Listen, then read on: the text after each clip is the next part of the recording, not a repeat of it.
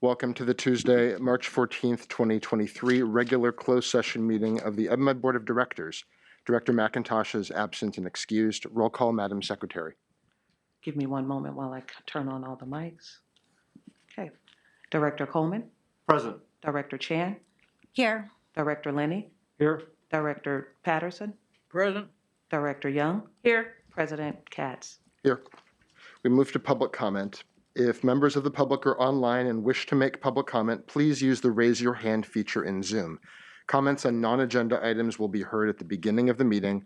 Comments on agenda items will be heard when the item is up for discussion. Madam Secretary, are there any hands online for public comment? There are no hands online for public. There is one hand online for public comment. Want to make the announcement that although the closed session meeting was not listed on the website, the closed session agenda and all of the actions that will be taken are listed under the regular meeting portion of the website, and the information was properly posted in the kiosk on the first floor at the administration building of EBMUD. We have one hand for public comment and you have two speaker cards. We're going to take the first online public commenter. I believe that's George Cleveland. You should be able to unmute your mic, and your 3 minutes start now.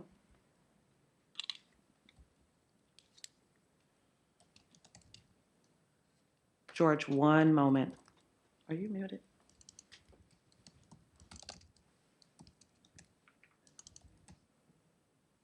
George, we can't hear you.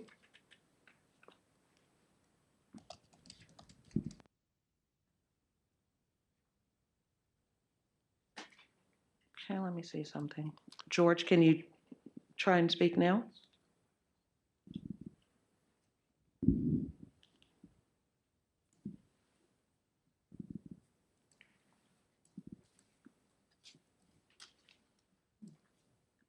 Okay. While we're waiting for, we can come back to online public comment and we'll move on to speaker cards. So I'll first call Eric Larson. Okay.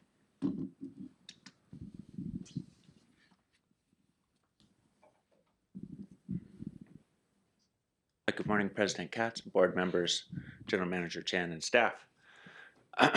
Currently, the district has neither effective nor equitable COVID exclusion policy, and despite multiple requests by AFSCME Local 444, the district has refused to meet and confer over post-pandemic emergency COVID policy or the impacts of Cal/OSHA COVID exclusion regulations.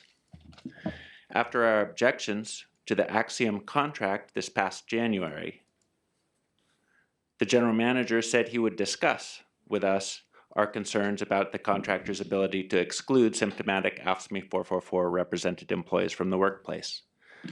To date, no meeting has been scheduled, but the general manager knows discussing is different than bargaining. Nonetheless, and despite management's refusal to meet and confer with the union, we have advanced a proposal that we think provides an effective and equitable compliance with Cal/OSHA COVID exclusion rules.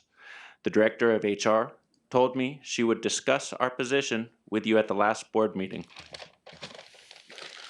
the last closed session board meeting, but it was not on the agenda. So what I'm recommending is that you agendize it.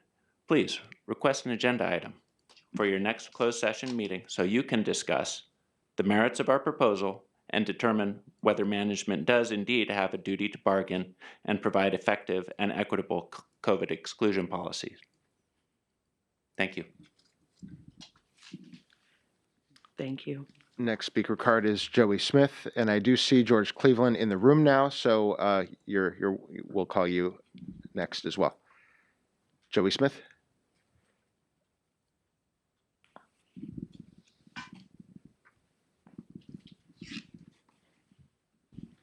And your 3 minutes will start now. Good morning, President, Board. My name is Joey Smith. I am I'm the president of the Local 2019 union here at EBMUD. Along with it being Pi Day, it is also Women's Equal Pay Day this year, today. Unions are responsible for doing our best to get negotiations and MOUs and contracts set up so that all of the job classifications have equitable pay. That's our responsibility. We work with the district to try to do that. But it is the district's responsibility to ensure that supervisors, managers, and directors are trained properly so that they know how to hire people who will be able to work well with the people who are on their staff. Whether they are male, female, or non-binary in how they choose to express their gender. It is shameful. It is beyond a disappointment that we have the ratios and percentages that were described this morning in Ledge HR when it comes down to the women who are here and get promotions internally. We can absolutely do better. EBMUD should do better.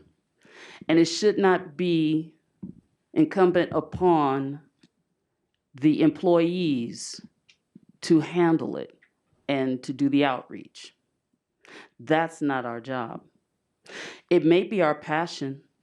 It may be where our hearts are because we want to see more women get good jobs here at EBMUD.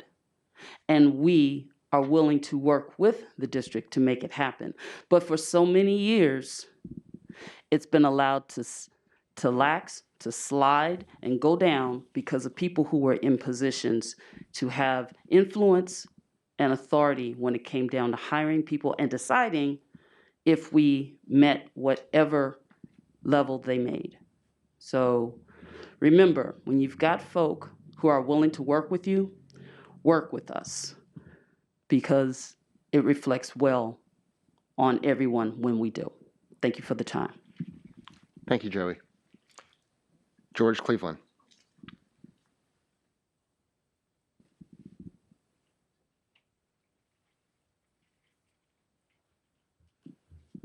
Wasn't expecting to be here in person, so had to actually literally run from my office downstairs. Got my exercise in for the day. That's good.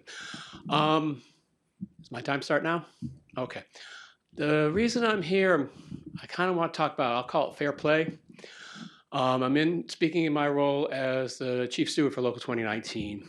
And recently, one of our members was in part of a fact-finding investigation for alleged conduct, wasn't supposed to do, allegedly. And part of it involved contact with another employee. And our member was asked, have you had any email contact with this person? When was the last time have you had it? And the answer was 0. And the question was asked again, and the same response was 0. So after the investigation is through, go through the process, and the member is served with a letter saying, we're going to fire you because you didn't tell the truth. Because there was an email that was sent from one employee's personal email to this employee's personal email. Now, my thing is, if you have this email in your possession, I think it would be appropriate to bring it to the employee's attention at the time of the interview.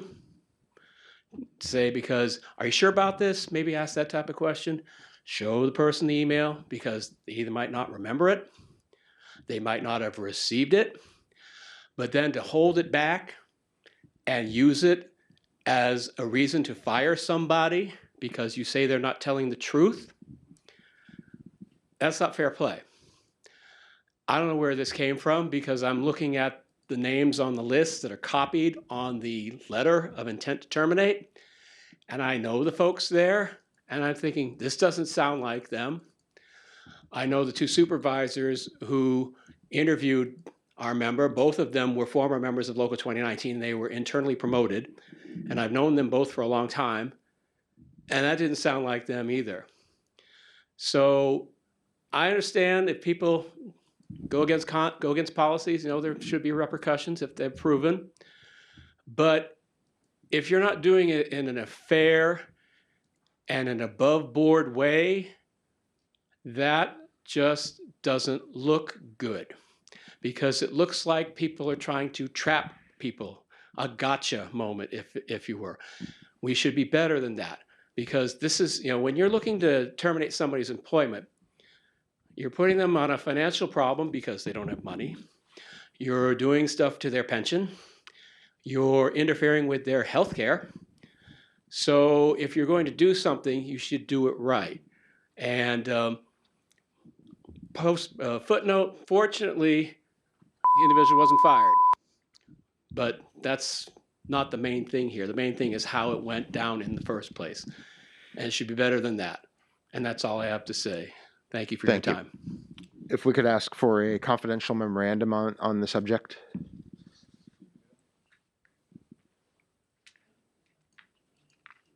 And the last speaker card I have is Yvette Rivera.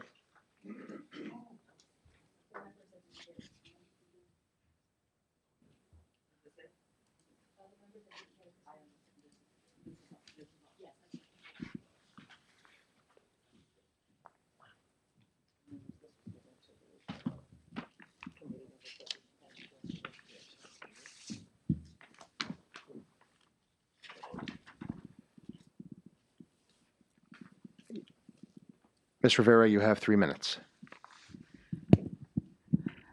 Thank you, Director Katz. I spoke this morning at the HR Committee Legislative meeting. I hope that you get a chance to review that video. I unfortunately do not trust that board members will listen to John Coleman and his summary of the meeting this morning, just because of the hostility that I've been witnessing in the last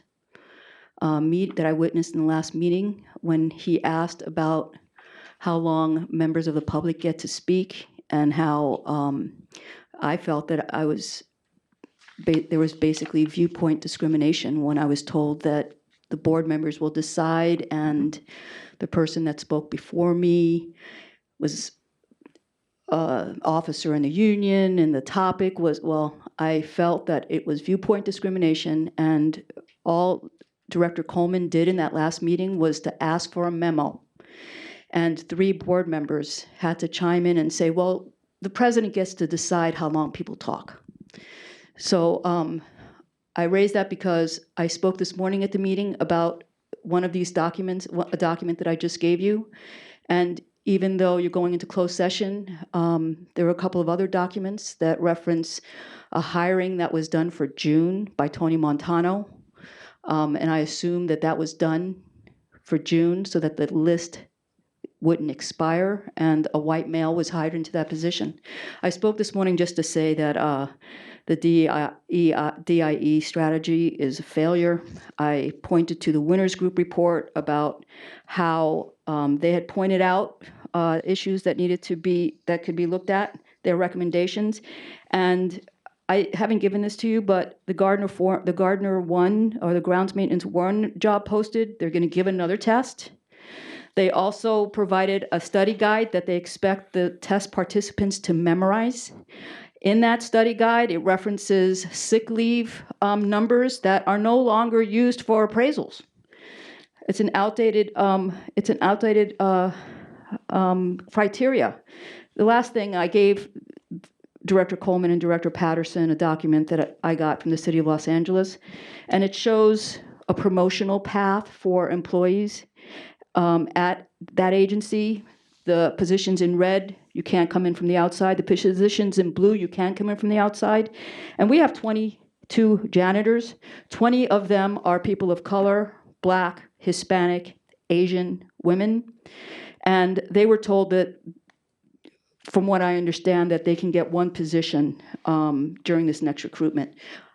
I'm going to end by saying I've been a proctor at the City of Oakland, and they process like 100 people in 1 day during a test. So any excuse the district wants to offer you to justify a test when the Winners report says tests can be construed as discriminatory, or it doesn't say that, but it implies that. I'm going to leave it at that. Thank you. I yield. Thank you. We will now convene to discuss closed session agenda items. We are scheduled to return for our regular meeting at 1:15 p.m. Welcome to the Tuesday, March 14th, 2023 regular meeting of the Board of Directors. We will receive reports from this morning's Planning and Legislative Human Resources Committee meetings. Director McIntosh is absent and excused. Roll call, Madam Secretary. Director Coleman. Present. Director Chan. Here. Director Lenny. Here.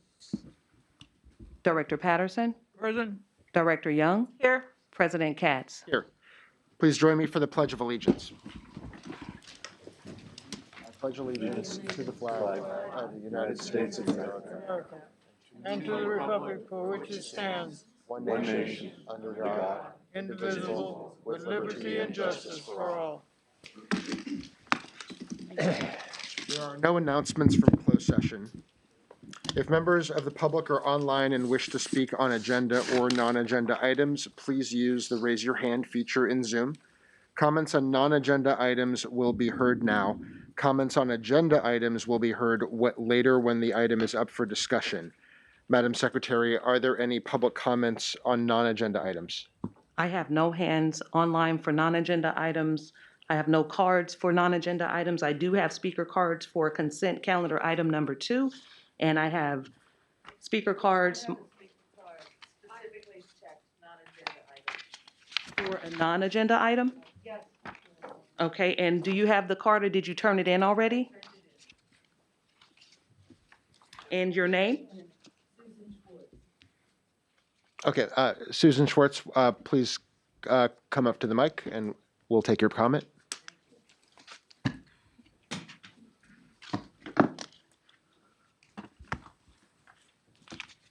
I'll try to be quick. There's a lot of you. Yes, tell me when. Okay, thanks. Please go ahead. Thanks. Good afternoon. It is a joy to see people in person. I'm Susan Schwartz, head of Friends of Five Creeks. We're a 27-year-old all-volunteer group working for creeks, watersheds, and nature from Berkeley to Richmond. I'm here because I think the board needs to make sure that EBMUD, which took on the responsibility of creating state-required groundwater plan for the East Bay Plain, acts on the effects of climate change that we are seeing now and just beginning to understand. At an EBMUD webinar last week, staff repeatedly said that the shallow groundwater plain of basically the flatlands from Hayward to Richmond is sustainable because water levels are not falling. If their draft SGMA plan is approved, they don't plan to revise it for 5 years. This is true only in some narrow regulatory fantasy world. In reality, all research and concerned agencies agreed that this flatland, the East Bay Plain, and similar areas around the bay, the most serious effects of climate change are likely to be rising groundwater levels. They will mobilize buried toxics. There will be salt intrusion, which will potentially devastate infrastructure, including yours.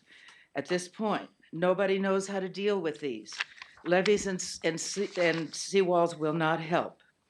Your SGMA plan is required under state law to consider saltwater intrusion and water quality. The annual report on this plan is due April 1st. It needs to reflect growing understanding and changing conditions. The draft plan itself should be revised. It needs to include more planned wells and other actions, for example, preferably cooperative to fill great knowledge gaps. These gaps are obvious from the very limited information that could be mustered by the best scientists we have at the San Francisco Estuary Institute. You have my letter with links to all of this. I'm not making it up. When knowledge is limited and conditions are changing, we have learned that we need to make frequent adaptive revisions. This plan can't be frozen for 5 years, as EBMUD proposes, with the excuse that we don't have all the evidence now. Unfortunately, public comment on this draft closed before folks started figuring out the real challenge in our area. as the rough or bridge webinar transcript that you have shows, there seems to be no clear way now to point out the problems to the Department of Water Resources, which will make the decision. This kind of thing is common in California's regulatory structure. So maybe the state will approve this fantasy-based obsolete plan. This will not serve EBMUD well. I urge you to look at what's going on, make sure that the staff stops pretending that our groundwater is in a sustainable condition. Thank you. Director Young? It would be great to get, can you put my mic on? Yeah, you should be on. Am I good? That's you? How's that? Okay.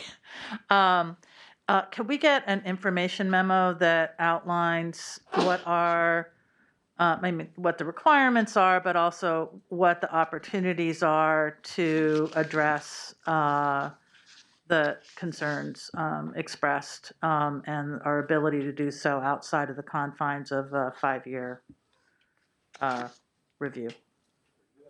Thank you. In addition to that, is there a way to get a summary of content of those in favor and opposed on the EIR, not whole in terms of the comments that have been submitted? EIR? I mean, the comments on the draft plan. Can we get the comments that have been provided? Can we get a summary of what the general gist is on both sides? I'll talk to, yeah, we could do that. Okay. And thank you for providing the comment. President Katz, one announcement. The microphones are being controlled from the dais, and so I will turn the mics on and off. So before you speak, if you can ask for the mic to be turned on, I'm taking notes, looking at the audience and watching you as well. Thank you. Okay. Thank you for that clarification. This is our first regular board meeting in our configuration in this room while we are renovating the main boardroom. So thank you for your patience, members of our staff and of the public. That concludes our public comment on non-agenda items. We have, okay, Yvette Rivera, please go ahead and speak. And I do have your separate speaker card for consent item number 2. Your 3 minutes start now. Yeah, go ahead.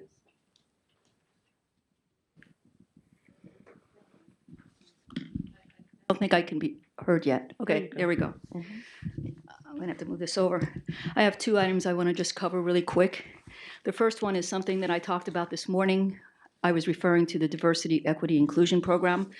I provided the Board of Directors a big map, and I said that one of these departments was not included in that data grab, and I said that the Diversity, Equity, and Inclusion Program was a failure at East Bay MUD. This big segment of the map probably encompasses around, I'm guessing, a quarter, a third. We have, what, 2,000, a little over 2,000 employees, and that slideshow did not capture that data.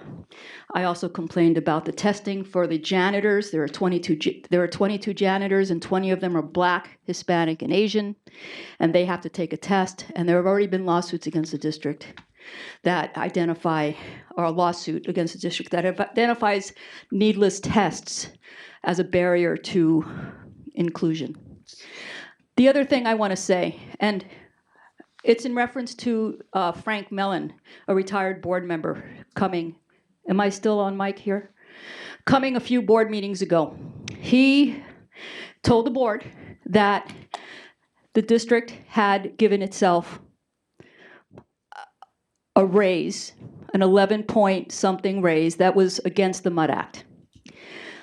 The district had Mr. Derek McDonald write a rebuttal. I just have to say that for the past 13 years I've been speaking in front of the board, and I have been subjected to viewpoint discrimination in board minute meetings, minute meeting notes, and it was wonderful to watch a board member, a retired board member, have his petition, or his petition mischaracterized in a response. The response said that he was asking for money due to him since he was working in the past here, and the district was giving itself a retroactive raise. I'm just going to end this by reading the Constitution, the state Constitution, and what it says about raises for local government, or money for compensation for local governments. And it's Article 11, Local Government, Section 10. A local government body may not grant extra compensation or extra allowance to a public officer, public employer, or contractor after service has been rendered. A city, county, including any chartered city, chartered county, or public district, may not require that its employees be resident of the city. So back to the original one, that after service has been rendered or a contract has been entered into and performed in the whole or part, or pay a claim under an agreement made without authority of the law. Director Mellon said, the board is not allowed to give itself more than 5% raise every year, and to give itself a retroactive raise would be against the MUD Act, but it seems like it's against the Constitution of California. Thank you. I yield. Thank you, Ms. Rivera. I would like to state also for the record that there are no announcements from closed session. We'll move on to the consent calendar. Yvette Rivera, did you have a comment about item number 2?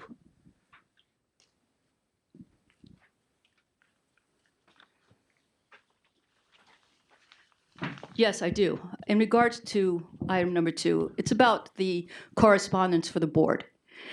And part of the correspondence includes approving minutes, I believe. And I've been in front of this board, and I've petitioned for, I'm going to give an example, Kristen Font's petition to be acknowledged in the minutes. And I've got to say that there were 2 board members that quickly said no. Quickly said no. And I provided the district an email from Ms. Kristen Font claiming retaliation, also naming another person that was being retaliated against.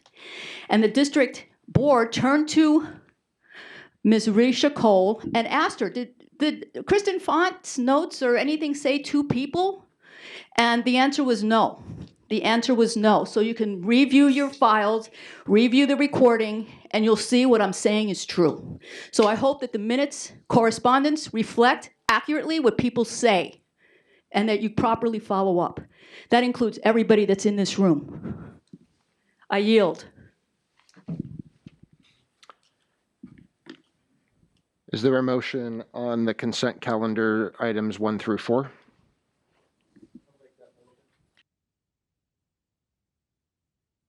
Can you repeat?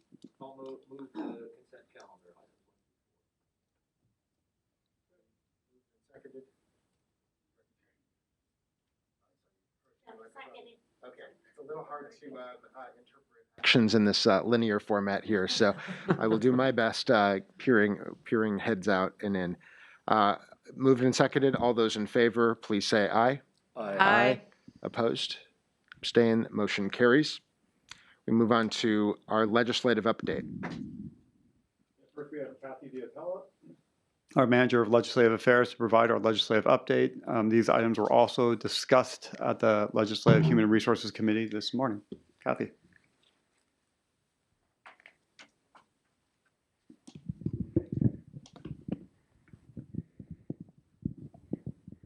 Just give me a second to get adjusted. There we go. Thank you. Well, good afternoon, President Katz and directors. I am happy to give this update today. We did have a discussion on 2 action items in the Legislative and Human Resources Committee this morning, and then we forewent, and I will do it today, an update on the information item that is presented on water rights. So the first action item that was presented and discussed, and I won't go into a lot of detail because of, in the interest of time, and we've got a lot of people here today, and I know we have a lot to discuss on the board agenda, but it was 3 validation bills that were brought to the committee and are before you today with a recommendation to support. These are bills that the legislature introduces every year. They are a backstop to correct any inadvertent sort of procedural errors, be they minor, by public agencies, and they help sort of protect the integrity of local government bonds' legal provisions. So I just want to bring these before you today at the recommendation of the committee, and they'll be discussed further, but don't need to go into these in too much detail unless you have any questions. If I may, since today, I filled in as chair, we supported the 3 validation bills, which are normal course of business in Sacramento. So I would move supporting SB 878, SB 879, and SB 880. Second. Moved and seconded. Those seem simple, that we don't need a discussion. All those in favor, please say aye. Aye. Opposed? Abstain? All right, thank you. So the second action item that was discussed in committee this morning is an initiative referred to as the Taxpayer Protection and Government Accountability Act. And today we're bringing this to you, to the board. It is sponsored by the California Business Roundtable, and it has qualified as a voter initiative for the November 2024 general election ballot. The reason we're bringing it this early is because it's a consequential initiative, and if it were to pass by the voters, it would amend the state constitution to change the rules for how state and local governments impose taxes, fees, and other charges. It does this in 3 ways. One, it would amend the state constitution to expand the definition of taxes, which I'll talk about in a minute. It establishes new requirements for imposing taxes and fees, and it requires voter approval for any legislative proposed state tax increase.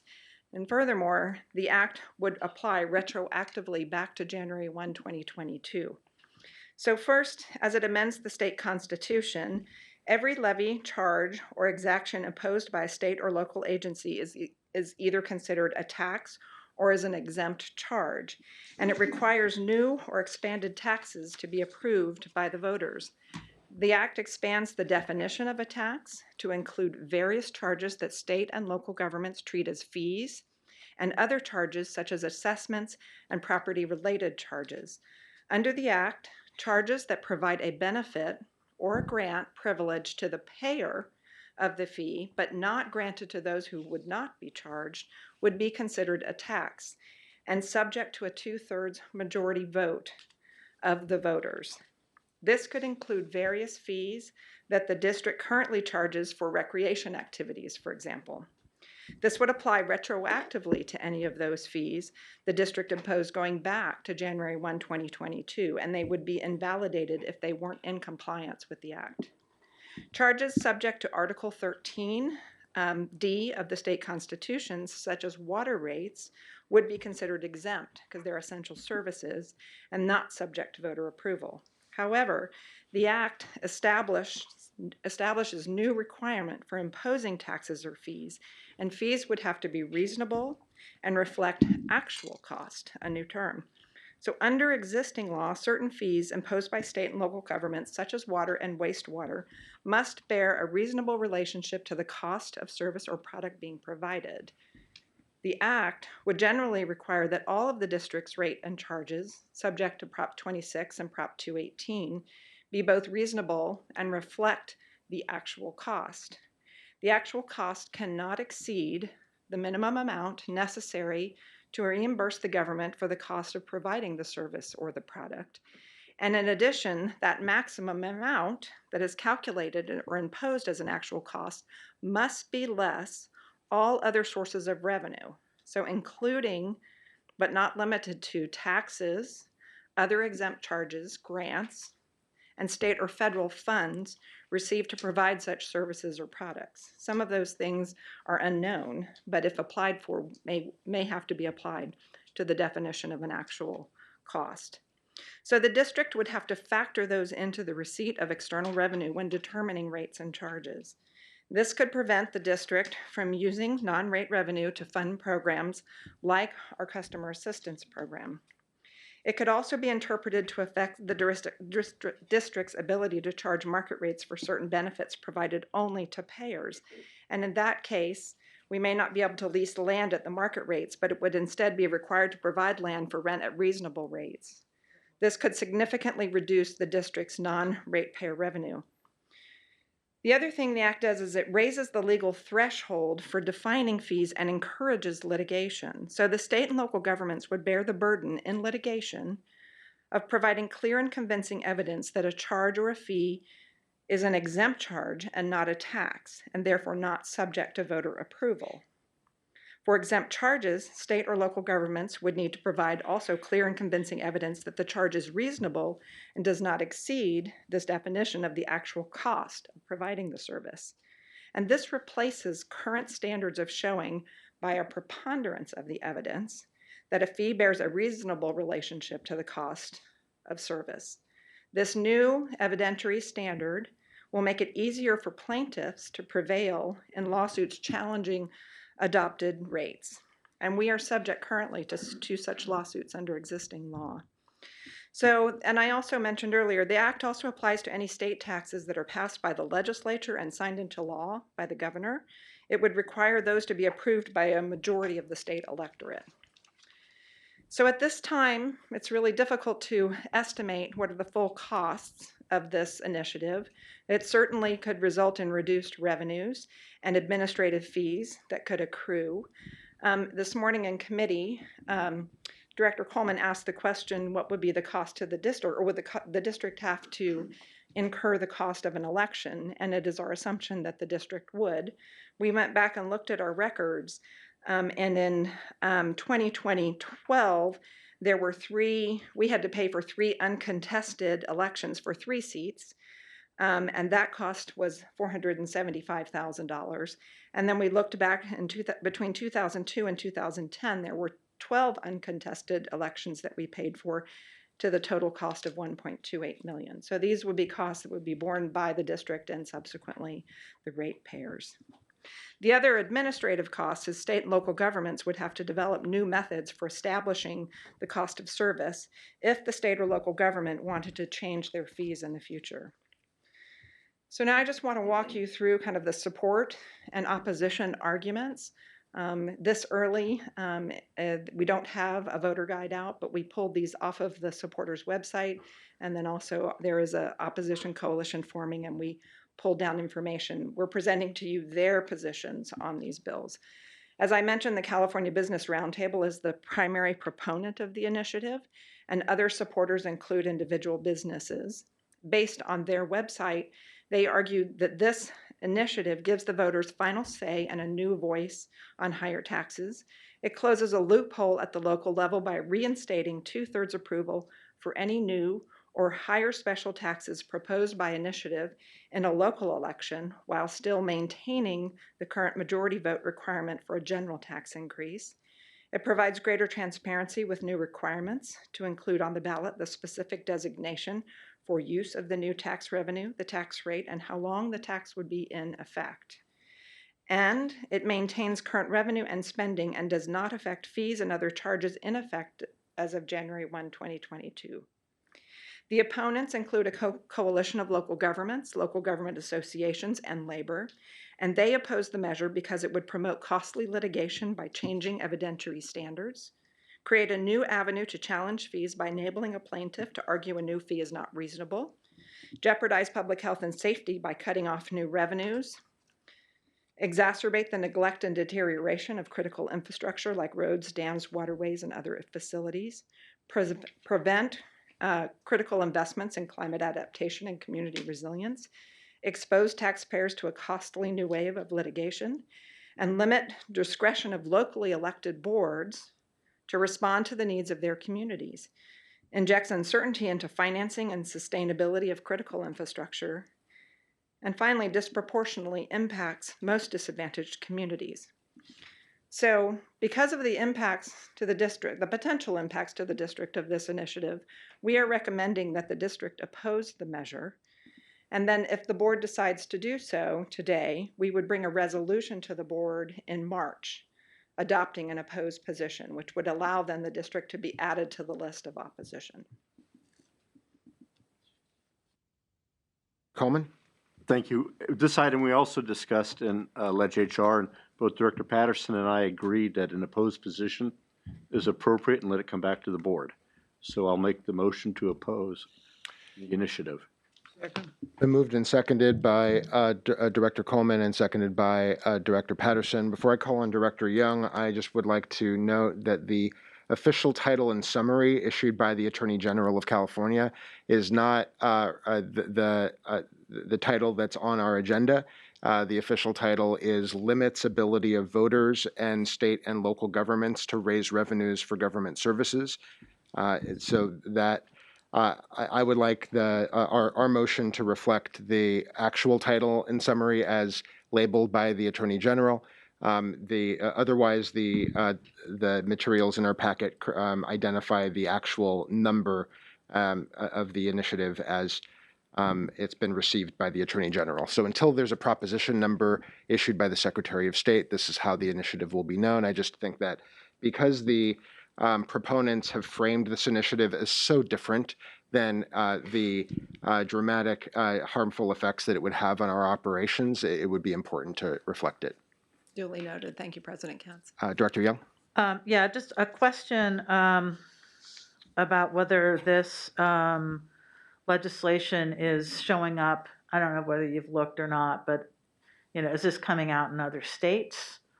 And then the second question is, does this impact or this retroactive to 2022, so retroactive to a year ago, even though it qualified in 2020, I mean, seems, I don't know whether that provision would hold up in court, but what are there significant taxes or fees that have been passed over not here per se, but elsewhere, or that we have approved that would be subject to this retroactive provision? So, Director Young, to your first question, I don't know if this is showing up in other states. That's something that we can look into. And then to your question about would this impact other districts, that to me at the moment is unknowable. Again, we could do some research on that. I would presume that other districts like East Bay Municipal Utility District that have fees could be redefined as taxes. That wasn't my question, actually. It's like, do we know if the initiative is prompted by any specific events that happened that this retroactive clause applies to? Like, for instance, City of Oakland in 2022 did a big change on their business tax, right? That would dramatically increase the business license tax for large businesses, but kind of hold small businesses at the same level. I understand your question now. Was something that prompted this. I'm not aware of any. I don't know if the Office of General Counsel has any opinion on that, but there may be what is driving that. And I also don't know if that date is tied back to when they filed their initiative. Yeah, I believe the date is tied back to when they initially drafted the ballot initiative, but didn't qualify it for the ballot, but they just left the language the same. Yeah. I don't know if the retroactivity will be upheld in court. And I have heard, but do not have any details, that the ballot initiative was drafted in response to various court cases that the proponents did not agree with in terms of setting a standard of review, et cetera. Okay. Before we call roll, can I confirm that the mover and seconder agree with substitution of the title and summary that or just not the summary, but the title that the Attorney General prepared? Yes. All right. All those in favor? Aye. Opposed? Abstain? All right. That is adopted. An information item on a package of water rights legislation. Thank you, President Katz. So in your packet of materials, we provided an information item, the purpose of which is to inform you of the legislature's interest this year in ways to modernize California's water rights system. 2 weeks ago, the Assembly Water Parks and Wildlife Committee, that is chaired by Assemblymember Rebecca Bauer-Cahan from our delegation, held an informational hearing that focused on adapting California water rights to the 21st century climate conditions. Some of the ideas discussed during that hearing are now reflected in the 3 bills that are before you in the report and have been introduced by legislators. These bills also derive, some of them, from a report by the Planning and Conservation League that came out last year. So these bills are summarized in the report, and I'm going to walk you through them today. This is a complicated topic, so I'm going to try to stay what the bills do and at a high level, and then convey to you some of the initial concerns that we have gotten in feedback from staff. So the first one is AB 460. This bill is by Assembly Member Rebecca Bauer-Cahan and is sponsored by Cal Trout, Trout Unlimited, and the Planning and Conservation League. The bill would give the State Water Board the ability to issue interim relief orders on its own motion or upon petition of an interested third party to apply or enforce waste and unreasonable use and the public trust doctrine, both of which are in the Constitution, water quality objectives issued by the State Water Board, requirements of water right permits and licenses, and a provision in the California Fish and Game Code that requires owners of dams to provide or release sufficient water to keep fish in a good condition. The measure would also require the state board to give at least 20 days prior notice and provide an opportunity for a hearing before issuing an interim relief order unless the board consider the matter is urgent. If required notice and hearing are not granted in that situation, the order would only be valid for 180 days. It allows the board, as part of the interim order, to halt practices that it deems harmful and take steps to remedy and possibly mitigate the impacts, as well as cover associated costs. It could also require of the individual or the water user diverter to conduct studies to investigate the impact or other issues. It permits the board to impose penalties up to $10,000 per day and $5,000 per acre foot for violation of the interim order. And it exempts interim relief orders from CEQA if the board makes specific findings. The authors and the proponents of the bill argue that timely and adequate enforcement of the water rights system and sufficient penalties to deter violations of an order are needed to prevent irreparable harm to water users or in-stream uses. And I should point out that during the hearing, an example was given, which is part of the motivation for this bill, of an illegal diversion of water up on the Shasta River this summer in August, where there was a curtailment order in place. And it was a flagrant violation in which those diverters actually told the board they intended to divert, even though they had been given notice. They diverted, I believe, up to 9 or 13 days, somewhere in that neighborhood, before the 20 days was up, and incurred a penalty. And that was considered a flagrant violation, but it was made because the penalties were insufficient, according to the authors and the proponents of this and others who talk about that particular case. So our concerns with the bill really are not with the fact that the board needs the ability to enforce, current water permits and licenses and orders, but it's more with the procedural aspects of it, because it sets up a situation where the board on its own motion or an interested party could initiate an interim order proceeding, which could be punitive and costly without sufficient due process. So unlike preliminary injunctions or temporary restraining orders where an independent court would determine whether there's sufficient grounds to issue such an order, AB 460 could place the authority with the state board, which could act on its own motion. So how could this impact the district? Well, some of the ways it could impact the district is the board could issue an interim relief order on its own motion, or that of an interested party imposing flow requirements for fish or other streamlet purposes, premised on the public trust doctrine, water quality objectives, or the Fish and Game Code that I mentioned. And it could do this without first holding an evidentiary hearing if it chose. This could be harmful to our fishery and to enforce, it could be harmful to the fishery and also water supply reliability. So like I said, it's not the fact that we don't support, better enforcement. It's the process that we're sort of pointing out that we have concerns with. So I'll stop there if you have any questions about AB 460 before I go on to the next one. Yeah, Do Director you Young. see a way to repair the procedural concerns? We are having conversations internally among staff about are there some ways we can amend the bill to see if we can work with the office and the committee consultants to find ways to sort of narrow the scope and put those provisions back in. Something that may be consistent and along the lines with what the courts do. So those are conversations that we're having internally. And the author is open to those conversations? I don't yet know because we're very early in the process. We sat down with the staff who are staffing her on the bill, and I think they are certainly aware that people are going to come forward with suggestions to address this particular issue, so I would hope so. And would they have to take into account things like our joint settlement agreement in terms of releases? Well, I think that would be a factor, but the way this is constructed right now, it's not clear whether they would have to do that. So I have the Office of General Counsel is in here as well. John Salmon's with us, and I don't know if you have any opinions on that. I think that would be part of the discussion, but there's nothing in this bill that requires them to do that. Because at least hypothetically, they could issue an order for us to release water from Comanche that would eliminate the cold water pool that we would need to meet the obligations under the joint settlement agreement in the fall. Hypothetically, they could do that. That's correct. Yes. Without a evidentiary hearing to have a discussion of what those impacts would be.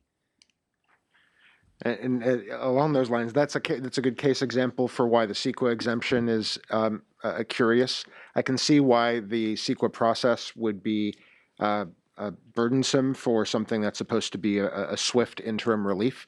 But there's no evidentiary hearing. It's not clear what finding. There are no findings if there's no hearing. And so I think being attentive to the effects of the CEQA exemption is interesting.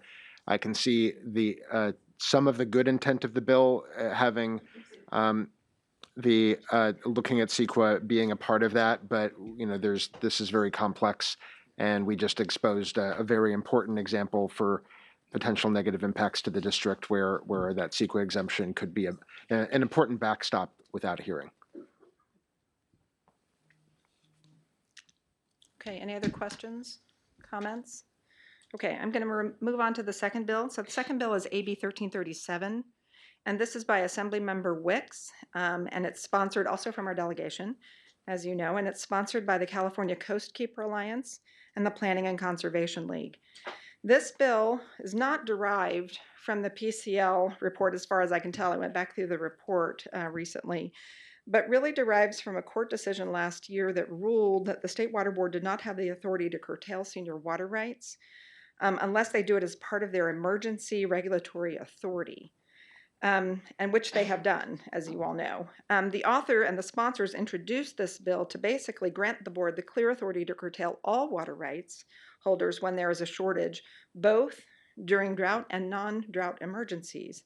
So what the bill does is it authorizes the board to adopt a set of regulations that would be exempt from CEQA for a broad set of purposes to prevent waste and unreasonable use, to promote conservation and recycling, to protect public trust resources, to require curtailment or diversion when water is not available under the diverter's priority of right, and require reporting and diversion or use or preparation of monitoring reports. It then goes on to authorize the board to implement regulations through curtailing the diversion of water use. So it would implement those regulations through curtailment orders. It again requires the board to provide notice and an opportunity for both oral or written hearing, which may be collective or individual, before the issuance of a curtailment order, unless providing a hearing is impractical given the likelihood of harm or other relevant circumstances that are not defined. It permits the State Water Board to impose permits up to $1,000 per day and $2,500 per acre-foot of water diverted in violation of a regulation or a curtailment order. So again, in a similar situation, we are concerned with the bill's procedural aspects and the focus, and we were focusing in again on the sort of insufficient due process when granting the board the broad authority to curtail a water right. For example, in our situation, the board could adopt a regulation to conserve more water and then could actually implement that, and it could be irrespective of the drought conditions or water supply conditions, and then require the district to curtail. It could also adopt a regulation that allows it to curtail irrespective of water rights priority system, or it could adopt a regulation to implement unimpaired flows. All three of these scenarios could have serious consequences and creates uncertainty for administration of our water rights for current and future uses. And granted, the bill does consider the due process, which I mentioned, of allowing for a hearing, but allows for an exception. Again, the board could issue a curtailment order without any prior notice whenever it finds it impractical to provide an opportunity to be heard before the issuance of the order or any other consideration. So the likelihood of harm, or for any likelihood of harm to any of those other purposes that I mentioned. So if a hearing is granted, the other part of this bill, which is unlike the other bill, if a hearing is granted, when it says it can be collective or oral, this undervalues essentially the district's right to due process, because it would be done, orally, not with written testimony and not in person individually with the district. It could be done collectively and orally. So that doesn't allow us an opportunity, therefore, to sort of sit down and point out some of the unique conditions within our watershed and how we're managing our watershed for water supply as well as the fishery. So I'll stop there if you have any questions. Director Coleman? Thank you. We did meet with Assemblymember Wicks about this bill last week, and there are a lot of issues, and I understand the flow issue, how people want it for the salmon and other fish. But if I'm not mistaken, we were told that in a drought, having the flows that the State Water Board steps in, we could have rationing. We could lose up to 75% of our water, put it that way. And we were at 10% rationing during the drought. So that's a huge increase in what the impact would be to our customers. And as important, as Director Young mentioned, the ability to keep a cold water pool for the fish downstream for the fall return is gone. And so we're wiping out potentially a season of salmon return that benefits the whole ecosystem in addition to. Provide a little clarity on that one. So this is if we are pushed to unimpaired flows on the McCollum River, then in dry years, we may see significant cutbacks required of our customers. In addition, when you look at the analysis that was done by us as well as the state, increasing flows above what's required in our joint settlement agreement was determined to be harmful to the fish, which we have pointed out to the state as well. So just a little additional clarity on that comment, Director Coleman. Yeah, I think that echoes again. This bill has a CEQA exemption, and I think thinking that through and thinking what's the role of those protections of that statute for this type of action is something that needs to be carefully thought through. And but at the same time, I'd like to think about the purpose of PCL's commenting on the general subject matter, and the purpose of the legislator's interest seems to be looking at a concept of modernization and elimination of waste where waste is still permitted. And that I haven't seen a study that really quantifies what is at stake here, what kind of waste is contemplated, what kind of application is really intended. But in theory, it would seem that just because there is a riparian water flow right, that should not permit the ability to waste. That's a principle that I think we should engage in and appreciate how that can contribute to better use of supply for the entire state, including the supply that's available to the district in supplemental supply situations. So there are many reasons to be very concerned and cautious about this legislative package, but I think that is we should recognize some of the potential benefits for the state to be able to eliminate waste. At the same time, I am troubled by thinking about it. Common law. Water waste and environmental flows are not the same thing. In fact, water flows for environmental benefit can sometimes be considered waste at common law. So modernization really requires updating both concepts and making sure that waste is really properly understood and defined, or at least is incorporating the right history, and that our environmental values and environmental purposes are recognized in the purpose of the statute. So this is very complicated at a time when there's a lot of other things going on. So those are some additional. I have one more comment to contribute to our emerging understanding of the legislation, and that's that the transition from unimpaired riparian rights, as this bill could do. This bill could allow regulation of riparian rights to curtail flows to eliminate waste.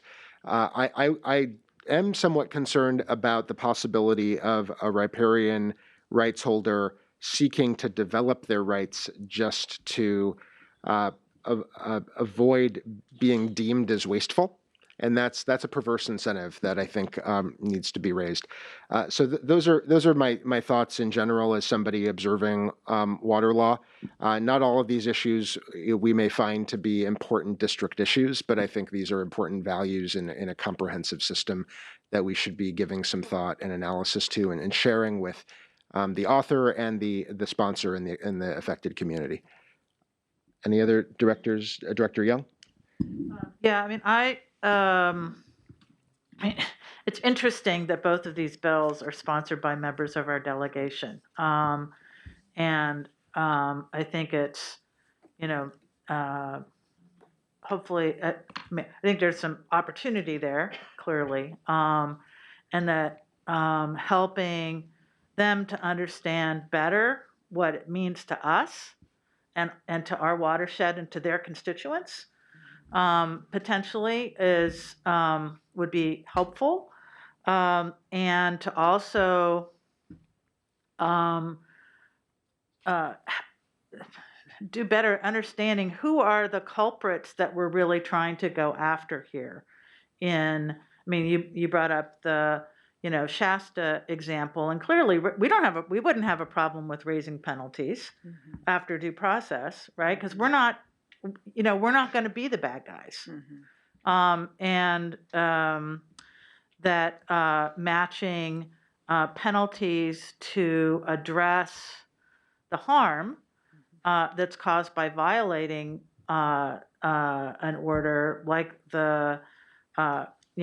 like we get from the regional board if we dump or inadvertently discharge into a creek, right, treated water into a creek. We expect penalties, and we expect them to be serious, and so we really try not to do it. So I think I hope that there is a path to take where we can end up supporting, and we might be cheese stands alone in that, because I'm sure there will be other agencies that will oppose this to their death.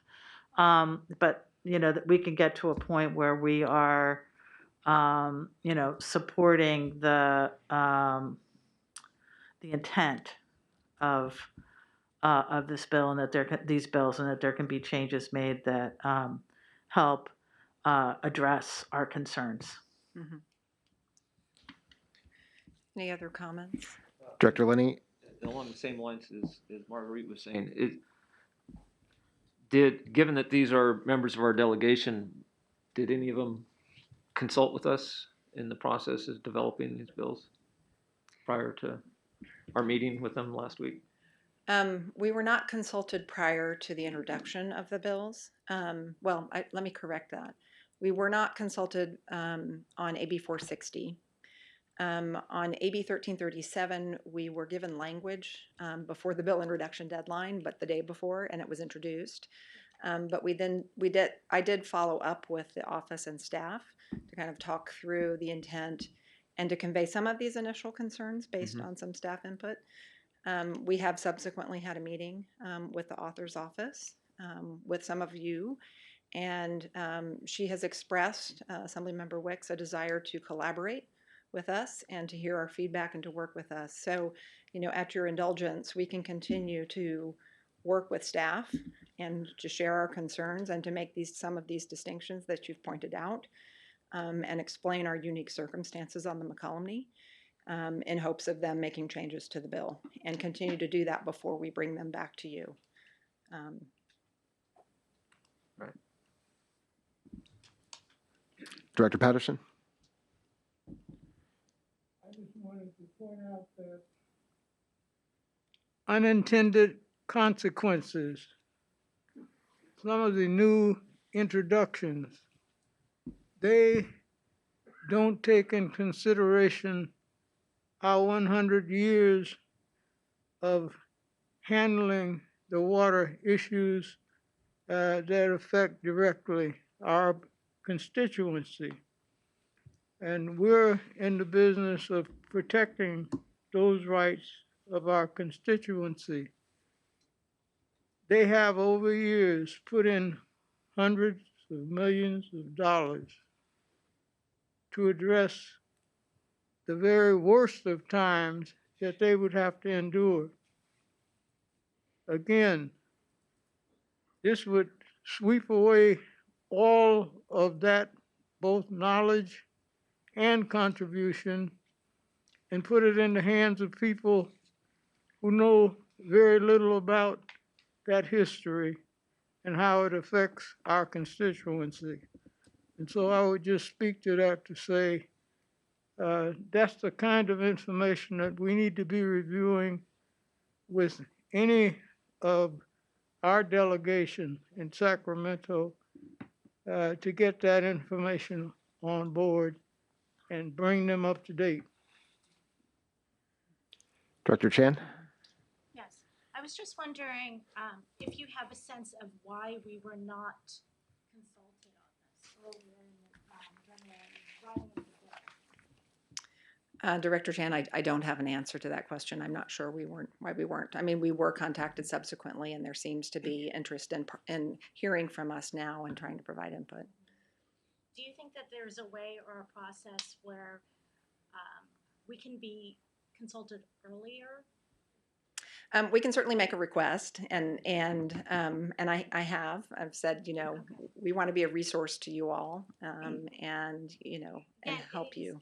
Just to echo what some of the board members said, it is a bit disturbing that these lawmakers are in our delegation but not consulting us. Mm-hmm. That's all I have to say. Thank you. Thank you. So, in the interest of time, I want to move on to the last bill in the packet, and this one is a Senate bill. It's Senate Bill 389. It's by Senator Allen, a lawmaker from Southern California, and it's sponsored by the Planning and Conservation League. This bill is trying to address kind of the patchwork system of California's water rights by providing the state board with the authority to oversee senior water right claimants who assert both riparian and what we call pre-1914 appropriative water right claims. I don't have time today to explain the different types of rights, but there's different types of rights in our system. There's what we call senior, these riparian, and pre-1914 appropriative rights. And to determine whether they are defensible grounds for their diversion and use of water. They are not permitted by the State Water Board, but they do have some requirements on them to do annual reporting, for example, and so on. So what the bill does is it authorizes the boards to investigate the legal basis of all diversions or use from a stream system to determine whether the diversions and the uses are based upon appropriation or a riparian right or some other basis of right.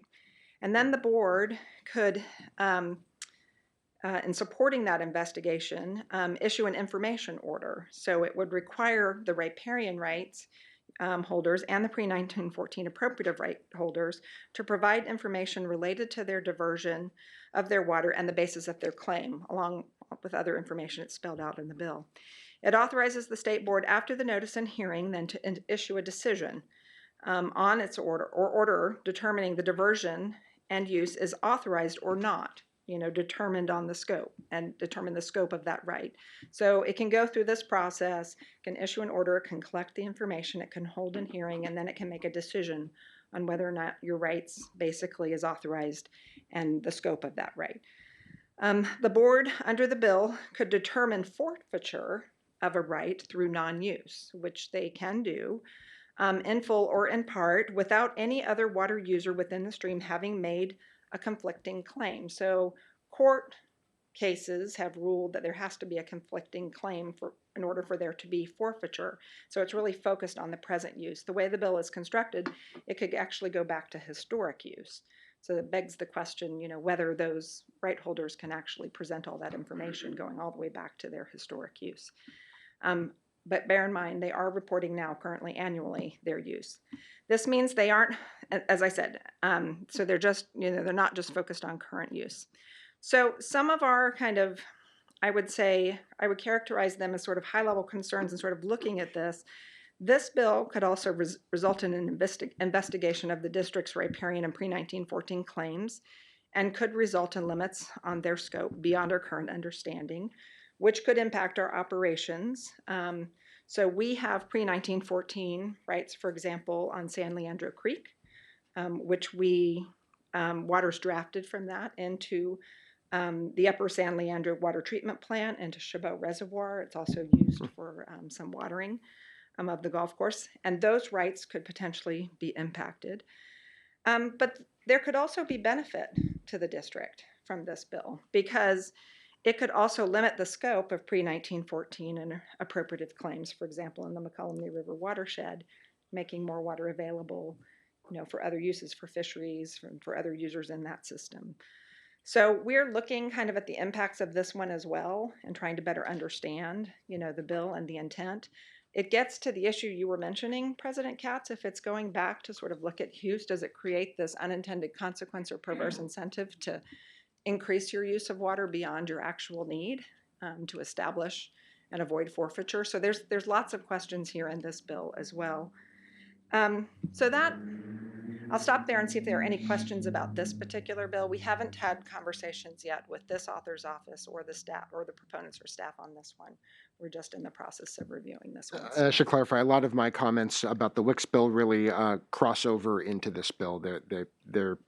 All three of these bills, I understand, came out of a PCL study or proposal. PCL is certainly sponsors of all three of these bills as well. So any questions on this one?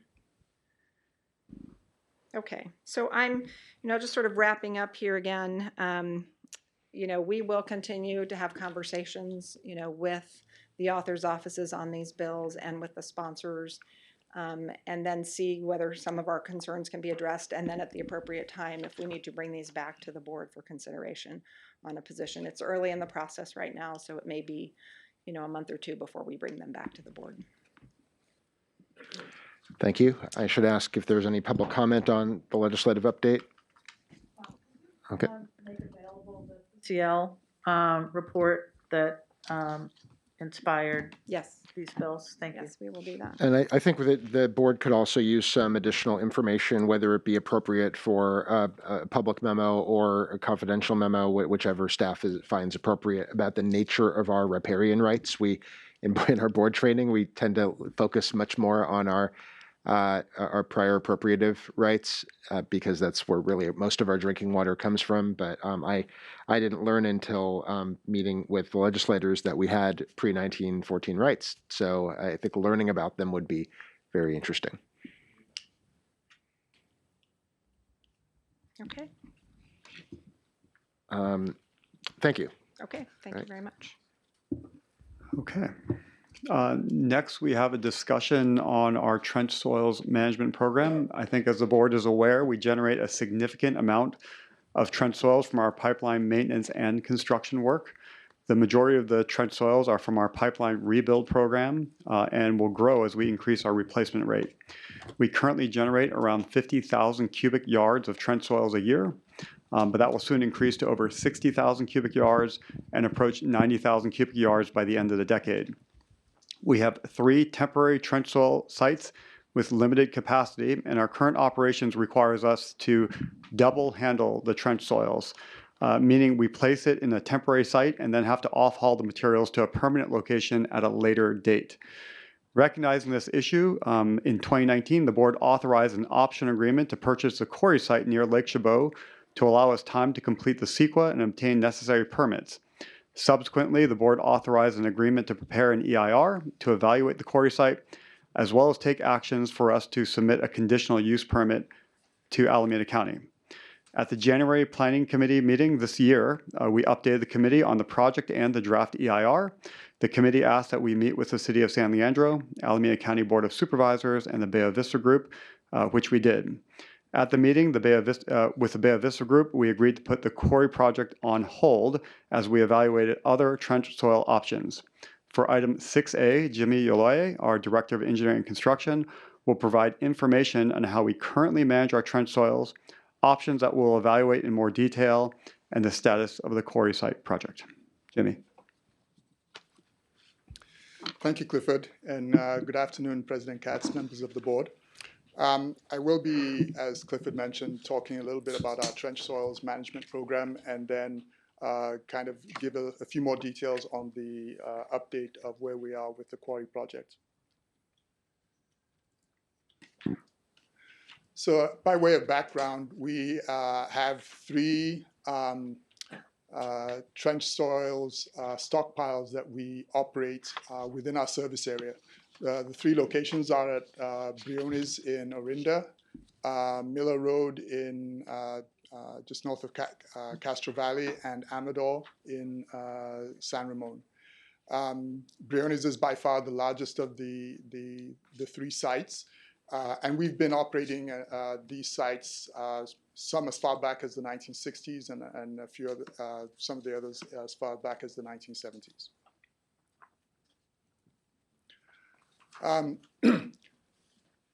So as Clifford mentioned, we currently generate about 50,000 cubic yards of trench soils each year.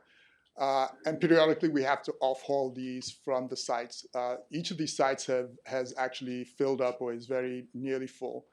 And the number of, on a regular basis, the number of round trips that we make to from the pipeline replacement sites or from the repair sites to take soil to these stockpiles right now is at about 30 round trips a day.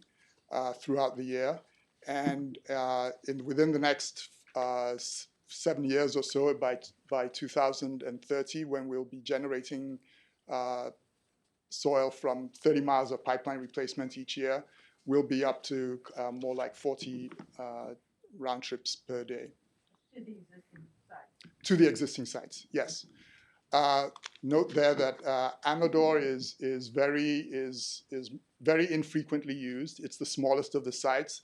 It also is located in an area furthest away from where we have most of our pipeline replacement and pipe repair projects, and so it is not used as much. It is about 90% full right now, and we do anticipate that sometime within the next 5 years we will have to do an off-haul from Amador as well. So just kind of summarizing the trench soils process, when we have a pipeline replacement or repair, we have soils that are excavated. Those are hauled to this stockpile site, Briones, for example. And then after some time, when those stockpile sites are at a point where we need to off-haul, we would then have to reload the soil at those sites. And that's the second hauling to whatever the permanent disposal location would be. And that's really, we end up with two options. We do try to find a location where there's some beneficial reuse for the soil. And if we're not able to find that, then it goes to a landfill. So, you know, if we were able to find a permanent location to direct haul our soils as we're continuing our operations to the extent feasible, that greatly reduces the cost and impacts to us. And double hauling, conversely, increases our costs. Before you get off that slide, let me ask, the trucks that are in the pictures here, are that accurate for the type of trucks that we use or that we would use under the quarry scenario? Yes, they are, or they may be smaller trucks. Depends on you know, where we're taking the soils and how much is being generated on a particular project. They could be single. In the slides, you see two conveyance buckets. They could be just one. It just really just depends on the job that we're working on at the time. All right. And the reason that we currently haul, sorry, am I on? The reason that we currently haul to Briones or Miller Road, instead of going directly to landfill or beneficial use, is what? I mean, presumably we could we send it to a send it to a landfill right away, or why do we stockpile at Brioni's? Sure. And Jimmy, you can add to this, but there's a few reasons. First, the landfills don't take the dirt every single day.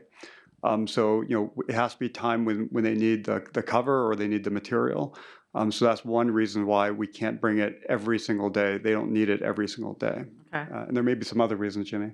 I think that's the main one. It's logistical.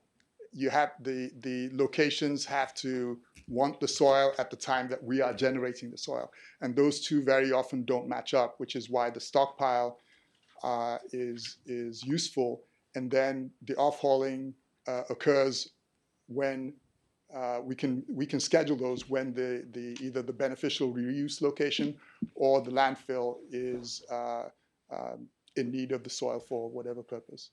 Okay, but we are not with Brioni's right now. I mean, 4 years ago, it was full, and we off-hauled basically everything, and we had, or not everything? Not everything. Well, we had, I don't know, how many truck trips a day Yeah. for 3 months? Yes. Something like that, to relieve the pressure on that site. But we're not doing it that way. We're being more episodic about off-hauling from Brioni's at this point, or we're still stockpiling till it's full and. Yeah, and I have a slide on the All right. Brioni's off-haul that'll hopefully explain I'm that done a then little better. for now. Dr. Chan, did you have a question? Thank you. Okay. No? Okay. So this.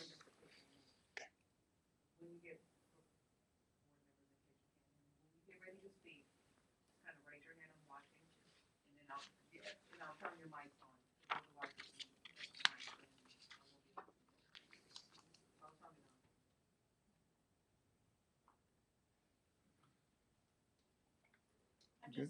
I'll wait to ask my question. Thank you.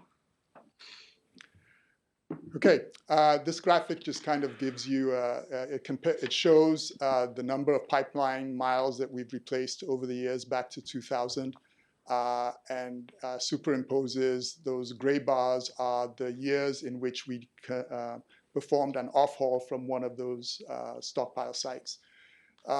You can see that in the early 2000s through 2010, when we were averaging between 5 and 10 miles of pipeline replacements a year, we had much less in terms of off-hauls. They were much less frequent. And then in the 2010s, as we started to increase the amount of pipe replacement work that we did, we obviously generated a lot more trench soils, and we started to have more frequent off-hauls from those stockpile sites. And we're projecting now that we're replacing about 22.5 miles of pipe this year, and project to increase that into the future, that the off-hauls will become more frequent from those sites. So every other year? Every other year is what we're projecting, and as we increase, it might, in some cases, become every year, depending on where the soil is being off-hauled from. So I wanted to give you a couple of examples. In 2022, last year, we did an off-haul from Brioni's. That off-haul amounted to about 160,000 cubic yards. And if you remember from the previous slide, the capacity at Brioni's is about almost 4 times that.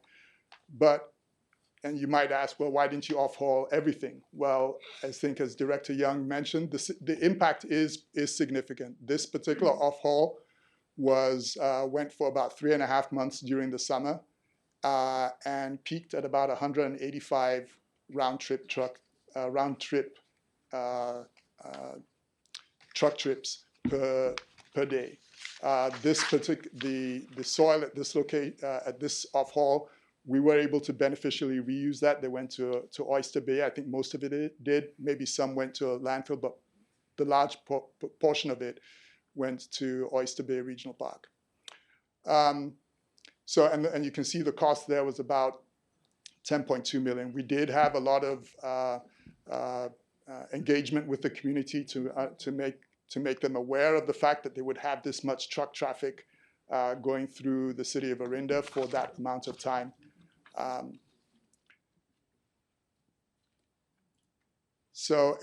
This year in 2023, we do expect to do a smaller off-haul from the Miller Road site.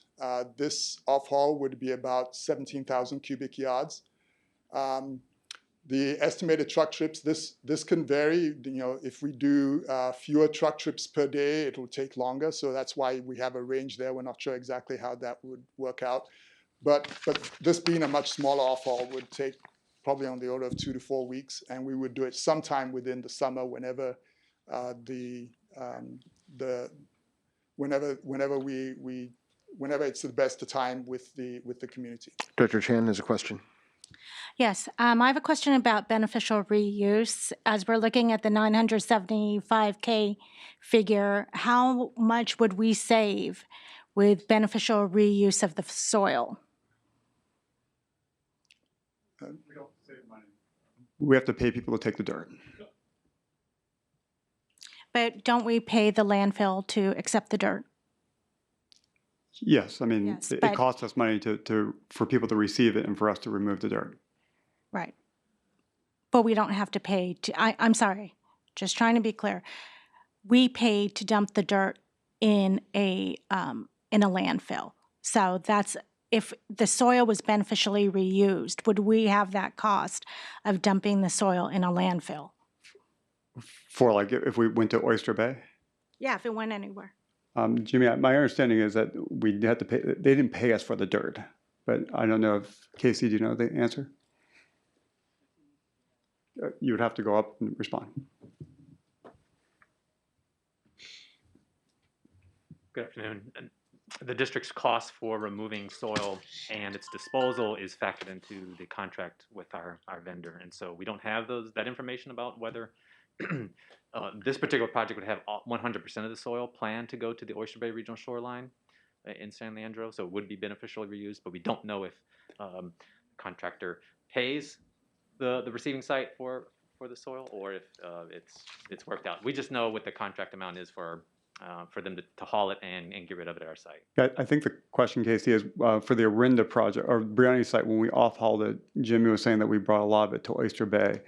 Did they pay us for the dirt or do we pay them to take the dirt? It's my understanding that we would pay, but it's not that's not information the district has in its contract with our vendor. So ask it another way. Does the contractor charge us the same amount whether we send it to a landfill or we send it to Oyster Bay? it's slightly more if it goes to a landfill, but not much. Okay. Yes.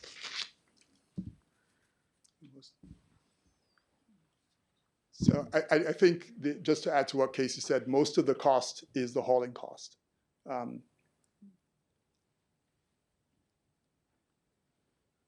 see. I think I'm done with this slide. So one other part of our trench soils program is we do have a much smaller amount of trench soils that's in the form of a slurry. So the slurry is generated during pipeline replacement or repair projects where the soil is actually vacuumed out as opposed to being excavated by an excavator. And it requires some liquid in order to form the slurry and suck the soil out.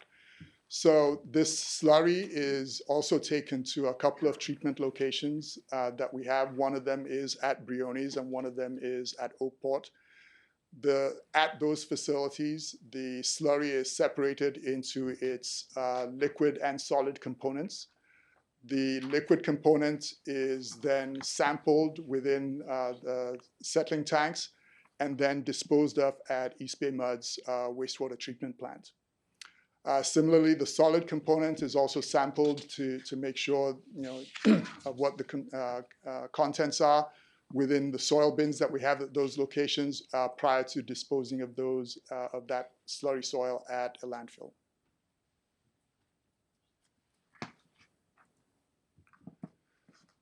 So over the years, we have looked at a number of options for trench soil management. I've pretty much described our current operations, which is our status quo. We have looked at a couple of options for using the excavated material in some form and amending it with some other soil to backfill the trenches. We've also looked at screening and crushing the asphalt that we take off when we do the excavation work, to then use that also for backfill. The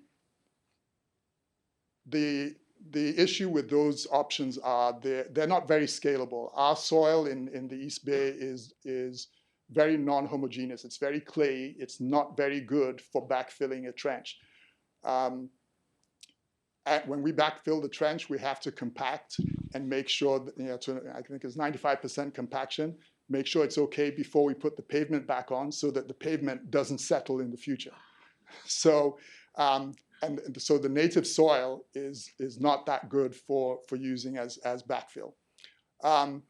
We've also looked at trenchless technology. We've done some pilots for pipe bursting and also for horizontal directional drilling. Those you would think are good options because you don't have to excavate the soil. The concern there is that whether it's horizontal directional drilling or pipe bursting, you are displacing the soil around there. And so it works best if your pipe is at a very deep, fairly deep level, where those impacts don't reach the surface. Most of our pipes are about 3 feet, 3 to 4 feet deep. And during our pilots, when we did the pipe bursting, we saw ground heaving that then cracked the pavement.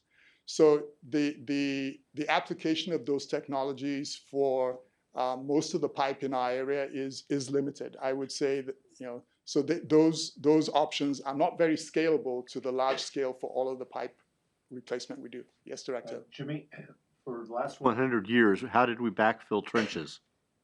With what? We import sand and aggregate and use that as the backfill, compact that to the required standard, and then pave over it.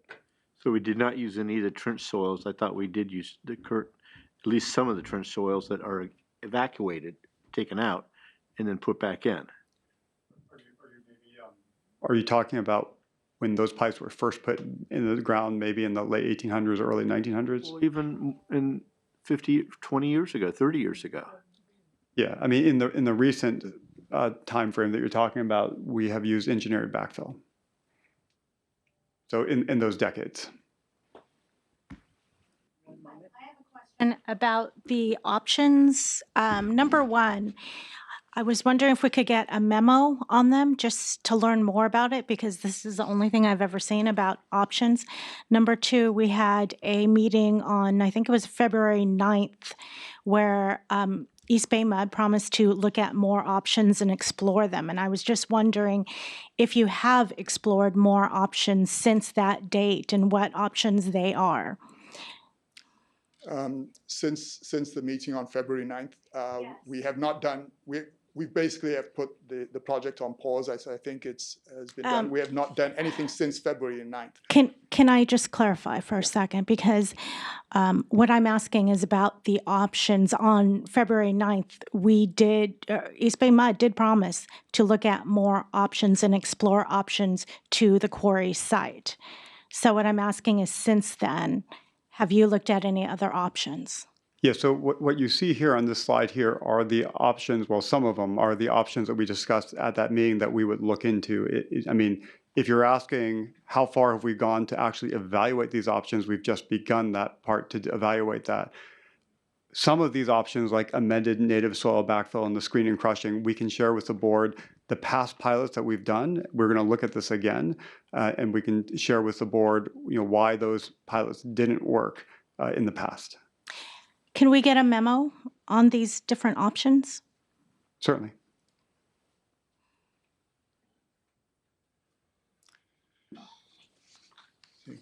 So, and I'll try to move quickly. The one other trenchless technology that we are actually doing right now is called cured in place pipe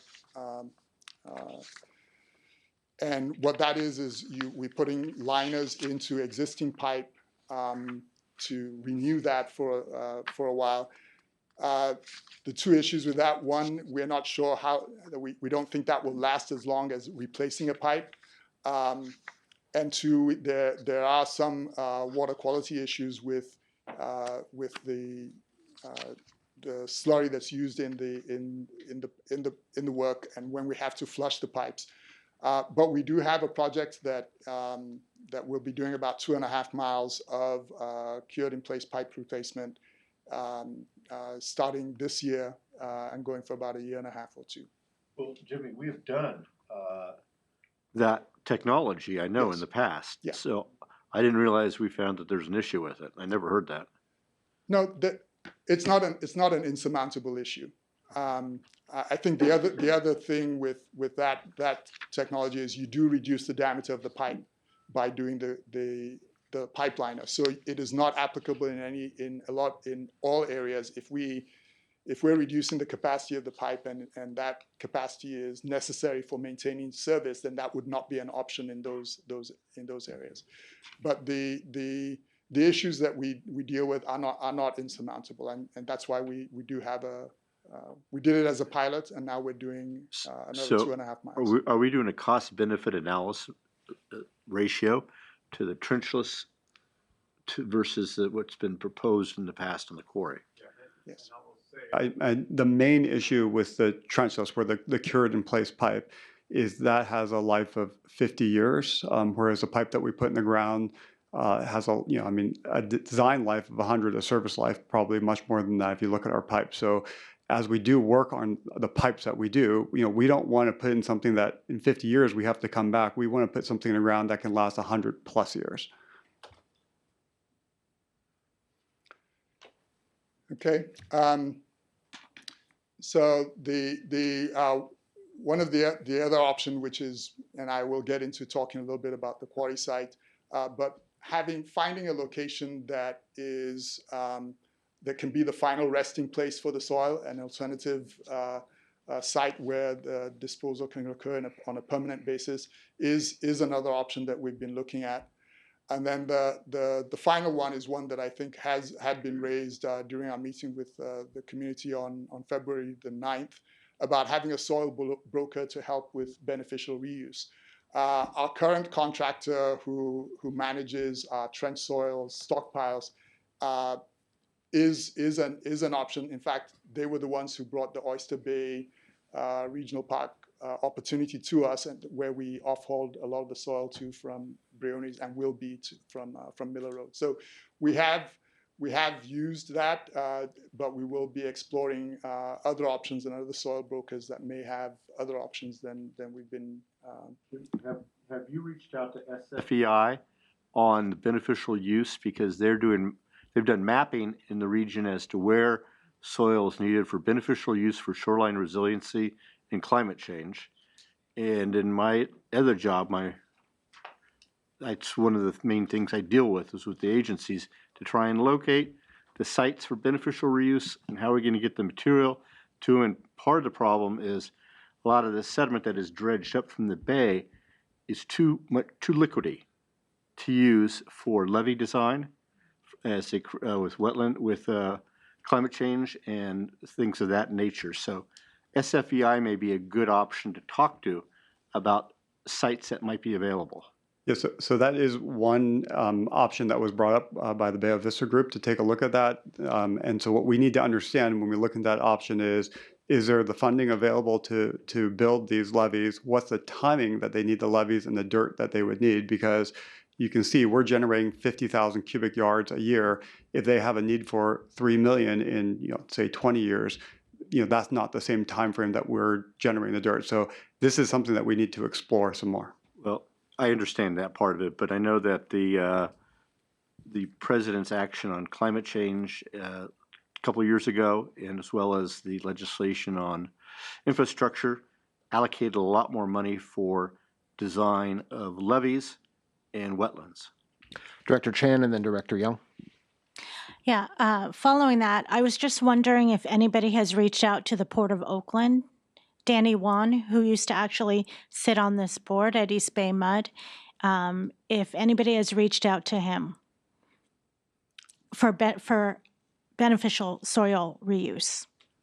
I'm not aware that that has happened, but that will be one of the options. We will certainly explore that option as well.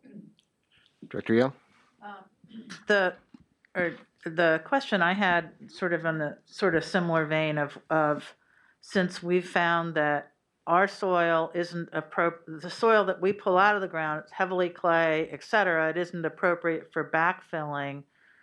Just it strikes me, or the question I would have is, how suitable does it then become to be, sort of a structural component for a levee or for other, does it limit the beneficial reuse options to have a clay, a soil that's clay soil, basically? Yeah, I think, again, as these options were brought to us, these are the things that we need to look at to see how suitable our soil is, and again, the timeline. So if there's a lot of funding for a levee and our dirt is suitable, we may not be able to produce enough in the time frame that they're looking that they need it, because we have, an unlimited need for the dirt, but we would have to look into that. So these were issues that were raised when we met with the Bay Vista group. I would add to the intergovernmental exploration, East Bay Regional Parks District Director Di Rosario informed me at the last Alameda County Mayor's Conference last week that they have a need for some trench spoils. It didn't seem to be at the scale that we would be disposing, but we have a comprehensive effort, so it would be good to check with them. Yeah, I think the most recent request was about 1,000 cubic yards, so it might be a week's worth of dirt. Please go ahead. So now I'm going to move on to the quarry site project. So this was a location that we found as we were doing our work back in probably about 2018 and looking at trench soils. This was an option that was brought to us and looked like a good one. So in 2019, we asked the board to authorize a 3-year option to purchase agreement with the owners of the site, because we believe that it would be a long-term economical and sustainable option for management of our trench soils. And it would also provide some beneficial reuse of that soil in creating a more trails and recreation area adjacent to East Bay Regional Parks. So the quarry site itself is a 68-acre site with space for approximately 3.4 million cubic yards of trench soils. And that would accommodate our trench soils program for somewhere between 40 and 80 years, and I'll explain the range in the next slide. It could help to establish natural landscape using local native vegetation adjacent to the East Bay Regional Parks, and provide safe recreational trails to the public, expanding the trails up there. So here's some elements on the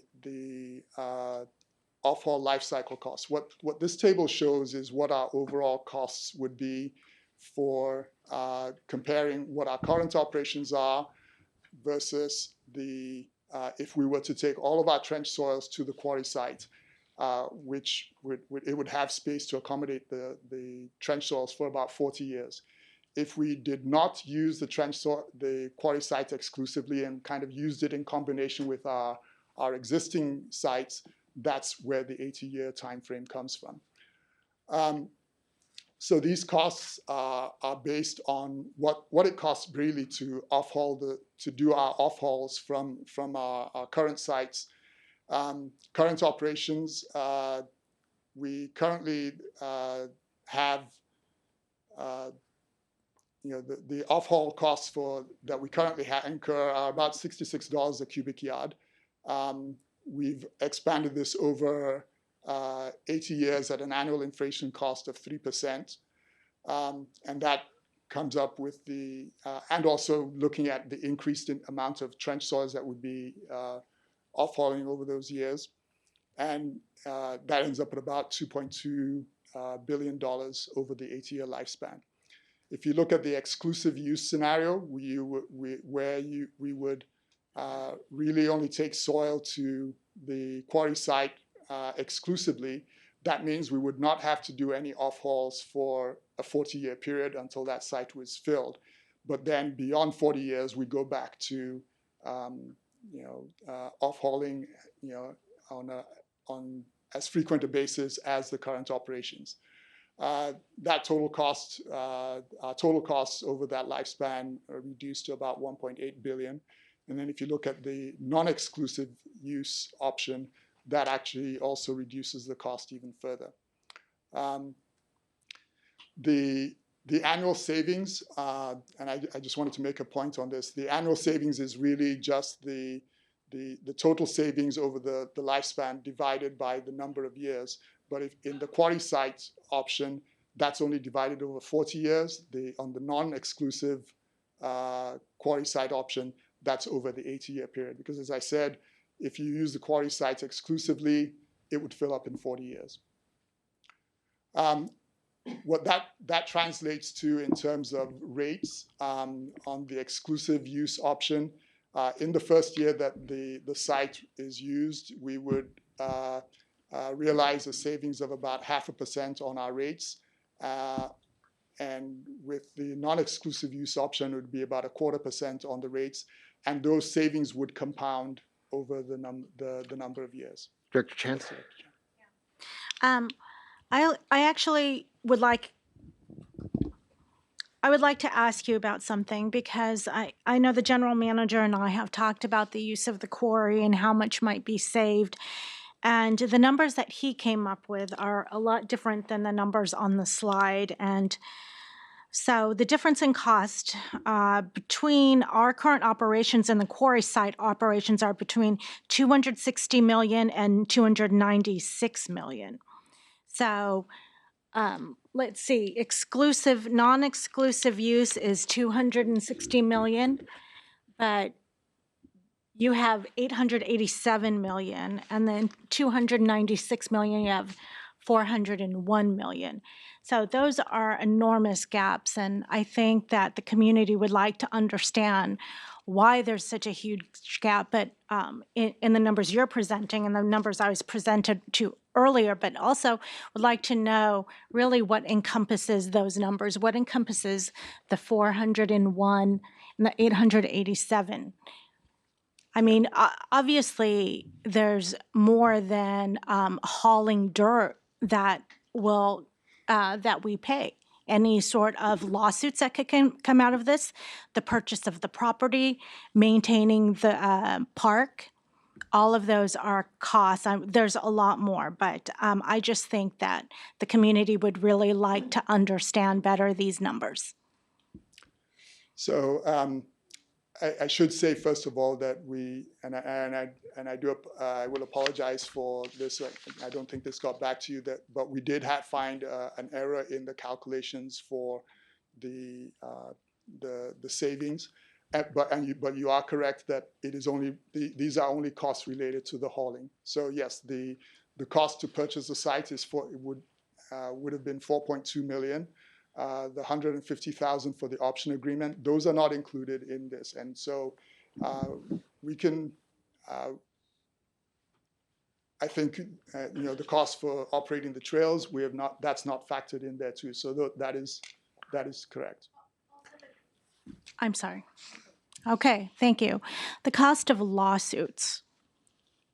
I think that that's a tremendous cost, and I think that that needs to be built into the figures, and the time that it would take to resolve any lawsuits that could come up would be years. And what would we do in that interim?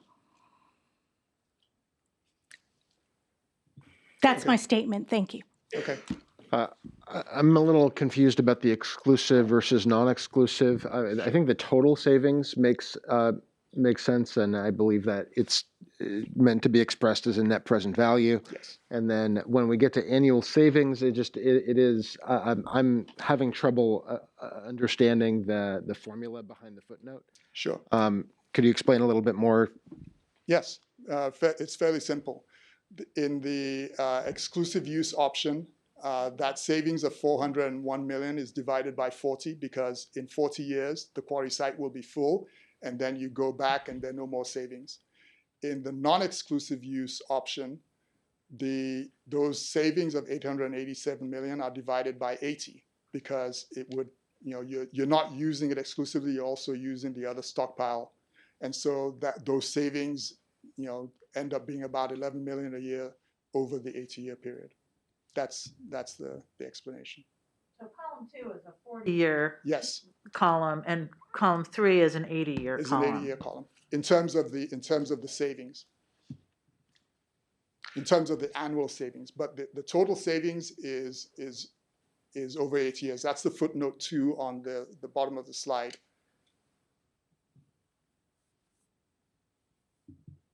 Yeah, it's an interesting way of thinking about things, and it's nice to have those options of looking at things because both are true. That net present value and annual savings. But we just have to understand that the time frames that the columns attach to. Thanks for clarifying.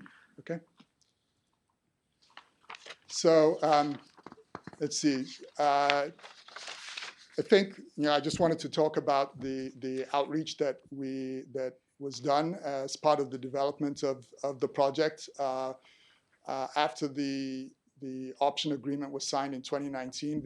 After the board authorized it in 2019, the actual option agreement wasn't signed until October of 2020. We had early coordination meetings with Alameda County, the East Bay Regional Park Districts, and the City of San Leandro Planning committees in 2021. We had 2 CEQA-required community meetings, one in June of 2021 and the second in February of 2022. We also then had to apply for a conditional use permit from Alameda County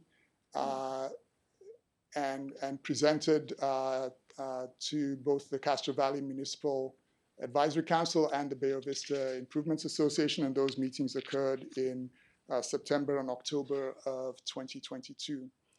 On the next slide, I'll talk about the planning committee, but that happened, the planning committee meeting happened in January, but subsequent to that, we did meet with the City of San Leandro Facilities and Transportation Committee and also with the County Board of Supervisors representatives from Districts 3 and 4, and those meetings occurred in early February. And finally, on February the 9th, we had a meeting with the Save Lake Chabot Coalition.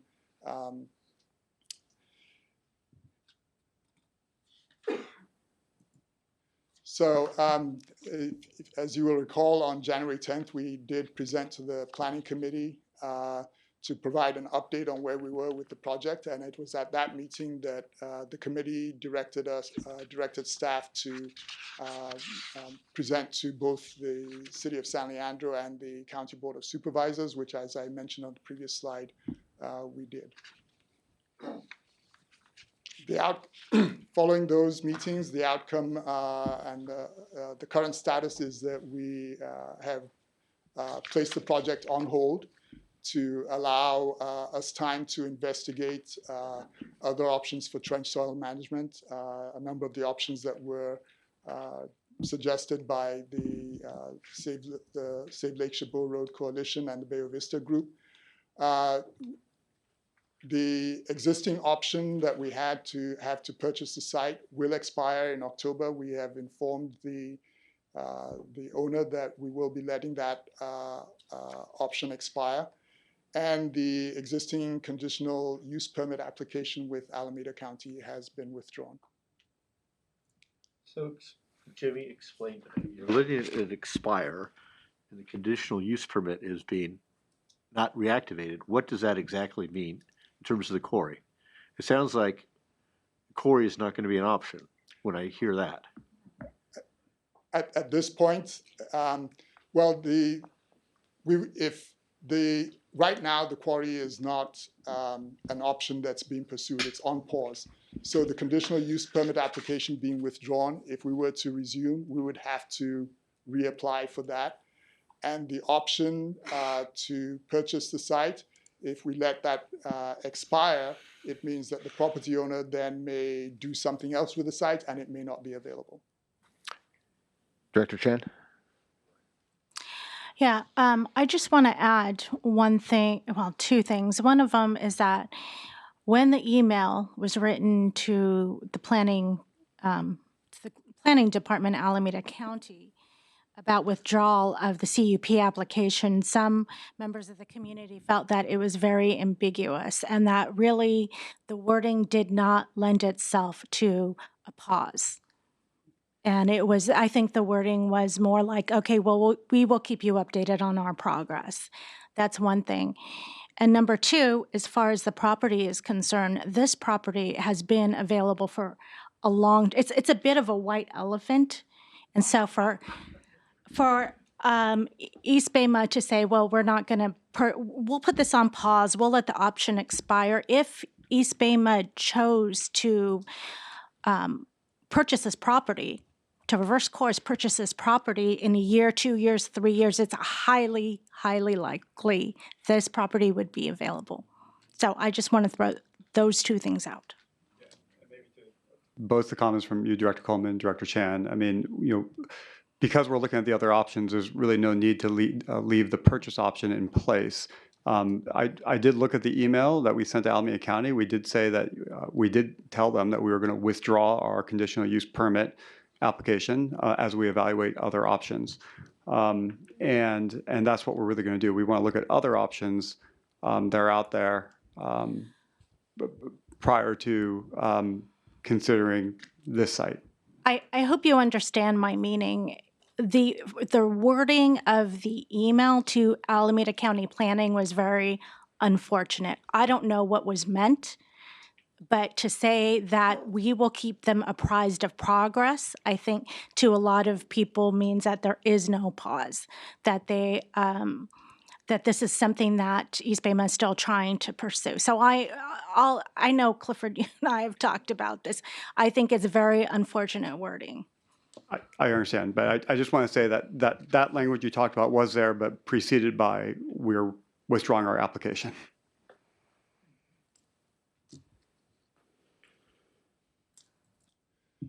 So just two more slides. As a result, during this period when the project's on hold, we will look at further pilot studies to reuse and recycle trench soils materials.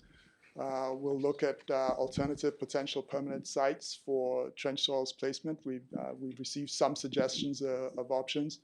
We'll look at the regional and city-specific solutions, as has been mentioned earlier.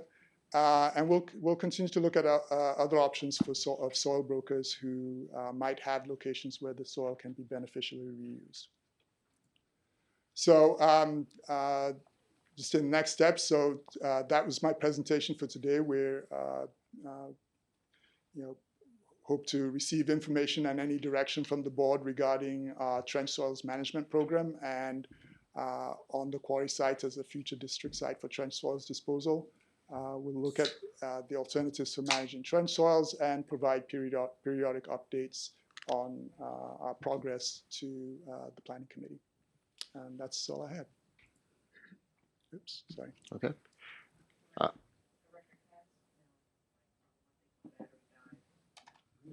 So we have, I see two speakers online for public comment. And before we do a presentation from the Save Lake Chabot Coalition and discuss how we'll approach public comment, let's just wrap up our questions to staff on the presentation. Director Young.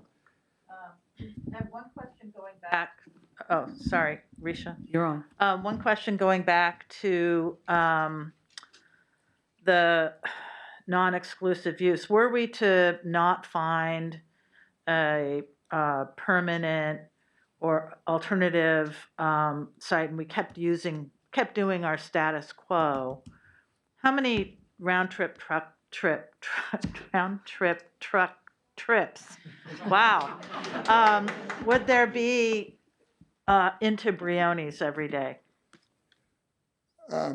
In taking in and coming out. Yeah, on a normal day-to-day basis, as we ramp up, if we didn't have another option, how many trucks would be going past Anna Wagner School every day? I think, I mean, I'm just looking at the numbers right now. Our current is 22.5 miles, and you're seeing 25 round trips at Brioni's and 5 at Miller Road. You know, if we did go to, say, 40 miles, I mean, you can just about double those numbers. Well, but that's just going in. That doesn't count. It doesn't count the actual off haul that we need to do periodically every year. If we and for that, you saw those trips.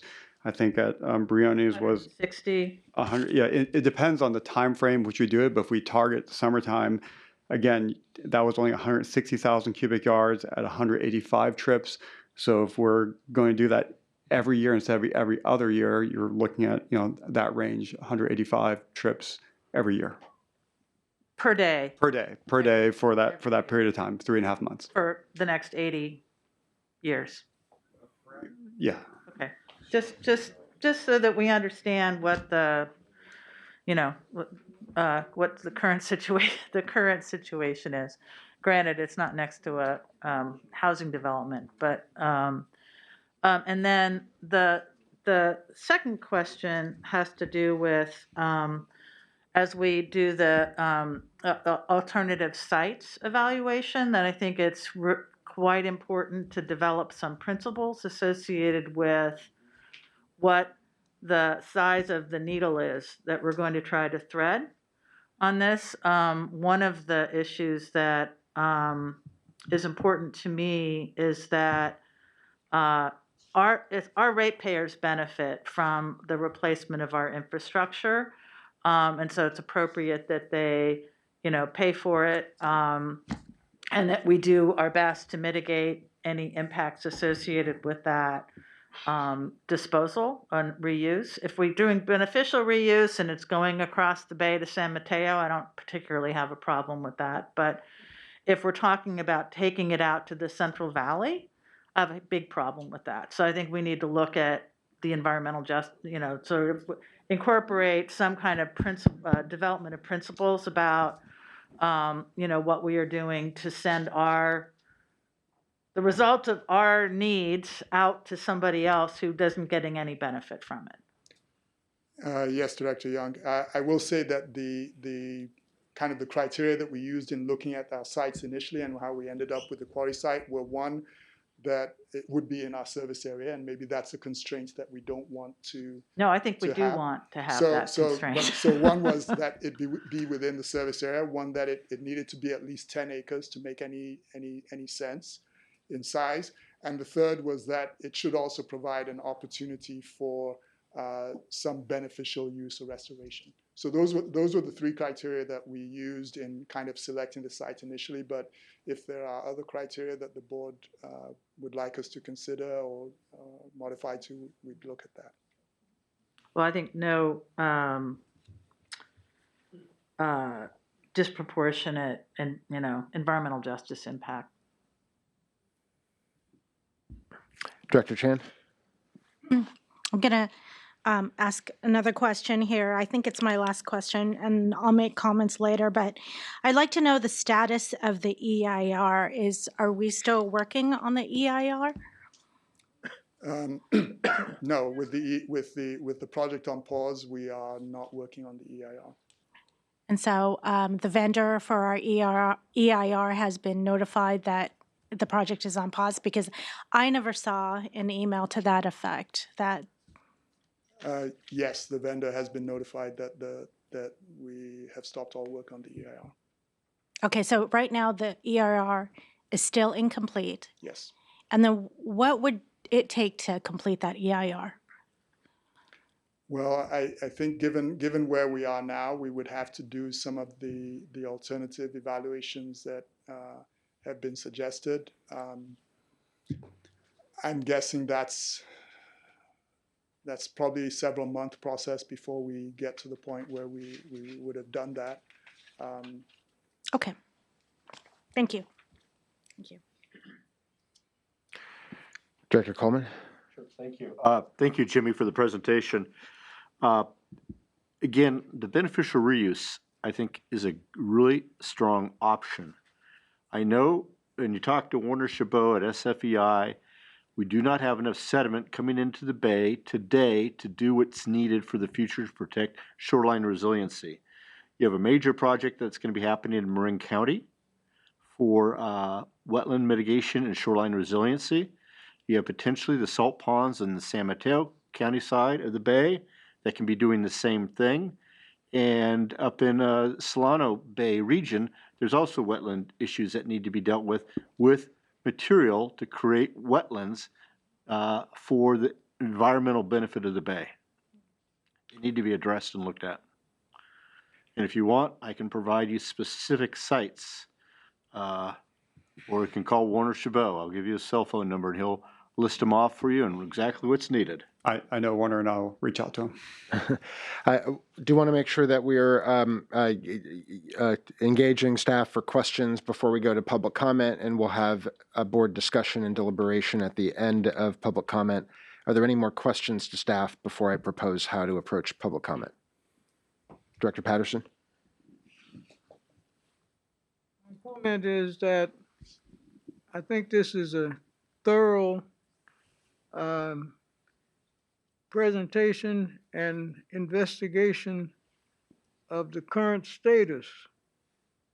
And the problem going forward from here, according to staff, is that as they investigate, this may not be a preferred site in the future. If they find other alternatives that are acceptable and less costly. So I just wanted to make sure I understood it to that end. But I was in a listening mode to make sure all those were addressed.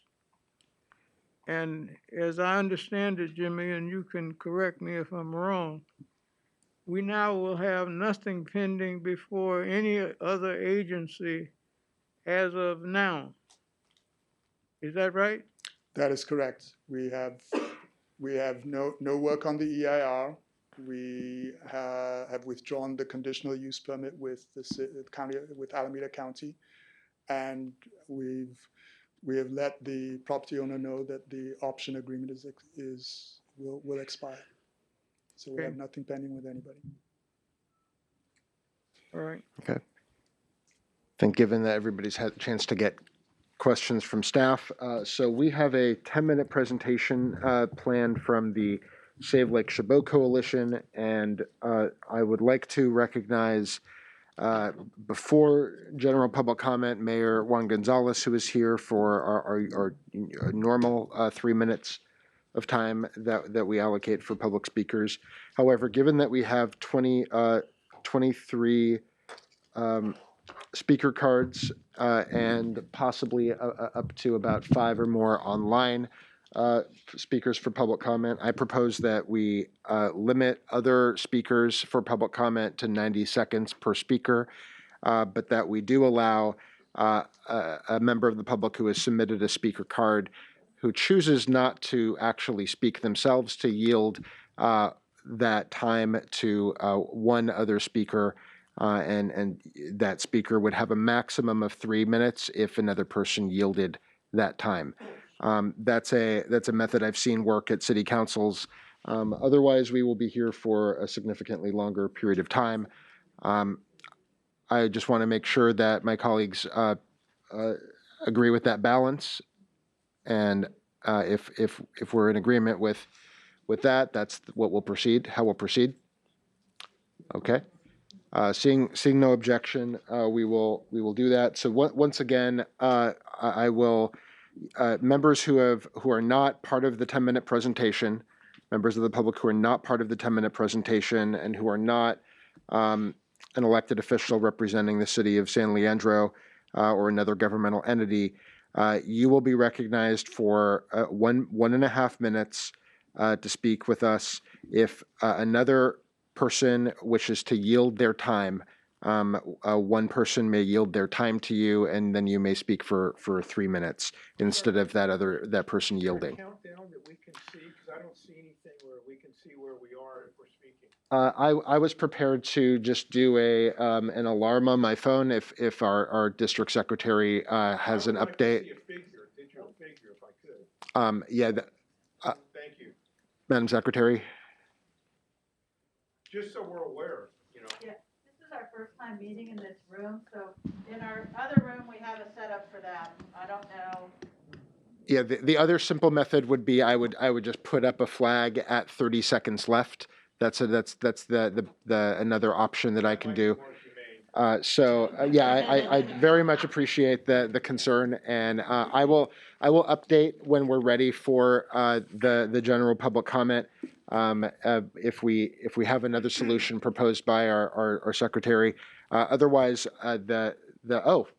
we thought about this. Wonderful. So we have this. Is this visually? It is the same effect.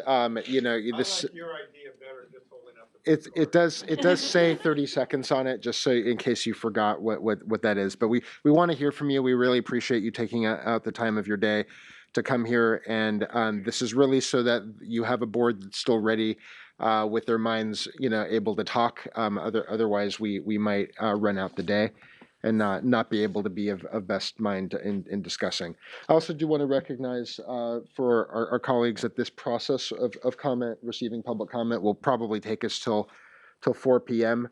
If anybody, and it's 3:15 right now, if anybody wants on the board to take a brief recess before we go back into public comment, or feel like we will want to take a brief recess after public comment before we continue with our agenda, I can hear if anybody wants to express that need. So if anybody feels like they need to do that or would like the board to take that recess now. Okay, all right. I'm not seeing, we will power through the rest of the meeting. President Katz, I just would like some clarification because I do have a timer here. Although you can't see it, you'll be able to hear when your time ends.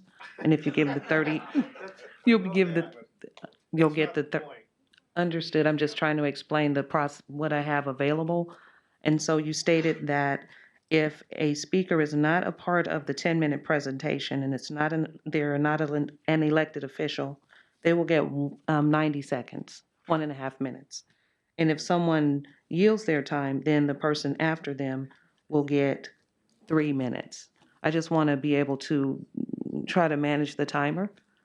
Right. Are you able to reset the timer between 90 and 3, or would you rerun the 90 seconds again? I am able to do, yes, I am able to do that. It'll just take some time. So in between, if we're at 3 minutes, we're at 3 minutes. If I need to reset to 90 seconds, it'll take a few seconds to do that. Okay. All right. And if you're going to be running the timer, that will have an alarm? It does have an alarm. Okay. Yes. Since I won't be able to see that, I think that I'll take it back. Thank you. Thank you. So I'll give you it. Okay. And we're going to take the presentation now and then take public comment, including the 5 public commenters online? That's correct. We'll take public comment in person first and then online. So let's begin with the 10-minute presentation from Save Lake Chabot Coalition, and then we'll go to Mayor Gonzalez.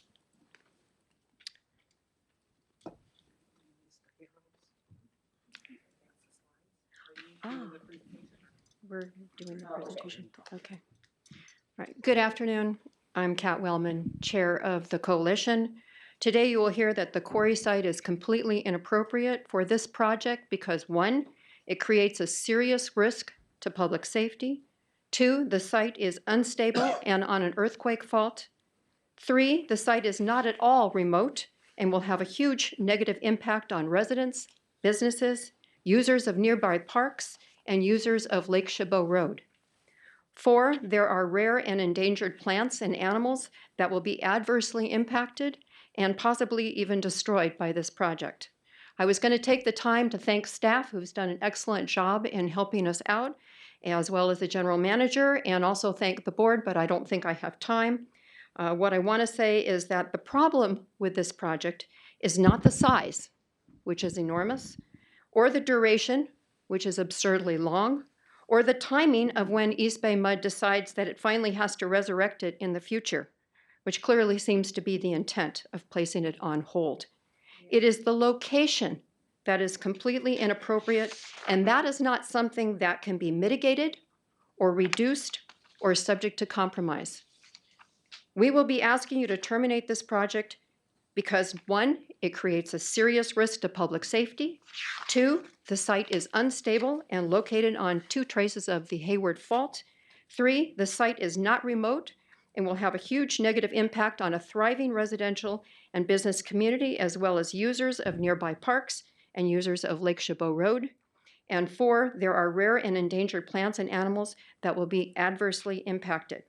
I'd like to introduce you to Brian Lebo, who will present the PowerPoint on these concerns. Thank you. Necessity is a mother of invention. As I was listening to staff's presentation, I realized you have some logistical problems. You also have the best engineers in the world and highly professional staff. And you probably have 5 years to take care of your logistical problems at landfills if you take this project off the table. So first off, it's a mistake to refer to the opposition in this case as a certain subdivision. Not yet. Okay. Thank you. The project is opposed throughout San Leandro, Castro Valley, Hayward, and Oakland by residents and businesses, by bicyclists, by environmentalists, by people who want to enjoy Lake Chabot Park, by the entire San Leandro City Council, which unanimously passed a resolution condemning the site. Next. Oops, it's not advancing. I'm sorry. Oh, let's see. How do you get it back down? Anyway, you've chosen a site that has 1 ingress and 1 egress, Lake Chabot Road. Even if the city and the county expend the funds to finally fix this road in a year or so, any repairs will be temporary. Next. This road is historically subject to landslides.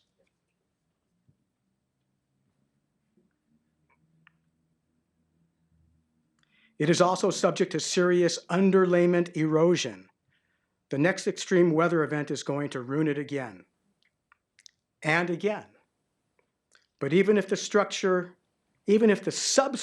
is repaired, and even if Lake Chabot Road reopens, it's still going to be a very dangerous arterial, doubly so if we introduce EBMUD trucks to the mix. The road is narrow. I mean, I'm sure you have all driven on this road. It's narrow, it's 2-lane. It's a winding country road with switchbacks and blind curves, not designed for trucks. It has a steep slope up on one side, subject to rock slides, and a steep downgrade to Lake Chabot Regional Park on the other side. It cannot be widened. I've biked this road over a dozen times. Bicyclists have to ride in the traffic lane because there's no usable shoulders due to cracks and fissures in the pavement. The road is too narrow to accommodate trucks and bikes, let alone trucks and cars. When your trucks pass a bike on the way up to the quarry, they will automatically be violating California law, which requires a 3-foot clearance, or they're going to pass over the center line and be subject to a head-on collision. Bikes will essentially be at risk. If this project goes forward, there's going to be a fatality on that road.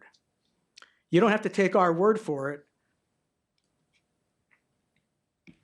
The condition of Lake Chabot Road and its suitability for your trucks has been litigated in a 1982 case involving the quarry. The court held that these facts were undisputed. Upper Lake Chabot Road is too dangerous for trucks. The substructure is inadequate for heavy trucks. It's a winding road with blind corners. Trucks would have to cross over the center line. And Fairmont Drive has a steep grade with no truck escape routes, and 4 times as many accidents on Lake Chabot Road occur as on similar roads. Next. That's the truck route, the proposed truck route to get to the quarry site. The red line starting at the bottom is the 580 West Freeway that's getting off at MacArthur and Estudillo. It's going through a very narrow tunnel, 2 lanes. The trucks are going to make a right turn, cutting off a newly painted bike lane from the city of San Leandro. On the left, you have a little shopping center with a driveway that people use to make a left turn onto MacArthur or a right turn. Those vehicles making a left turn will be right in the truck's way. The trucks are going to proceed up to that corner before the final ascent up Lake Chabot Road. They're going to have to make a right turn. They're going to be using 2 lanes to make that right turn. There's going to be a lane parallel that's going left onto the freeway. There's going to be a second lane going straight and merging with your trucks. On Benedict, the street that parallels the freeway,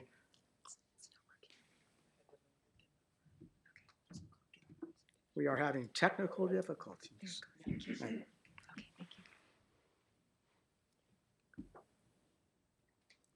On Benedict, the street that parallels the freeway, vehicles will also be crossing Estudillo to get on the freeway, as well as turning left to get into town.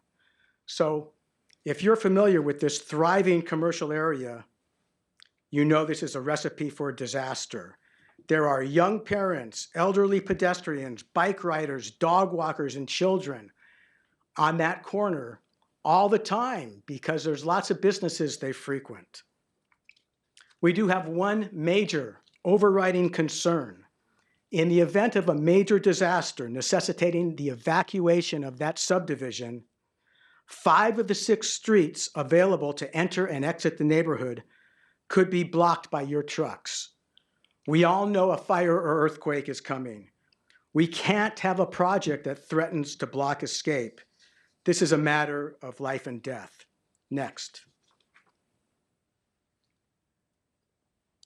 This map shows how the proposed truck route has a negative regional impact in addition to the local impacts. The San Leandro City Council, for one, is concerned that the truck route on 880 to 238 to 580 is singling out economically disadvantaged communities for increased traffic, noise, and pollution. I-238 in particular, have you all driven on I-238? It's the last place on earth that that needs more massive truck traffic. Those trucks will be exiting 238 to 580 West on a little curly queue at about 20 miles an hour. Where do they end up? Directly in the fast lane of 580. There will certainly be accidents because of this planned route. Next. The site itself is unsuitable for its purpose because it's filled with unengineered fill that will slide down the hill. This is from the heavy rains of 1998. The hillside on the quarry collapsed into the driving range. Our experts have submitted comprehensive reports to the board on this subject. This is the landslide that drove the driving range out of business. This next photo was taken after the last river storm this year. As you can see, the hillside remains unstable. Let's add 3.6 million cubic yards of trench soils on top of this unstable site on the Hayward Fault. That'll create even more instability and could likely result in a landslide worse than that experienced by the driving range at the quarry site that you just saw. Here's an example of the Hayward Fault running right under the project site. Next. This diagram shows how the 2 fault lines run through all 3 proposed infill areas of the project. We understand this site would meet your needs, but you can't make that decision in a vacuum. The location of your project could have a horrible impact on neighboring communities. Next. All sorts of neighboring impacts. The trucks and machinery at the site will disturb the recreational experiences of thousands of people who use Chabot Park in San Leandro, Lake Chabot Regional Park, and the Fairmont Ridge. The site is connected to the Fairmont Ridge, which has a very fragile environment and is home to these rare and endangered species, including the spider that is only found on Fairmont Ridge. Next. Native grasses and endangered plant species have populated the quarry site. We have submitted to the board extensive documentation about these serious and very fragile environmental issues which could be destroyed by a project. This abandoned quarry site is not blighted. It does not need to be restored by EBMUD. Here are some views of the site from nearby vantage points.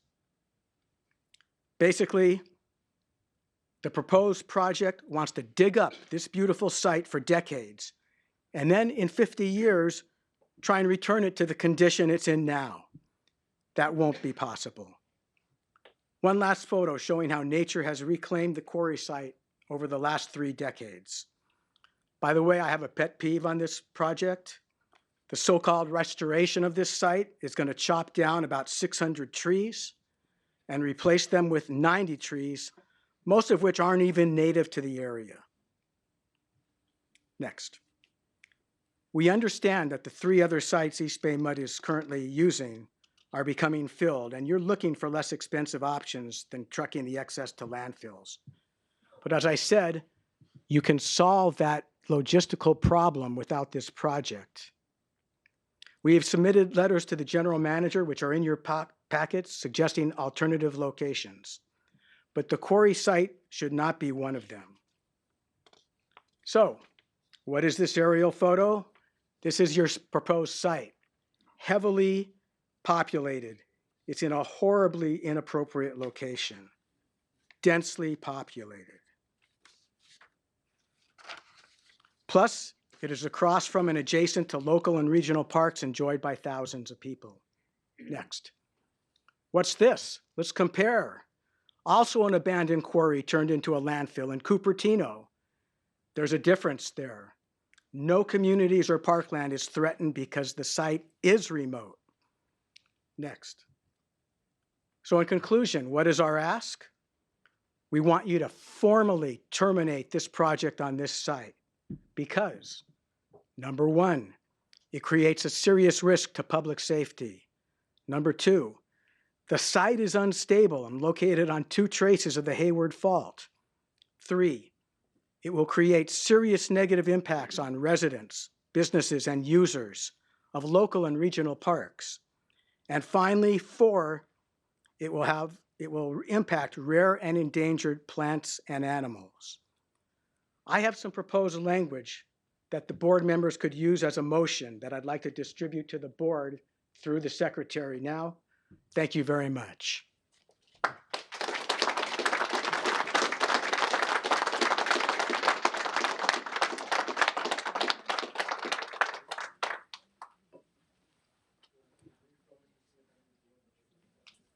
The presenters. Okay. Mayor Gonzalez, thank you for joining us.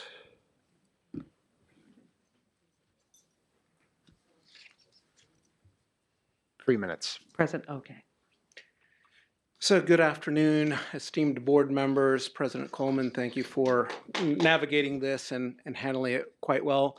Thank you also to General Manager, for the staff. You guys have been highly effective in working with us. You've listened to us, you've brainstormed with us, so thank you for engaging in genuine dialogue. And of course to the tech team, thank you for making it happen. You guys are doing a great job.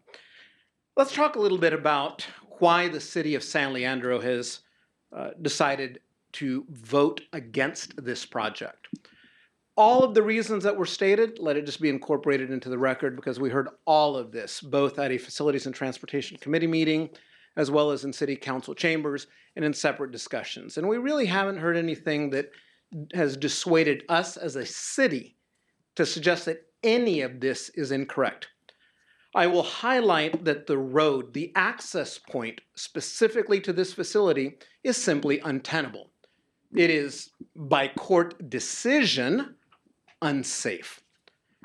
The only alternative that exists is running twice as many trips through the neighborhoods, which is highly untenable from the city's perspective, right? Because the original plan is to bring trucks in through a neighborhood and out through the countryside. Because it's illegal to go out the backside, that means all traffic will be through the neighborhoods. There's lots of damage on that road. The road is currently closed and unavailable. In terms of funding from the city, it is unclear when that road will ever become available again to truck traffic. So it's something that needs to be considered, and at this point, we consider it a simple no-go. It is also an inequitable project. We talk about environmental justice as a theoretical construct, but in particular, if we think about where the trench soils are coming from and the role that San Leandro has already played in receiving trench soils, and the proportion of space and water that we consume in our city, and the burden that's being placed specifically on our city, it is fundamentally inequitable. I think that the group that spoke before, the Save Lake Chabot Coalition, has done a great job of offering solutions. I strongly believe that being able to use the Port of Oakland, the Oakland Airport, building up levees is much more appropriate than going through residential neighborhoods to deliver the soils. I'll leave you with this thought, and that's that myself as mayor and the San Leandro City Council formally oppose East Bay MUD's proposal and urge the board of directors to formally terminate the project. Thank you.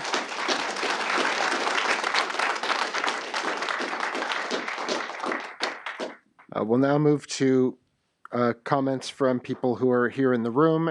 Each speaker will have 90 seconds. And once again, please, as you get to a 30-second warning will be displayed visually by our secretary at this corner of the room. First speaker will be, the next speaker will be Randall Dutra, followed by Mark Thomas.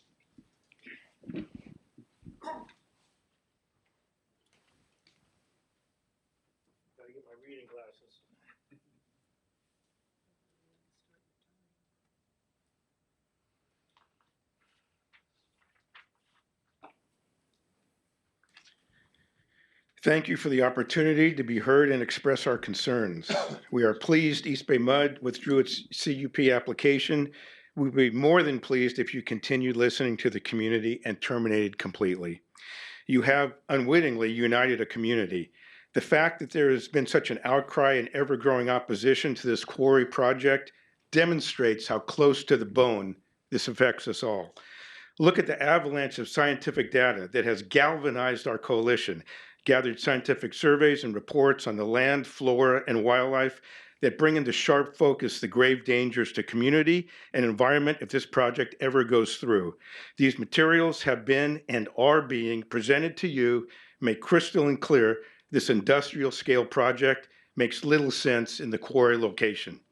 It stands that this quarry project is ill-conceived from conception and presents a clear jeopardy to community and environment on a number of fronts, and should never take place in such close proximity to any populated or community areas.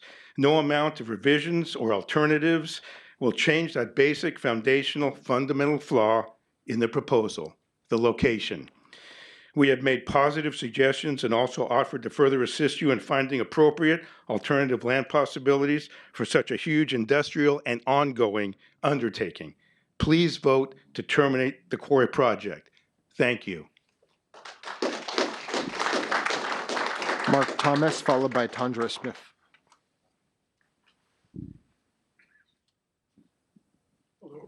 Hello. Before I start, I have some pictures I took of the truck route from 580 to the quarry project, and I think you'll find them pretty amazing. I made a copy for each board member. And I would ask you to look at the pictures, ask yourself, would you want to live on this road with these trucks going by every day? It's pretty incredible. To me, it seems that East Bay MUD's extreme single-minded drive to obtain a use site overcame even a superficial consideration of all the huge red flags for this site, and as a result, undermined community trust in East Bay MUD. Just because it was available does not mean it's the right site. The real purpose of this site is a cost-saving and efficiency achievement, not to restore, and it seems disingenuous to call it that.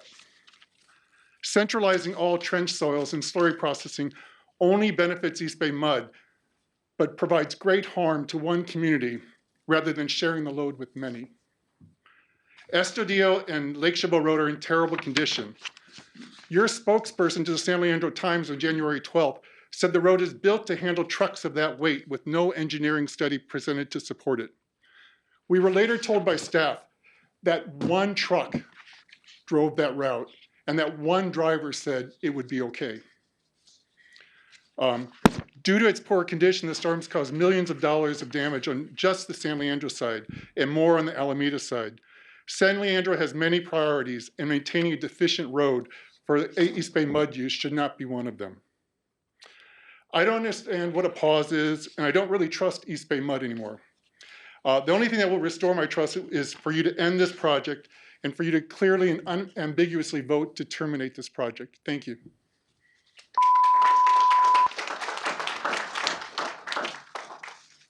Tonda Smith, followed by Ian Bailey.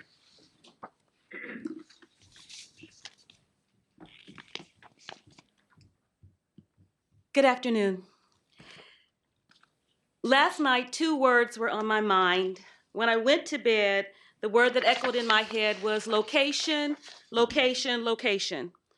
We recognize this common refrain of real estate professionals as they try to help us guide our searches. The idea being that you should buy in the best neighborhood you can afford. And of course, the word best is a relative term. In addition to being affordable, the property's location should be suitable to meet your needs and be close to the people and things you care about. With all due respect to the people at East Bay Mud who first identified this site on Lake Chabot Road as a suitable location for a trench soil dump site, it's the wrong location. Yes, the price is right, but it has so many negatives, not the least of which is this fragile road which must be used to get to the site. In the middle of the night, I awakened with another word on my mind, and that word is denial. In grief, it's frequently used as the word to describe what minds do on their way to accepting the loss. We tell ourselves it's just not so. I believe East Bay Mud is in the denial phase, telling itself it's just not so. As much as the organization would like to occupy this area and to continue to pursue this path, denies the elephant in the room. Little Lake Chabot Road just cannot handle this heavy-duty traffic now or ever. It really is the wrong location, and there really is no denying that. Thank you. Ian Bailey, followed by Paul Merrick.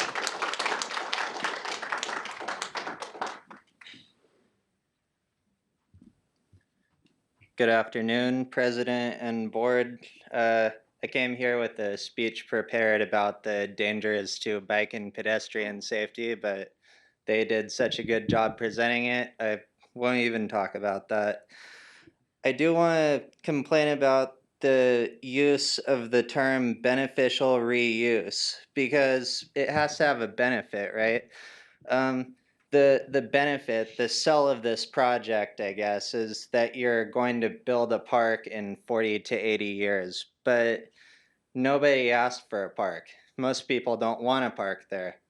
And it gets in the way of our enjoyment of the park that's already there by creating noise, dust, and getting in the way of bike use along Lake Chabot Road because the trucks are so big, as they talked about earlier. I would say that a non-committal action like putting this project on hold is not good enough. This project or any similar development in the quarry site is unsafe and it's unviable, so I urge you to terminate it immediately. Thank you for your time. Paul Merrick, followed by Gary Zimmerman.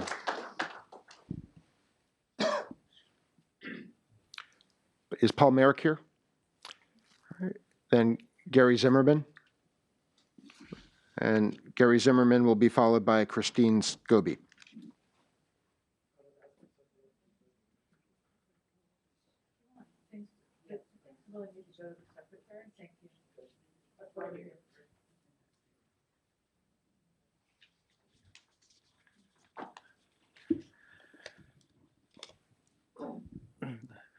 Uh-oh.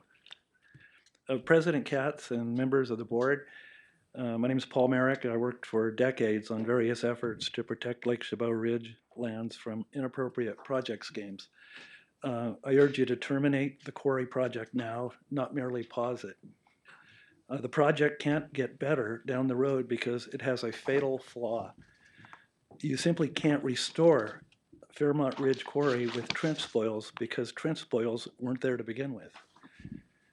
We already have a genuine recovery plan prepared by U.S. Fish and Wildlife Service. It's called Recovery Plan for Serpentine Soils in the San Francisco Bay Area. Fairmont Ridge is in the recovery plan. Trench spoils are not in there. You can't restore land with non-native invasive soil, seeds and plants that don't support Fairmont's delicate and threatened ecosystem. Public sentiment is clear. Park District voters passed Measure AA to protect Fairmont Ridge. Oakland voters passed Measure K to protect Dunsmuir Ridge. San Leandro voters qualified the first successful referendum drive in San Leandro's history to stop a development project at the quarry. Alameda County voters passed Measure D that included protection for the Fairmont Quarry as agricultural land within the Castro Valley planning area.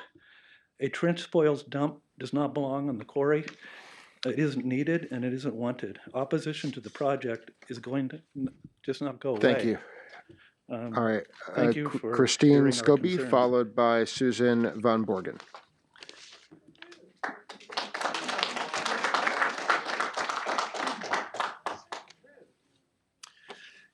Thank you, President Katz, board members.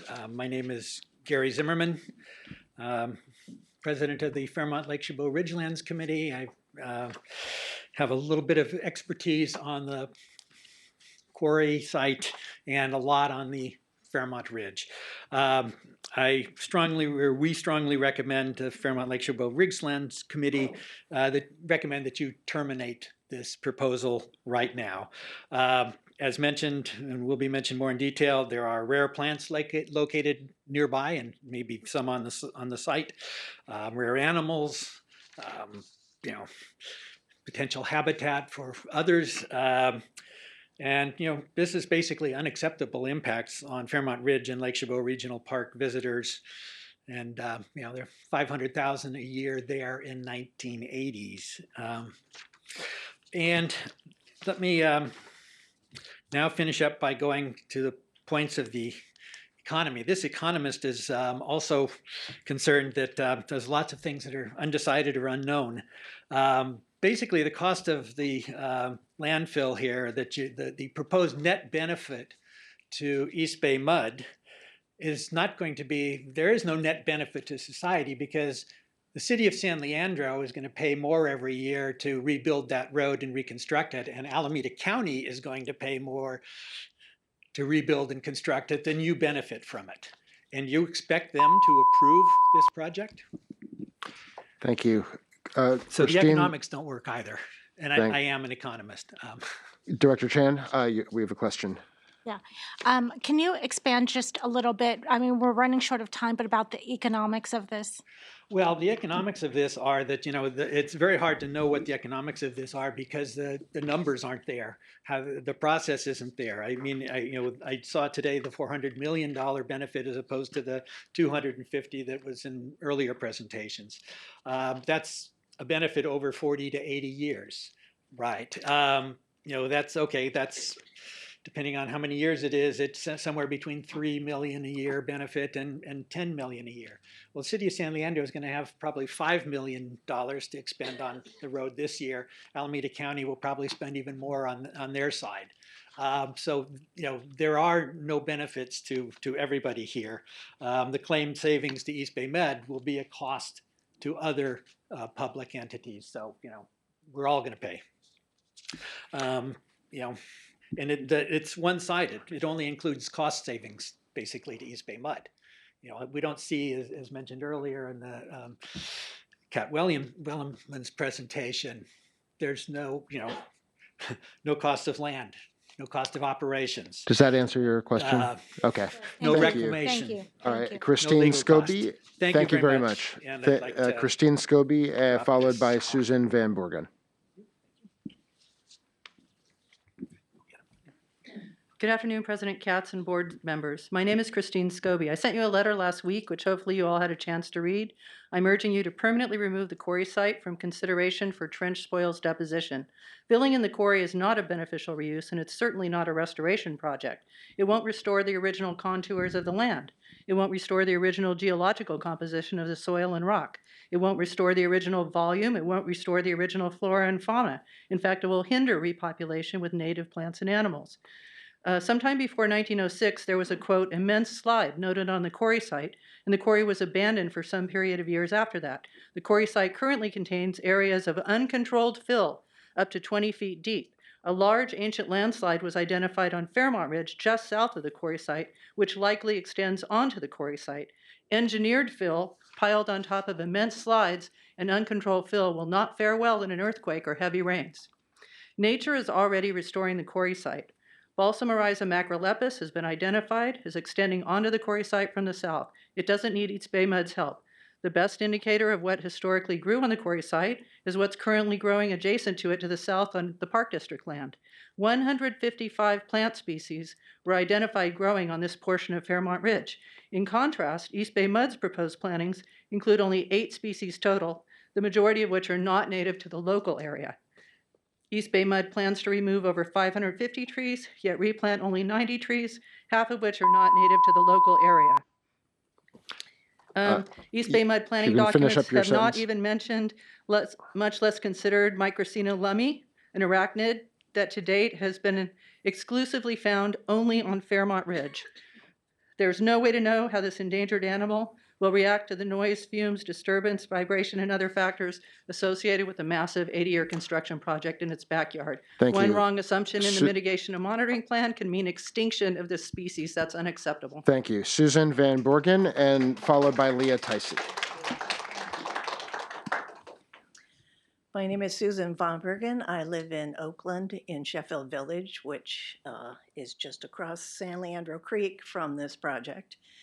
And I would just like to make one point that this is a landfill masquerading as a restoration project. And I would say that East Bay Mud is calling it a restoration project because Measure D stipulates that this area can only be used for agriculture or for recreation, and to use it for anything else requires the vote of all the population of Alameda County to change it for other use. So if you call it a landfill, I think it's appropriate that one of the board members asked how much you have allotted for lawsuits, because I think that they will come at you with them, me included. Thank you. Leah Ticey, followed by Peter Lemecq. Who's next? Leah Ticey. What's her name? Leah Ticey. Hi, just want to say thank you for having us, giving us this time. I'm here to ask you to formally, permanently terminate the quarry project so that all of us can sleep at night knowing that our city and our neighborhood and our roads are safe and livable. It's causing a lot of stress to us all. I urge you to come take a look at our community and the hillside where the quarry once was. It is right at the heart of our community and just across the street from my house. Nature has reclaimed this hillside. I didn't even know it was a quarry because it looks like a beautiful hillside. It doesn't need to be restored. And also, as you know, it's surrounded by parks, which many people need and use every day, including myself. A project like this has no place in any community anywhere. It's industrial and it's unsafe and it makes no sense. This is a thriving community of people, many who have lived in San Leandro for generations, with a right to some measure of a peaceful, safe life. We all expect to hear things, our neighbors, houses being built, but what you're asking is that for the rest of our lives, for the lives, no person in this room will live past the end of this project. Please terminate it. Thank you. Peter Lemecki, I apologize if I got your name wrong, followed by Peter Pushwa. Hi, I'd also like to ask that you terminate this project. You've heard about the noise, the traffic, safety issues, the traffic on the corner of an overburdened area between Estudillo and MacArthur. If you drive by there during commute times in the morning and the afternoon, it is just untenable that there should be trucks every 5 to 10 minutes driving through there. It's just, if you go look one day, you'll see that that's just not going to work. I live in Sheffield Village, also in Oakland, so I want to reiterate that it's not just San Leandro and the Bay Vista community. All the neighbors here are going to be impacted by this project. I live along the creek, and we'll hear these trucks every 5 to 10 minutes, which will take away the enjoyment of our backyard, listening to these things just rumble by. The last thing I want to say is that 580 has a truck ban. San Leandro, Oakland, and Piedmont do not allow trucks on 580 over 4.5 tons. And we've been fighting that for my entire life. The last time was in 2000 when it was officially put into the code that trucks could not be driving on 580. If we allow a temporary restriction on this for 80 years, I can imagine that trucks will now all of a sudden be allowed on our freeway. So it's not just then that small community, but everybody along 580, because how do you regulate your trucks versus everybody else? Everybody's going to be driving on the freeway, making noise and impacting our lives. Thank you.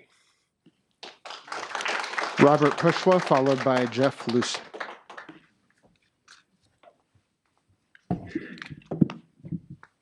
I want to talk about, just for a couple seconds, about energy. There's a lot of kinds of energy that exist in the world, and one of the types of energy that you're talking about producing is potential energy.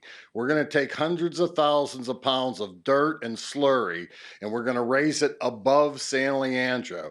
That creates a lot of potential energy for an event such as an earthquake or a mudslide. Where is that energy going to go? It's going to roll down the hill into San Leandro, down the very road that you're talking about, driving the trucks off of, and into the city of San Leandro. So I strongly urge you to terminate this project. Thank you. Jeff Luce, followed by Gary Sloan. Good afternoon, ladies and gentlemen. My name is Jeff Luce, and I live in Bay Vista. I'm a 27-year kindergarten first grade teacher, and I take Lake Chabot. Lake Chabot is a dumping ground for beds, ovens, and stuff. There's no oversight, there's no cameras, and there's no monitoring of it. My biggest concern is that I have a dash cam in my car because of all the crazy people driving around 580 where I live. One of the things on Lake Chabot with all the curves that I have seen firsthand, it's on my cameras, is that people will pass on the left-hand side. And you are risking a head-on collision because trucks only go 20, 25 miles an hour, and they have to turn right and then all the way up to 150th. Take the road yourself. And now it's on public record that you have been warned. Thank you. Gary Sloan, followed by Milos Ziving. Good afternoon. I prepared much longer remarks, and I'll spare you all from having to listen to them. I do live in San Leandro, and what I'd like to say about the project is that I live opposite the hillside. I can see the new sinkholes that have opened since the atmospheric river in January, along with several very large fissures on the order of 15 to 20 feet wide. There are lots of them, and there are more along the ridge, such that the very idea of running heavy equipment, let's say up the hillside opposite of Lakeview Road, in order to get to the top of the quarry to make the initial 20 years worth of deposits. I think the phrase formula for disaster has already been used, but I can't imagine how many personal injury suits there will be from heavy equipment operators and their unions when the first one or two tip over sideways in the event of just a slide, or let's say they're there for a big one on the order of a 7.2 quake. Also, even though the originally envisioned 16-ton dump trucks would clearly destroy the road. Thank you, 30 seconds, good. The ones pictured in today's presentation included trailers, which would add an extra 15 tons to every sortie. Completely remarkable. So even though there are much better reasons, for moral reasons and ecological reasons, why the project should not go forward, the very practical reason is that you'll never have access to it. Ought to stop it in its tracks right now. Thank you very much. Please vote to terminate. Milos Zivny, followed by Hannah Westmoreland. Hello, I'm Milos Zivny, and we lived on the border, Oakland and San Leandro, and we used to Chabot Road for many years, almost every day. And my background, I'm civil engineer by education, but I graduated in Europe. Sorry for my English. By my experience, there is no way use this road for this purpose. Okay, this was already done here. I have only my opinion about the options. We are talking about option. We have amount of material, but we have Port of Oakland. Port of Oakland is drenching bay for many years and deposit the material on the ocean. We can use the Port of Oakland. They have the barges, yeah, deposit most of up there and put it on the ocean. Of course, there is a lot of thinking about this, but this is the easiest way. For many, many years ahead, we can use this space, ocean's endless deposit. Thank you. Hannah Westmoreland, followed by Lori Full.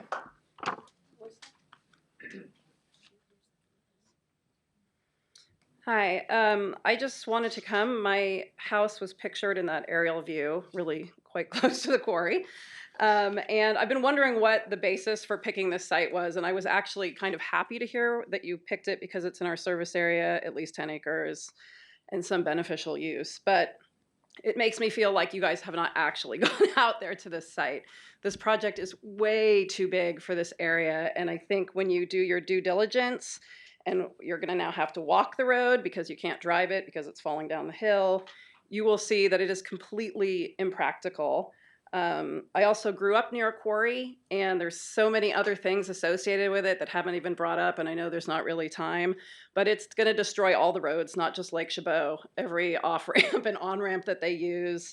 The mess, the rocks that end up getting kicked up, you know, then you have to have people who come by and will clean the streets because all our windshields are going to be broken.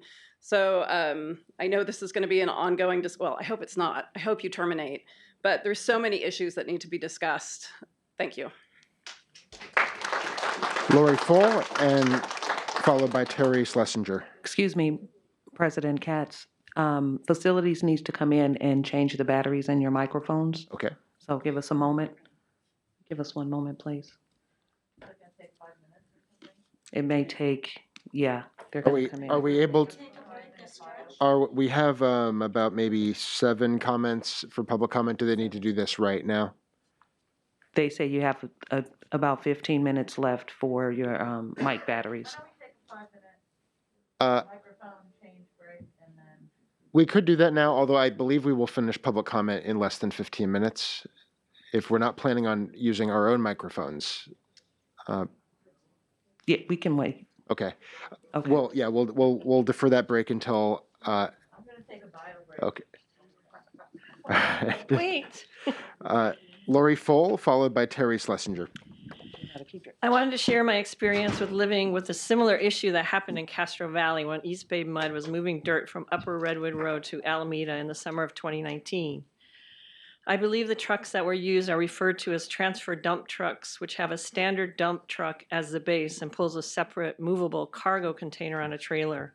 The separate trailer is then pulled behind with the body of the main truck. Every day there were so many of these trucks. I think every hour there were at least 5 to 10 trucks, full trucks leaving and empty trucks returning. It was quite disruptive, especially as large trucks like this don't use this section of the road, and the high school was on this route. The trucks went barreling up and down the street, seemingly oblivious to the pedestrians, bicyclists, and speed limit of 25 miles an hour. It was uncomfortable driving in the vicinity of the truck since little rocks and dirt were constantly falling off the back of the truck and then would be flung out wildly by the tires of the truck. And there's a wealth of information on the Castro Valley Forum about this project. I'm just going to read a few things.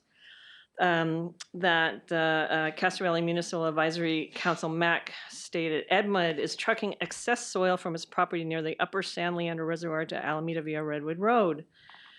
Members of the MAC lamented that EBMUD exempted themselves from an environmental study of the project. The MAC also feels the increased traffic and wear to Castro Valley's roads was unfair. EBMUD is transferring 300 truckloads per day, which means 600 trips on Redwood Road every day. At the MAC's urging, the California Highway Patrol has taken up posts along the road, conducting inspections of some of the trucks. Am I done? Yes. Oh, okay. Director Chan, you have a question? City Councilwoman Reyes has been holding, is virtually, and so I was just wondering. Yeah, well, she will go first at the beginning of online public comment once we finish the next 5 speaker cards.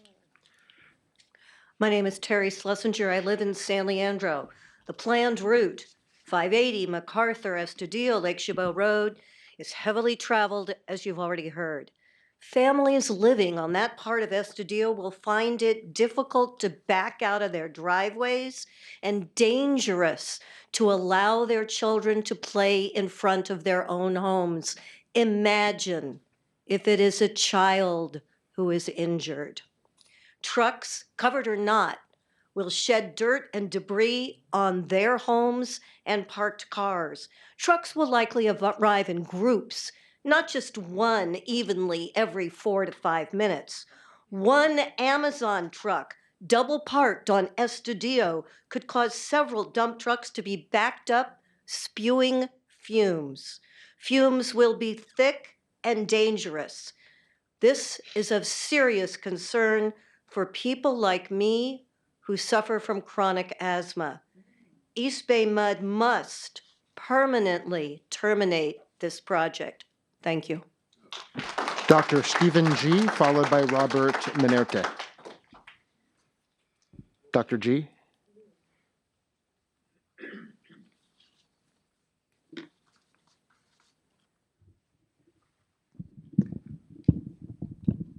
Board members, lend me your ears. I'm a 50-year resident in San Leandro, 92 years old. I practiced medicine for 38 years. I want to remind you that when this polluted dirt from the pipes, when the dirt dries up in summer and there's a wind flurry, it will bring all this polluted air to the city. We have one junior high school, and elementary school close by, plus the water supply. I think you have to consider that there's not much savings when we expect you to culture every truck full of dirt to trace out any potential infections that can occur. Be sure to have enough money for any litigation that might occur. Thank you very much. Robert Manerty, followed by Gary Offenberg. I'm Robert Menente, born and raised in Oakland, bought in San Leandro in 2021, right on Lake Chabot Road. I'm the second house on your ingress that you're building this crazy plan. I just gave birth to a child 4 months ago who will be using Lake Chabot Road and Estudillo to walk to Bancroft Middle School or Roosevelt Middle School, elementary school. Essentially, there's no way those trucks, what I saw on there, can go up that road. I can't even hardly turn into my driveway. I urge you to take a look at that road and see what I'm talking about. Second house up on Lake Chabot Road. This is appalling that I'm even here talking about this. We should be talking about a beautification of Lake Chabot Road, trying to save it and making it nice and walkable. Maybe putting speed bumps to slow people down, not to put more trucks on the road. So that's all I have to say. Gary Offenberg, followed by Steve Katz.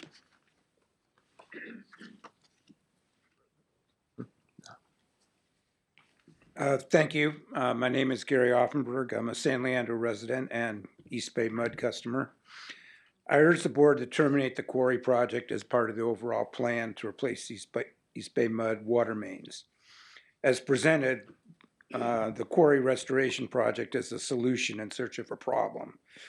The quarry is not blighted. It's on seismic ground. The addition of a few trails in 80 years will not substantially improve the recreation opportunities in the Chabot Park area. Conversely, residents, businesses, cyclists, and hikers will endure a construction site that will continue uninterrupted for 40 to 80 years. To put this in perspective, this spans 4 generations of these people. That's grandparents, parents, children, grandchildren. The cost savings as presented this morning only compare the quarry site proposal against the current 2-point dump method. There are many alternatives that were mentioned, and I really hope that you pursue those. I appreciate East Bay MUD putting a pause on the quarry project for further study. I urge the East Bay MUD board to terminate the quarry project and find another solution. Thank you. Steve Katz, followed by Karen Chen.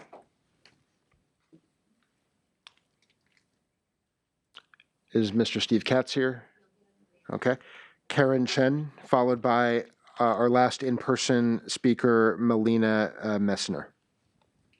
Hi, my name is Karen Chen, and I live on the west side of 580. And I am maybe about 3 houses from Bancroft, which is right around where the middle school is at. So as far as the traffic concerned, I am directly impacted by it. The most important thing I want to tell you is that a lot of things came to mind when I heard about this project. But 2 very important things that I cannot shake it off. One is, are these people crazy proposing that route? Have you driven that route? Especially since we painted the bike lane. Can I just get a hand? How many of you have driven that route, the corner of Estudillo and Lake Chabot? You really need to take that drive. Because I cannot manipulate that route. The Estudillo and MacArthur, when I come out, go to the Lake Chabot, I have to be about a car behind the stop sign. All right? Just for the regular cars to make a turn. Imagine you got this 2 big, what you call those? I don't know what she called it, but the truck with the 2 buckets, she calls it. So the second thing, since I only have 30 seconds, is the audacity of East Bay MUD to ask San Leandro residents to carry the burden for 3 generations. If you were an inmate, that's 3 lifetimes. Think about that. Thank and you. We have to accept that. That is a definite audacity if I have ever seen one. Thank you. Thank you. Melina Messner.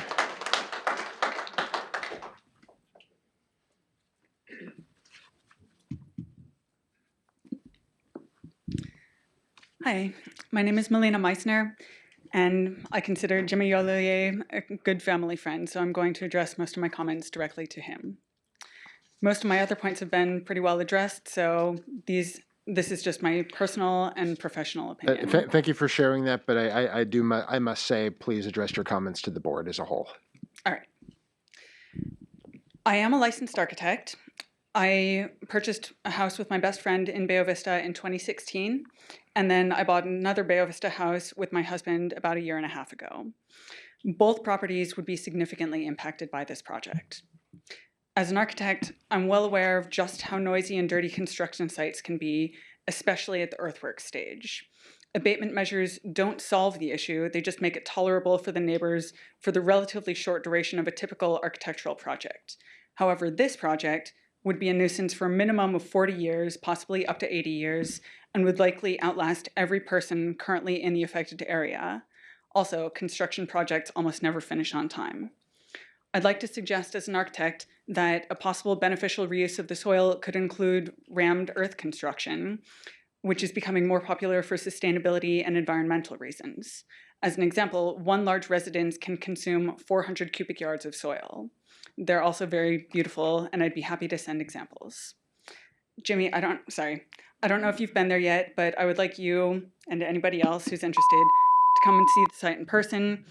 My house is one of the ones closest to the site because of the curve, along with Tondi Smith, and I just want you to experience the natural beauty and the quiet that you're asking us to sacrifice. Thank you. Thank you. We have a high volume of public comment today, and we are doing a hybrid meeting in terms of public participation.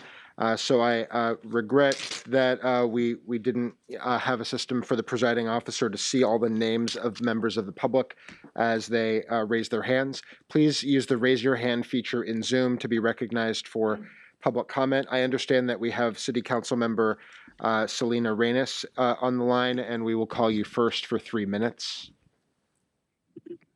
Thank you so much. Can you hear me? Yes. Yes, we can hear you. Wonderful. My name is Selena Reynes. As stated, I'm a council member in the city of San Leandro, and I'm the representative for constituents living in some of the geographical areas that would be most impacted by the project, including Bayo Vista and Estudio Estates. I want to emphasize that the San Leandro City Council is very much united in opposition of this project and would like to see this project terminated. And we passed a resolution to that effect at our last City Council meeting. So many constituents have already commented today on the impact that this project will have on future generations of San Leandro residents for up to 80 years. One of the reasons I couldn't make it in person today is that I'm pregnant with my first child. And Lake Chabot is the place where I learned to fish with my grandparents and where my husband proposed to me and where I plan to take our child to appreciate nature. And Lake Chabot Road is used to get there. And it's absolutely inappropriate that this board is considering running industrial trucks up that road, a road which is so narrow that my dad, who bikes it regularly, has had numerous close calls. The impacts to the environment, road safety, air quality, noise are serious. And so I would really like to urge this board to listen to the many constituents who have shown up today. They're your constituents as well as mine. And for the sake of people living here now and in the future generations of San Leandro residents, this project really should be terminated. Thank you. Madam Secretary, if you could call the remaining names, and they will be for 90 seconds each.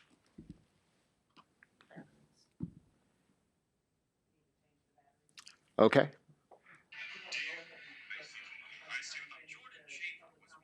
I believe since we won't be needing our microphones for public comment, then we could have public comment continue. Can they change it while public comment is happening since we don't need our mics? They can come in. They can come in. No, because they're numbered, and so yeah, but they can come in. If you're okay with them coming in, that's fine. Okay. Stephen, see my mic, okay. Stephen Cassidy, you should be able to unmute your mic, and your 3 minutes will start now. Okay, can you hear me? Yes. Okay, thank you. And I must clarify that that's 90 seconds for members of the public. Got it. Oh, I thought I got lucky. Well, thank you, President Katz and the board members. My name's Stephen Cassidy. I'm a former mayor of San Leandro, and I think we can all agree that public agencies depend upon the trust and confidence of their constituents to achieve their goals and serve their mission. East Bay MUD has a wonderful reputation in the East Bay, and you've earned this trust and confidence over months, years, and decades of good work. But we also know that trust and confidence can be lost and lost rapidly.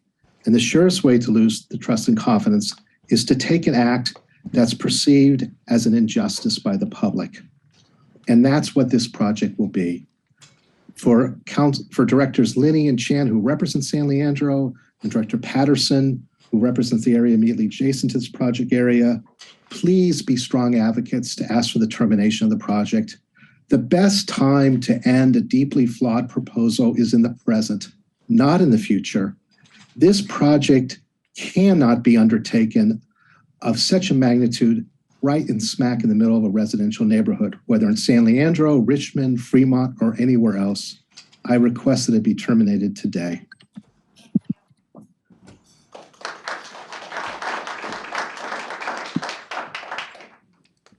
Okay.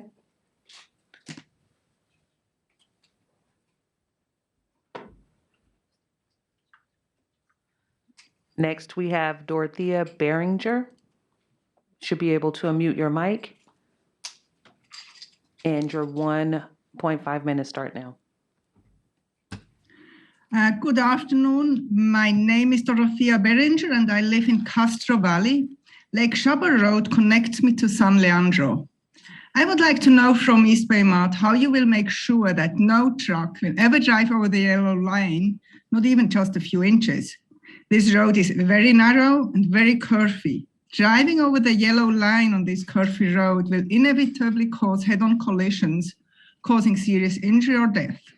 It's completely unrealistic that trucks driving this curvy road will never ever get over the yellow line. Also, I would like to know how trucks will pass cyclists. Will the trucks force them to crash into the hillside?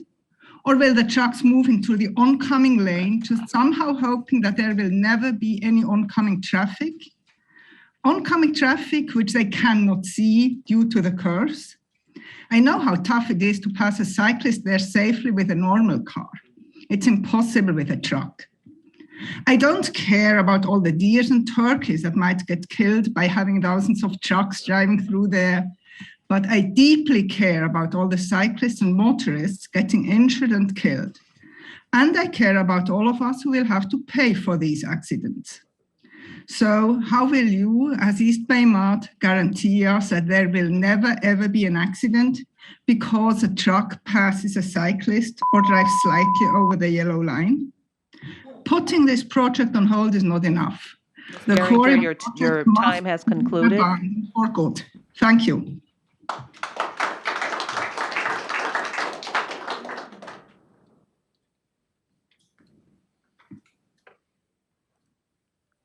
Next, we have Mimi Dean.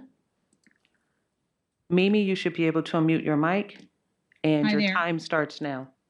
Okay, so my name is Mimi Dean and I live in unincorporated Alameda County.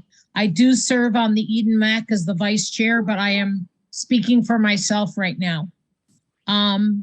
After listening to the board's awesome discussion, as well as the presentation and the comments by all the people that made the time in their day to come out, I think the only outcome that EBMUD can come up with is to abandon this ill-fated project. I think you guys need to find some alternative solutions that can be really creative. I don't like the unfair burden that's being asked for the city of San Leandro, as well as the unincorporated communities. I really feel like the unincorporated communities are impacted by this project. Driving through our areas with these big trucks, and I think that's something that's really important that we need to not forget.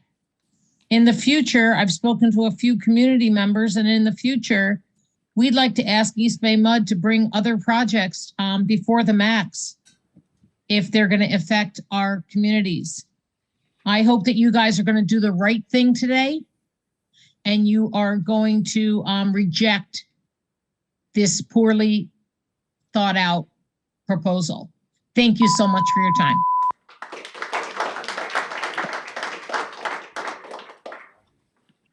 Okay. David Topete, Topete, should be able to unmute your mic, and your time Thank starts you. now. Thank you. Good afternoon. I just wanted to say Thanks for having the opportunity here to speak on this. My name is David Topete. I'm a resident of San Leandro, and I'm a resident of Lakeview Drive. So my property is probably one of the nearest properties to the western edge of this of the proposed project. And just in reading the draft EIR that was available, there were a handful of items that were marked as having significant impacts to the local environment. One thing that I noticed it was the noise. We're going to have a lot of obviously a lot of the trucks, but also a lot of earth movers and the like down at that lower site. That noise is going to propagate upwards, and my backyard is literally right where the project is. So for 40 years of that, at minimum, is asking a lot, and that's going to significantly drop the property value of our home and of our neighbors here. And that's going to need to be disclosed. And there's going to be, it's going to be very difficult to try to recover from any of that. So again, just going to reiterate what others have presented and spoken prior. Just want to urge the board to terminate this proposal and to look for alternative solutions. Thank you very much.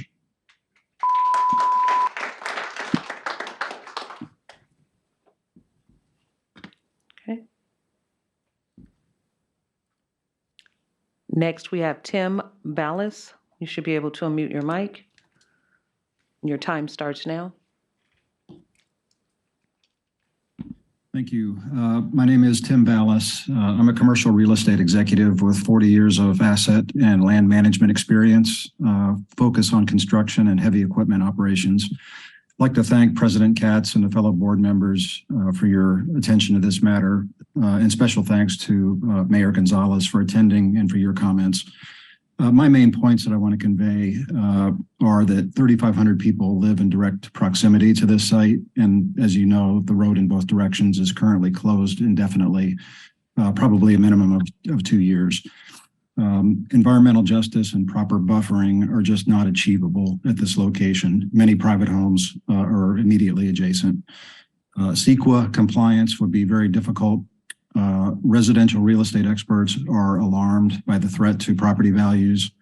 It's hugely inefficient and environmentally out of sync with other public and private sector groups to double handle an enormous volume of soil, and it could create legal exposure.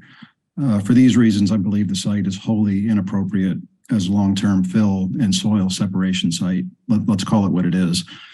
According to your own data, you're projecting a 50% increase in trench soil production, as Jimmy talked about, unless a more efficient means to address aging infrastructure are developed. This speaks to, this speaks directly to the need for advanced technology and the trenchless methods that have been performed as pilot projects. Mr. Ballas, your time has concluded. Thank you. Thank you. Very good, Tim.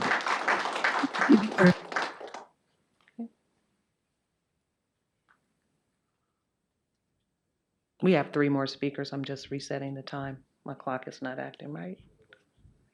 Okay. You have Logan Price. You should be able to unmute your mic. And your time starts now. Thank you. My name is Logan Price. I'm a resident of Bayo Vista. There have been so many great points, including those from my own intended statement, and I appreciate the opportunity to speak on it. So I'd like to reiterate the points from my own personal perspective. It'll be repeating, but I feel it's worth emphasizing. I'd like to focus on the serious safety issue that cannot be mitigated, specifically the proposed use of the only access road to the site, Lake Chabot Road. The part within San Leandro city limits is a primary access road to our neighborhood and a popular entrance to Lake Chabot Park. This road is a residential road and designated bike route. Every time I use this road, I see bicyclists, pedestrians, dog walkers, families, and children in residence. There are multiple blind corners, no shoulder in many places, no sidewalk, and no protected bike lane. Due to the nature of the road, there is no room or means to improve the situation. I'm an avid bicyclist and I've been clipped by a bus. I've been hit by multiple cars in the past, and I've been lucky to have no lasting injuries, but I don't want to be forced to test my luck with 100+ daily fully loaded dump trucks being paraded down a street they barely fit on. The lanes are only 11 feet wide in some parts, and the proposed trucks have a 9-foot wide cab. This makes it literally impossible to allow the required 3-foot buffer for bicyclists required by California law. This project is not safe, it's not sustainable, and should no longer be considered as an option and should be terminated. Thank you.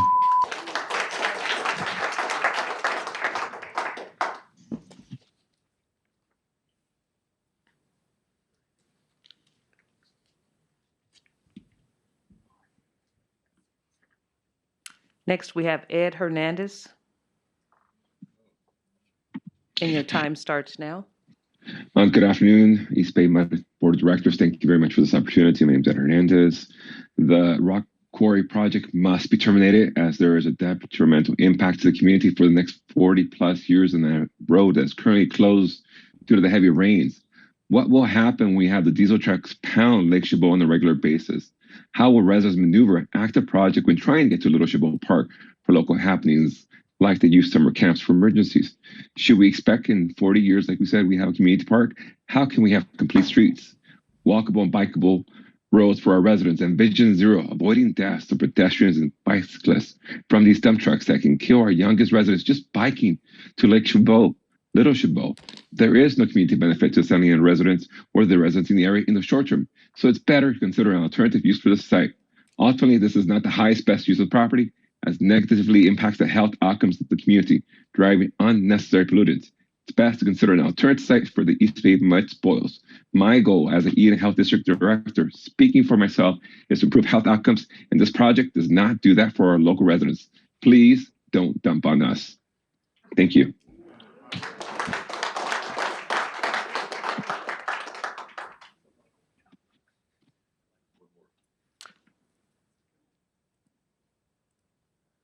Next, we have concerned resident. You should be able to unmute your mic. Good afternoon. My name is Karina Lopez, formerly on the City Council for San Leandro and its Vice Mayor as well. I think a lot of what I was going to say has been said already, but I must stress that this is really an unfair project to the community as it has a disproportionate impact on San Leandro. I really think it's unfair. There are a lot of layers here in terms of social and environmental justice, or injustice, actually. The community has spoken very loudly. I'm sure you've received all of the accompanying material already.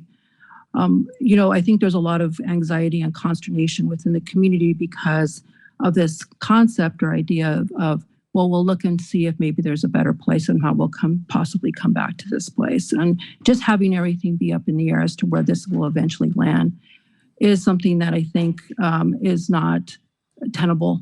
And I think that's clearly apparent. It should be. And I hope that you as elected representatives will be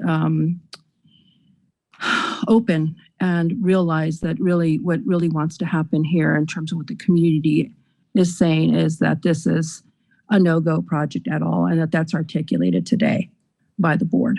Thank you.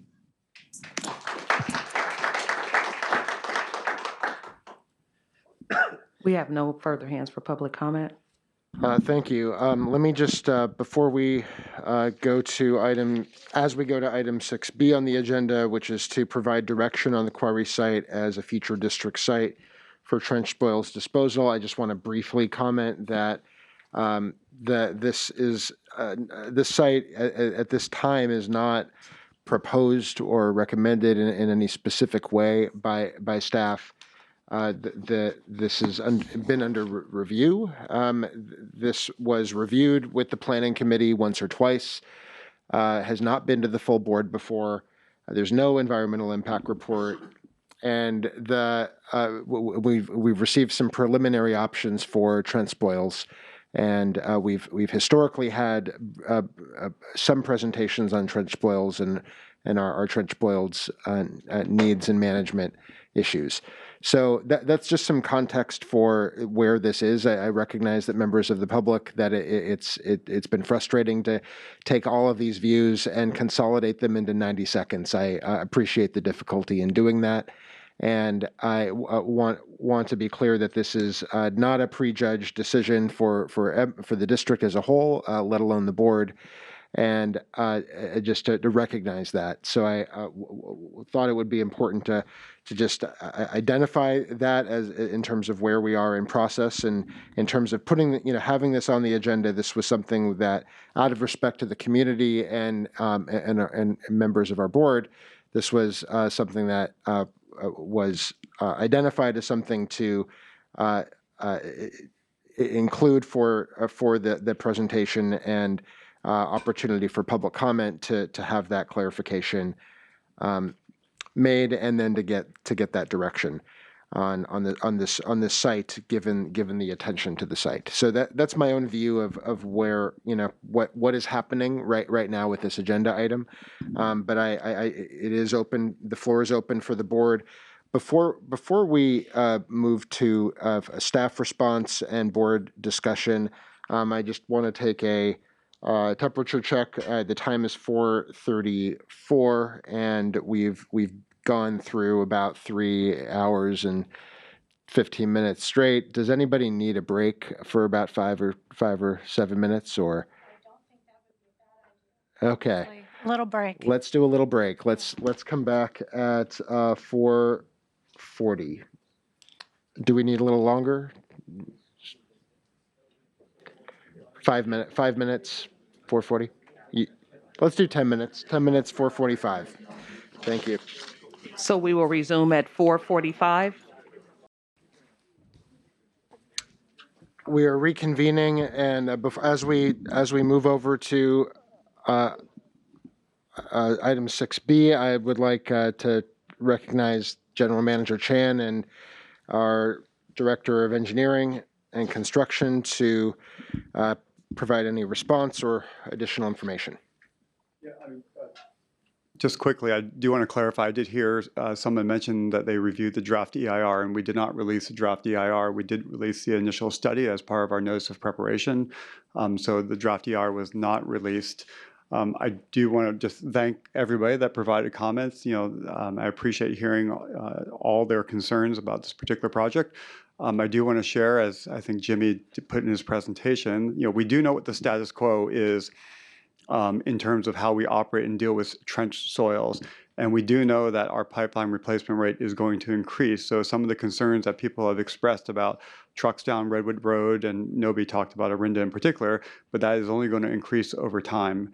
We also know that trenchless technologies, whether it's pipe bursting or lining, is not the long-term solution that we've identified, because it doesn't adequately address our aging infrastructure.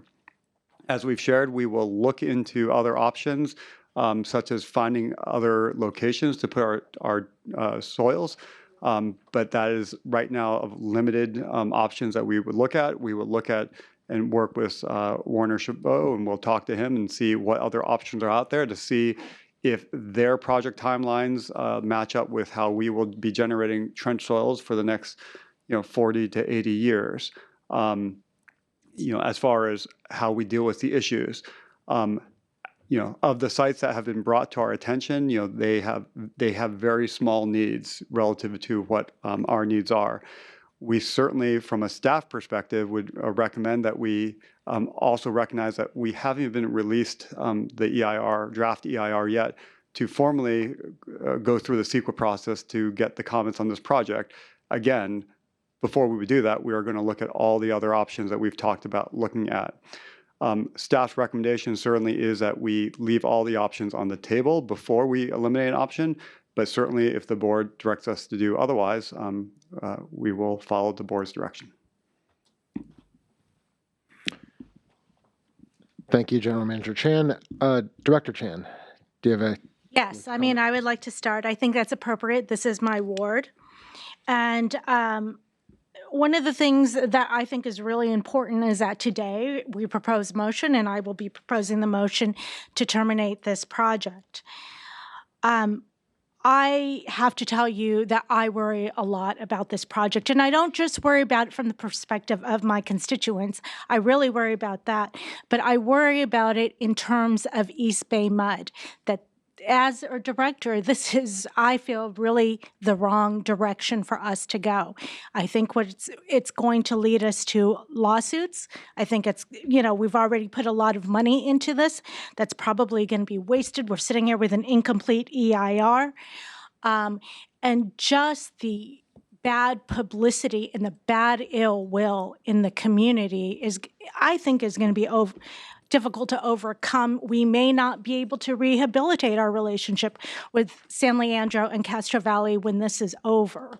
So I just want the board to know that I worry about this just not as someone who represents Ward 7, represents the constituents, but someone who feels a lot of responsibility to do the right thing for this organization.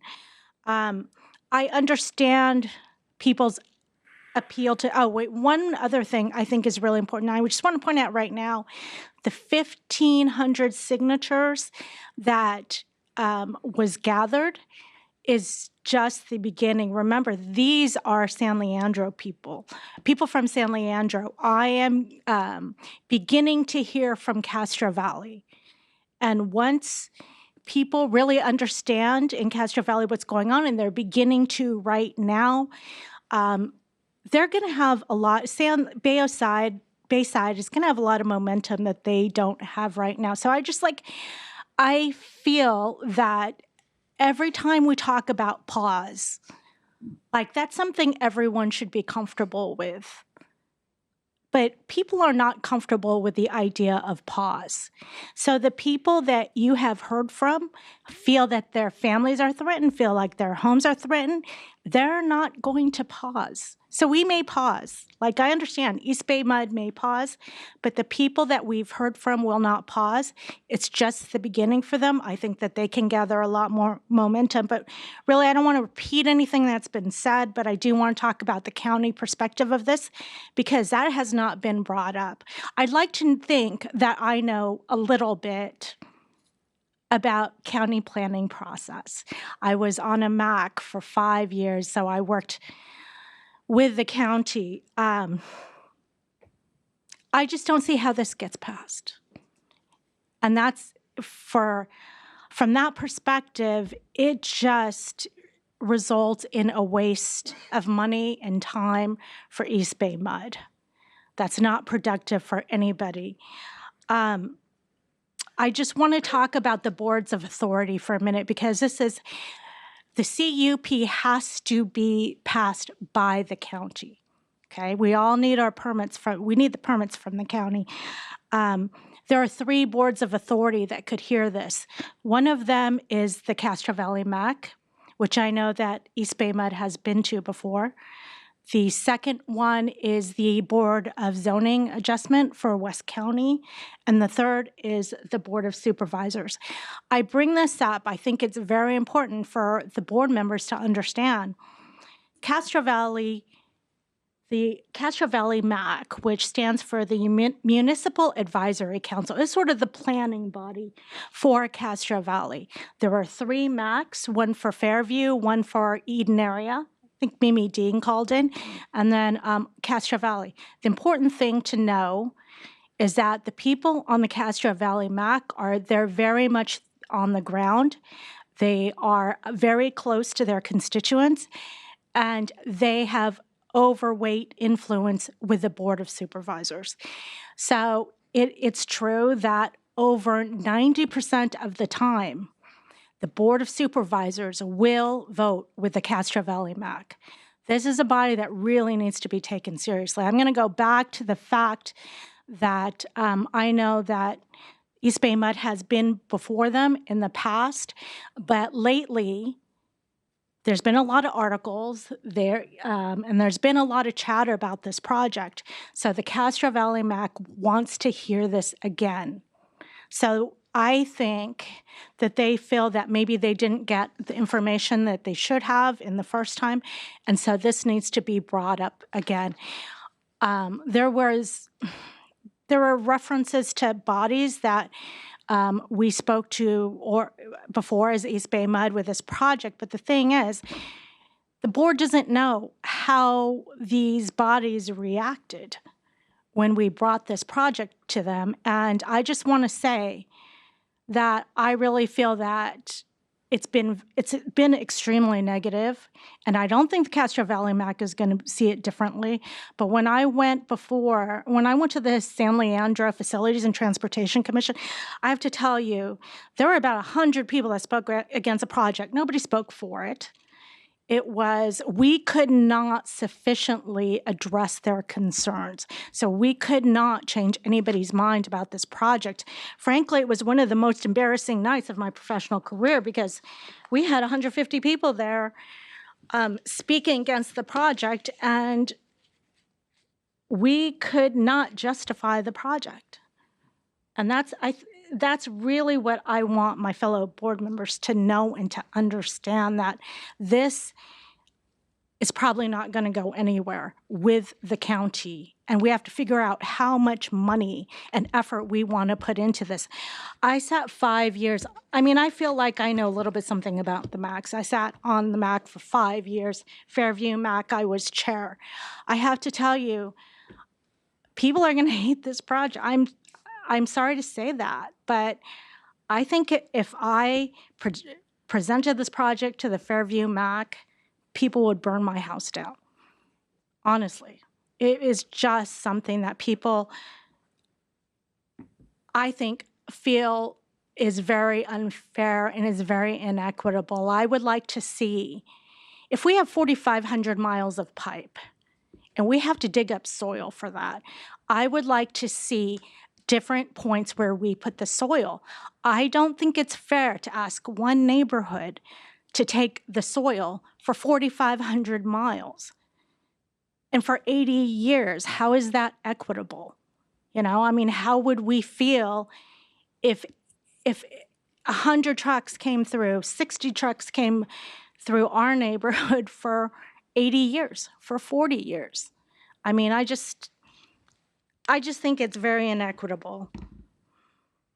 So as far as the MACs are concerned and the Board of Supervisors, I think they are very, very heavily going to listen to the MACs because that's what they normally do.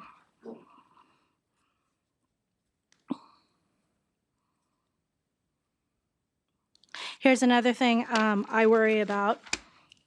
As a director of East Bay MUD, I worry about the legal ramifications of this. I worry about getting sued. I mean, I think that is basically a foregone conclusion that this is going to start litigation if we go through with this. But I'm going to stop talking, but the last thing that I want to say is that I don't want the board to feel that if we continue with a pause that there's no risk to that. There's absolutely risk to just saying, okay, we're going to go with the status quo and we're going to pause. Because one thing that I think is really important to us is our Bayside project. And there are people who are saying, well, we don't trust you because you're proposing the quarry project, so why should we trust you when it comes to the Bayside project? And Bayside project is very, very important. I would rather see us try to repair the relationship with the community, because it is very damaged right now, and focus on the Bayside project. Again, I talked about the fact that the people that are here are not going to pause. We can pause, but they are going to keep pushing and pushing and pushing, and that only serves to harm us, and that only serves to harm our reputation. So that's what I have to say. Thank you. Director Lenny? So I wanted to, first of all, just say how impressed I am with the comments and the presentations today. Some very compelling arguments have been made. I appreciate, too, that we've deviated a little bit from our usual format and allowed a presentation at the beginning. I thought that was helpful. I think it kicked things off in a constructive way, and I feel like I've had a conversation today, not just here's a bunch of people yelling at us, which can be very painful, but it hasn't been painful today. It has been very informative, and I can't say enough how much I appreciate the constructive nature of that. I know that people who are here today and people who are, listening to this hearing and people who couldn't make it would like to see this project terminated today. But as our President Katz said, this is really the first time that's come before us as a board to be able to consider this. An EIR hasn't been done, it hasn't gone through a process of considering things.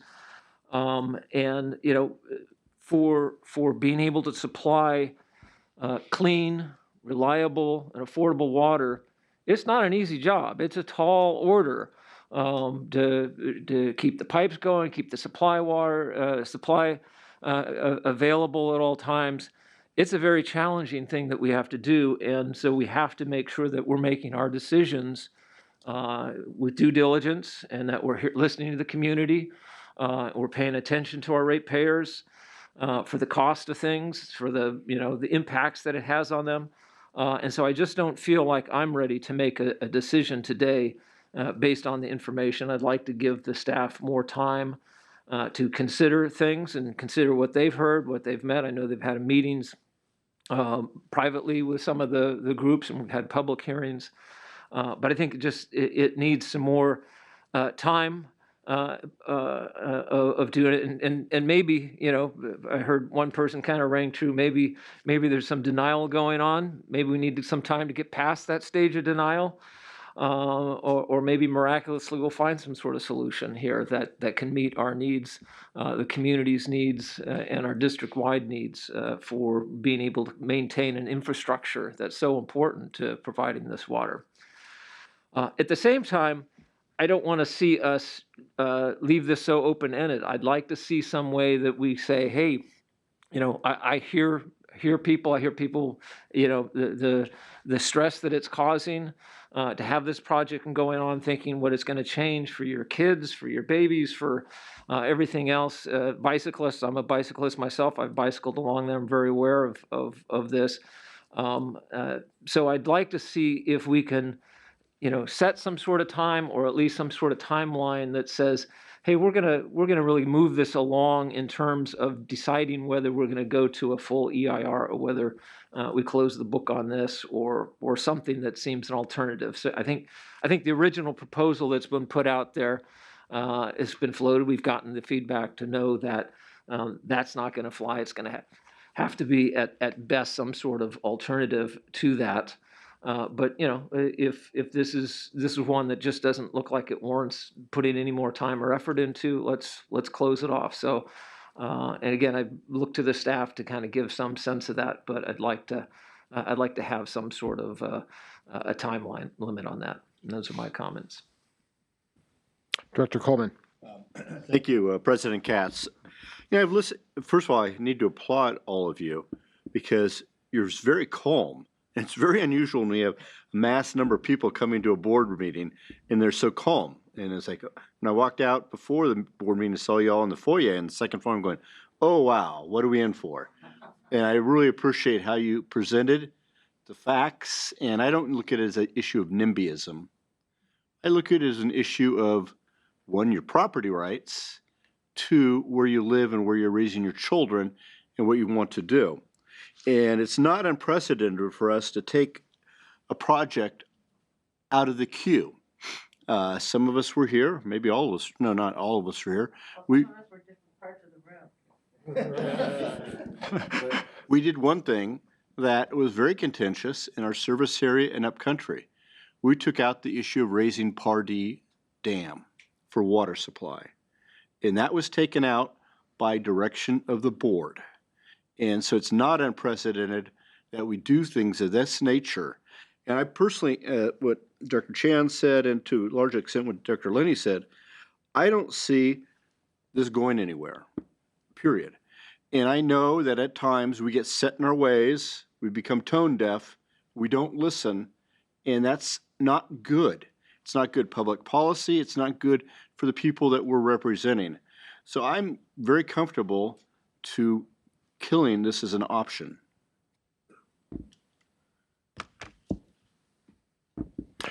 Director Young and then Director Patterson. So I, with my fellow board members, really do appreciate the level of public comment and input and engagement. I often wonder where people are when we're hearing about things that are about the one element that none of us can survive without, besides air, and that's water.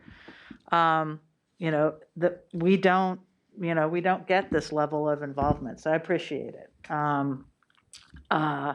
And I recognize through this process a number of valid, and I think all of our staff are very aware of the array of legitimate concerns and obstacles that would need to be overcome for this project to go forward, and they may not be surmountable. In the midst of that, we have, like Doug and Director Katz have said, I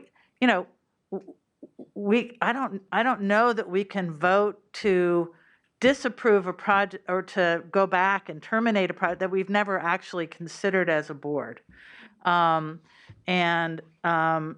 we're really still, it may not seem like it, but we're still at the very early stages of deciding whether this thing makes sense or not.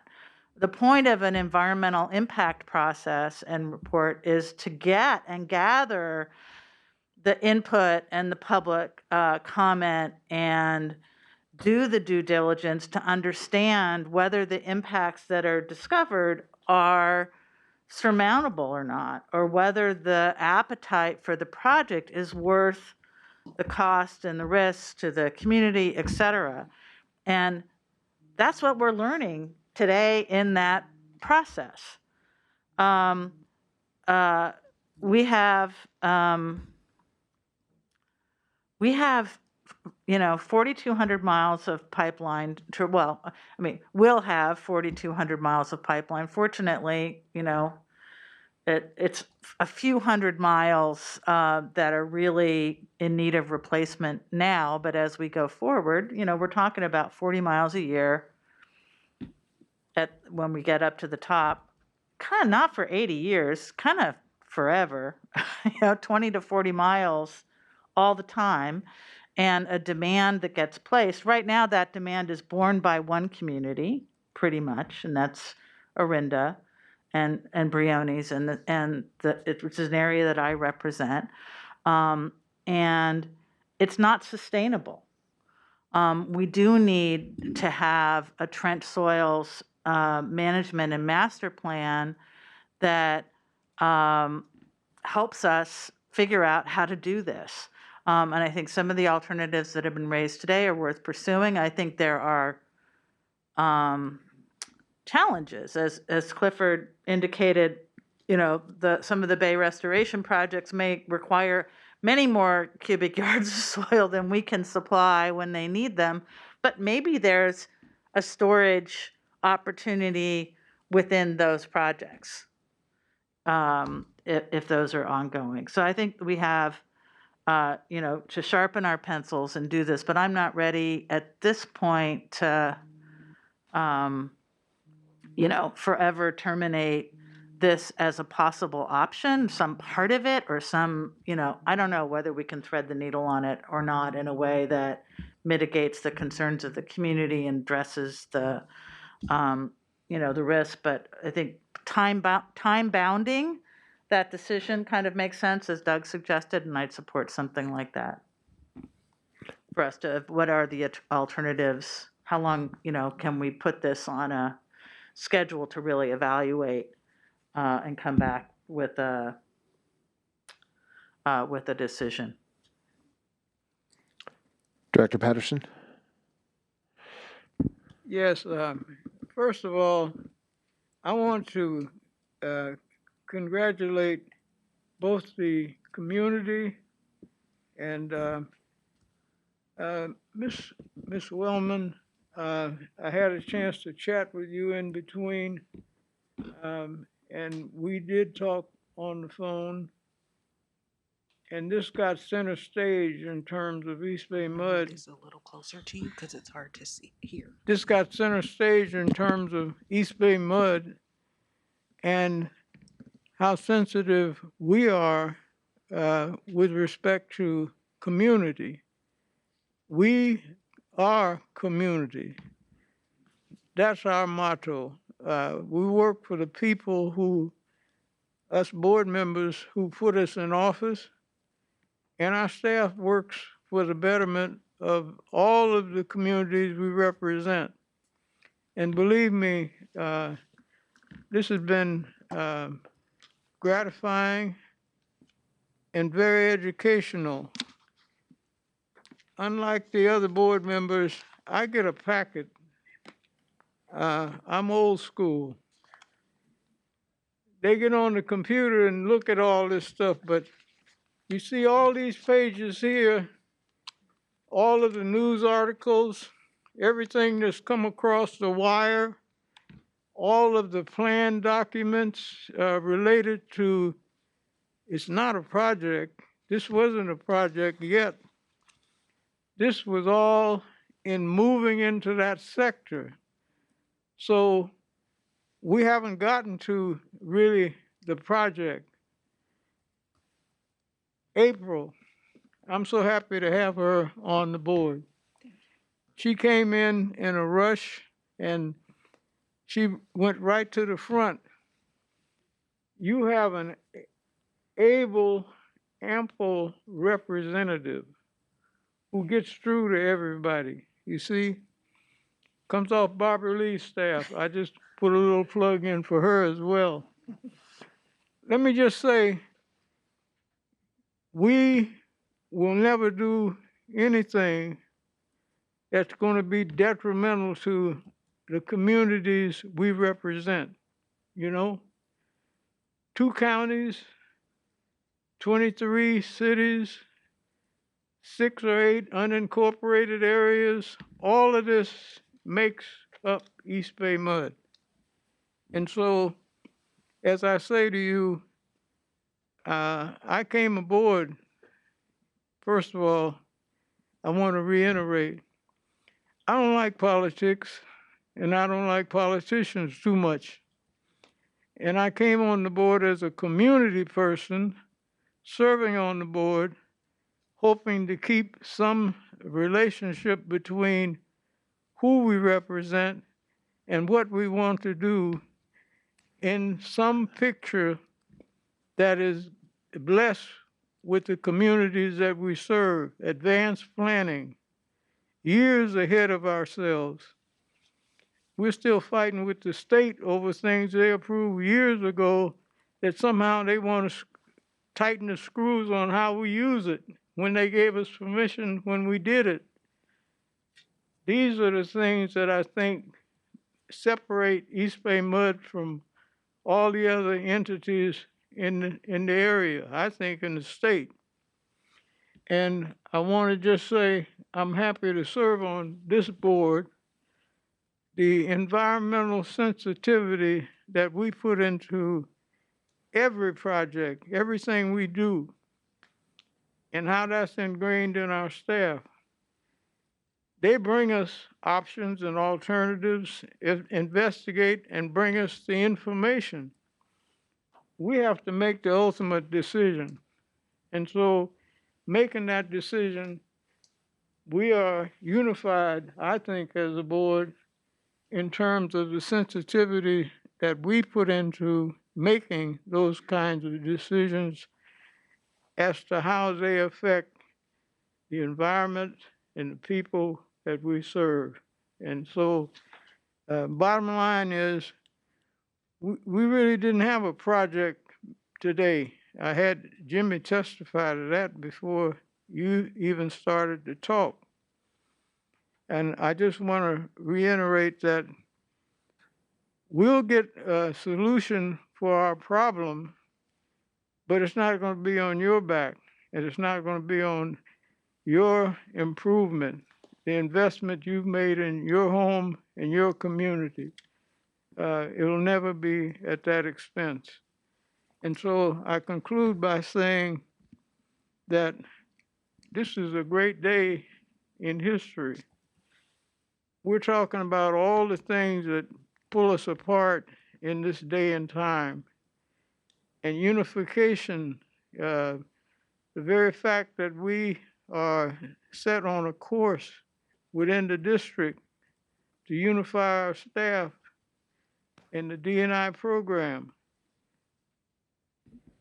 You are unifying because you didn't come here to fight with people. You came to make a presentation that brings us closer. And I say, love is the answer going forward. Let's stay together. And I'm sure that the accomplishments that are made, we can all share because it's a we. It's a we. And that's how we look at things. Thank you so much for coming, and thank you so much for bringing the information we need to make our decision. And I'm sure we'll make it April. Director Katz, Mhm. if you're ready, Uh, I'll make a motion. I'd like to comment since I just spoke procedurally about where I believe we are, but my own, to think about my, express my own views on the matter. I definitely want to thank again the public for sharing your own experience in your neighborhoods and what you believe this possible project would have in your community. It really does demonstrate that this project would have significant impacts on the surrounding neighborhood, the surrounding communities, and that is very compelling. It does not look like the kind of project that would be our first resort by any means. We are compelled to look for solutions for trench boils management. We do need to look for solutions, and we need to evaluate a number of factors when we engage in trench boils management, like we do everything when we're trying to produce and distribute water for our customers.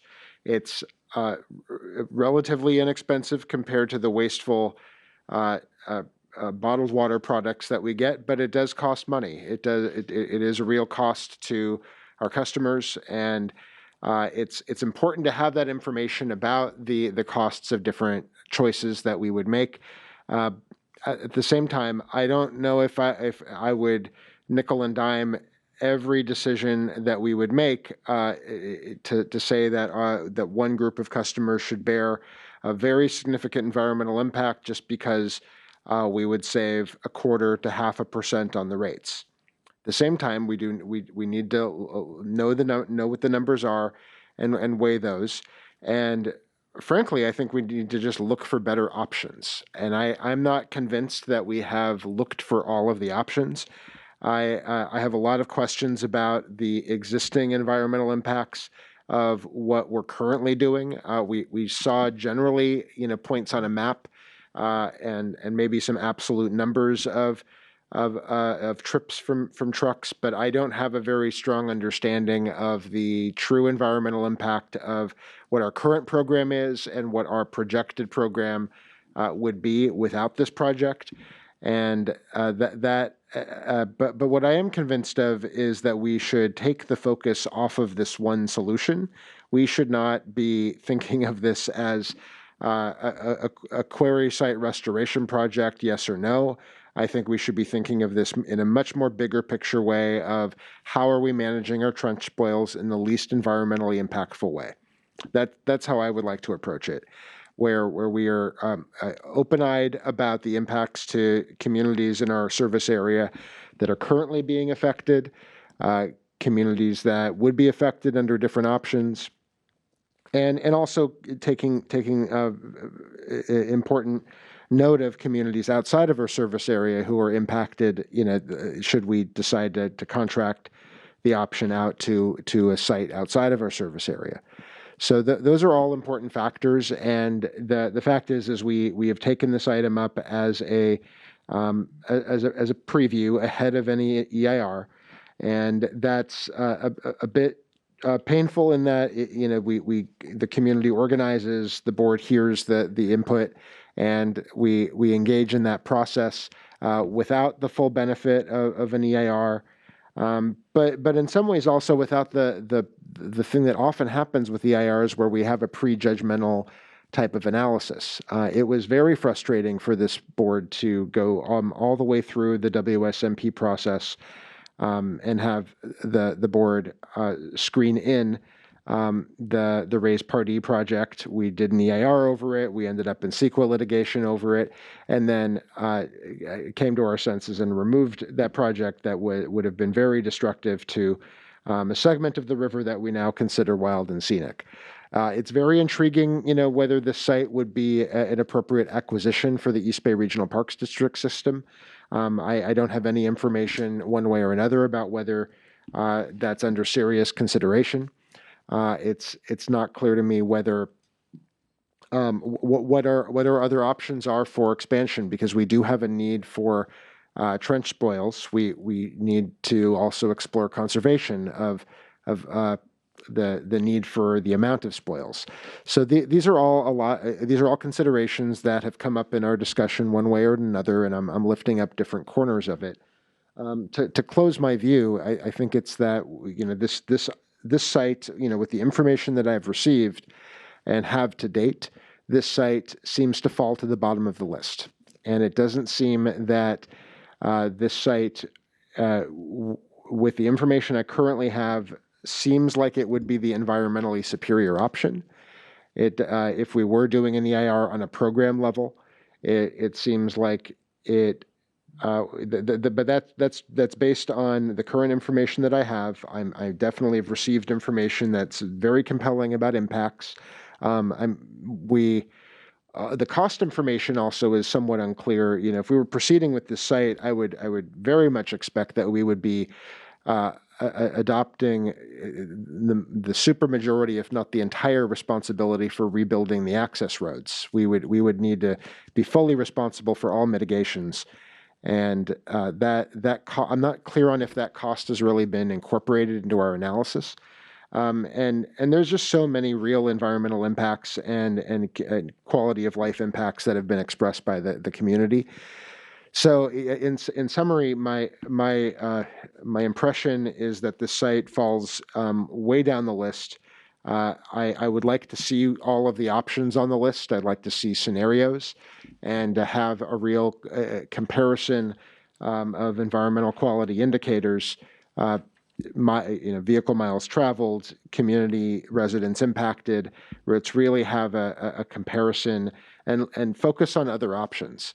So that's where I'm coming from. I think that this site does not look attractive to me. And I will stop there. Director Chan. Okay, I just want to say that it's not true that actually this project has come before the full board in the past. As a matter of fact, the full board has voted 3 times on this project between 2019 and 2021. So that's kind of what I'm concerned about. I still believe firmly this project needs to be terminated. I do believe that the people that live in Bayo Vista and the entire coalition really deserves to have peace of mind. They deserve to be able to have quality of life that they know that they enjoy right now. So I think just to keep this hanging over their head is really kind of cruel. So I'm just going to go ahead and I'm going to make a motion to terminate the project. So, and I'm going to use their language. The Board of Directors orders that the quarry site restoration project proposed to be located at Lake Chabot is formally terminated, shall not be included in any list prepared by the district staff as a potential site for storage of trench soils or for any other purpose. So that's the motion I'm making. I'll second that motion.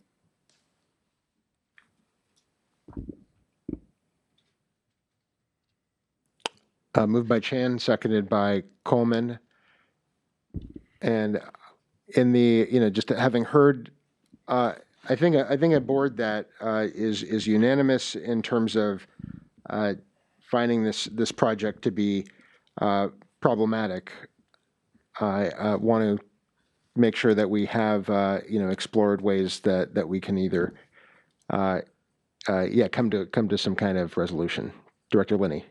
I'd like to ask staff about time. Again, this issue of, how much time do you feel like you would need to say, hey, there's something more here. There's some way to mitigate some of the problems that have been brought up by the community that we think it's worthwhile continuing to pursue this, or perhaps just saying, hey, there are other alternatives that we think we could pursue that are more likely to, be kinder and gentler to the community at large. Do you have some sense of that issue? I don't have a sense of the time right now as far as like it will take a year to look at all these alternatives. I would suggest, short of the board asking us not to look at the site ever again, we do have a trench soils master plan that we did prepare, that the board did authorize us for preparation. We can come back to the board and share what's in the trench soils master plan. And in the meantime, we can also look at how long we think it's going to take us to look at these other alternatives to share with the board, short of what the decision is today, and give you a sense of, okay, how long will it take to answer your questions, Director Lenny and Director Young? Like, when will you know that this site is either a go or a no-go as we look at the other options that we did share with you today that we want to investigate? Again, some of those options, we don't know if they're really viable solutions. What we do know, just to be clear, we do know how we do our work today. That is the only viable option that we have found so far. We do know that over time, as we replace more pipe, the traffic down Redwood Road, the traffic down Camino Pablo, we do know that is only going to get worse. However, we do have some other options that were brought to us to take a look at. And I would ask, if the board doesn't ask us to eliminate the site today, that we can come back and share with you the trench soils master plan, the options that were included, which also included looking at alternative sites, which is why we're looking at the quarry site in the first place, and look at some of these other options and bring back a timeline. I am not willing to withdraw my motion.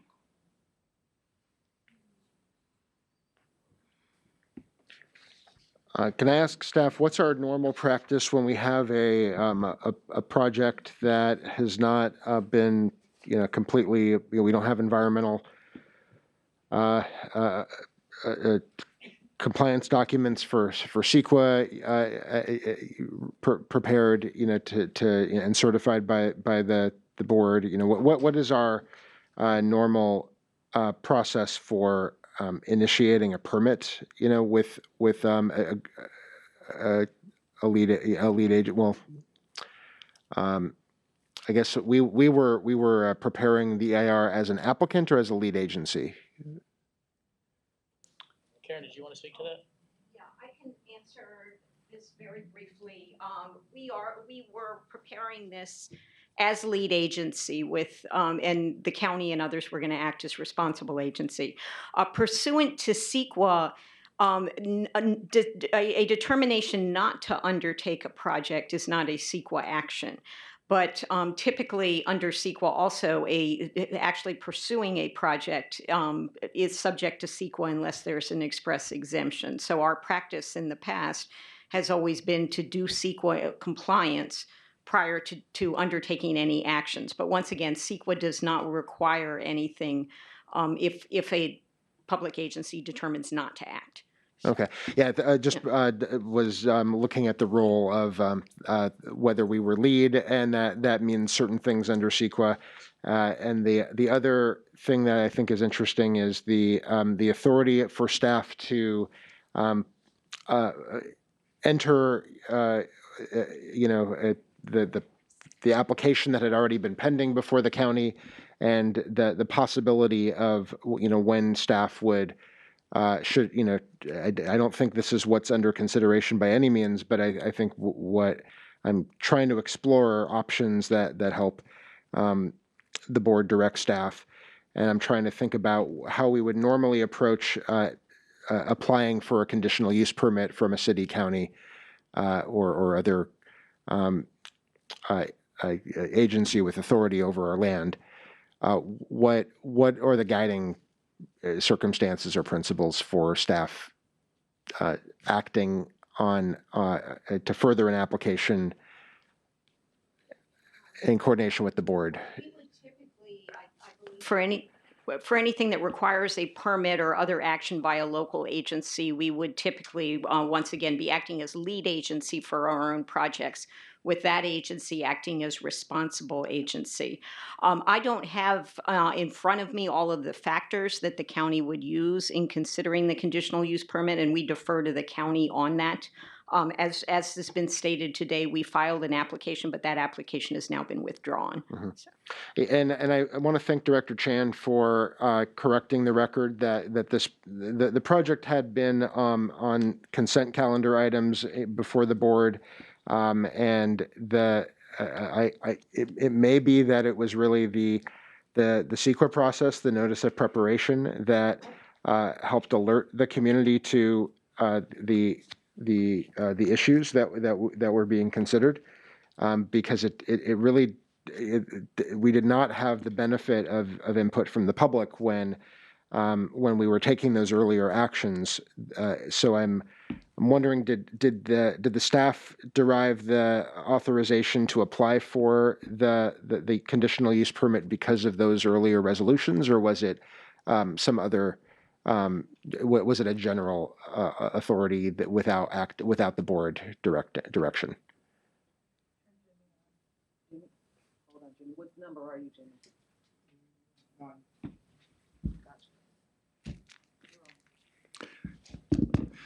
So the staff has brought three items to the board in the past. The first was to actually enter into the option agreement. The second was to award a contract to a consultant to prepare an EIR. And the third was to apply for the conditional use permit because there was some indemnification language that was required under that. What we do know from the county is that they have their statutory authority, but they would not consider the conditional use permit until an EIR was completed. So that in order to even get to the county, we would have had to have an EIR completed. Thanks. Yeah, I'm trying to think about what are some of these steps where the board could come to consensus on requiring board approval or direction prior to engaging in any of those steps again. For example, that the board could direct not to reapply for that conditional use permit at this time, among other possible steps. Director Chan? Oh, I just want to say that it is actually not unprecedented for us to cancel a project like this, to terminate a project like this. It has been done before with Buckhorn Dam. So I'm not asking for something that's unprecedented. I want to make that clear. Director Linney? I know that you're looking for a solution here for what looks like a split vote, but I think that, I like what you suggested, Andy, and what the staff has been suggesting is that we try to take another look at this, not as a single project, but as part of a comprehensive spoils program plan. Again, it's been a while since I think I've looked at it. I wouldn't mind bringing that back and having an opportunity to discuss this and giving staff some time to, again, incorporate some of the things we've learned today into that discussion. And I think we should just have a vote. Well, I have a motion on the floor. Right. There's a second. I'm ready to call a question on. Yeah. Do you want to take a roll call vote then? We could. I just, having heard everybody's unless somebody's going to change, what they're indicating, I am looking for something that would pass the vote. We can take the vote, but I do like to look for a motion that can pass the board. So listening carefully to what everybody has said, I'm not sure if I've heard that. So I forget what the rules are exactly around calling the question. But well, no, I mean, if I will recognize the call of the question, and we'll call the vote. But I believe that we will still end up having no resolution unless somebody is not expressed what they think. Right.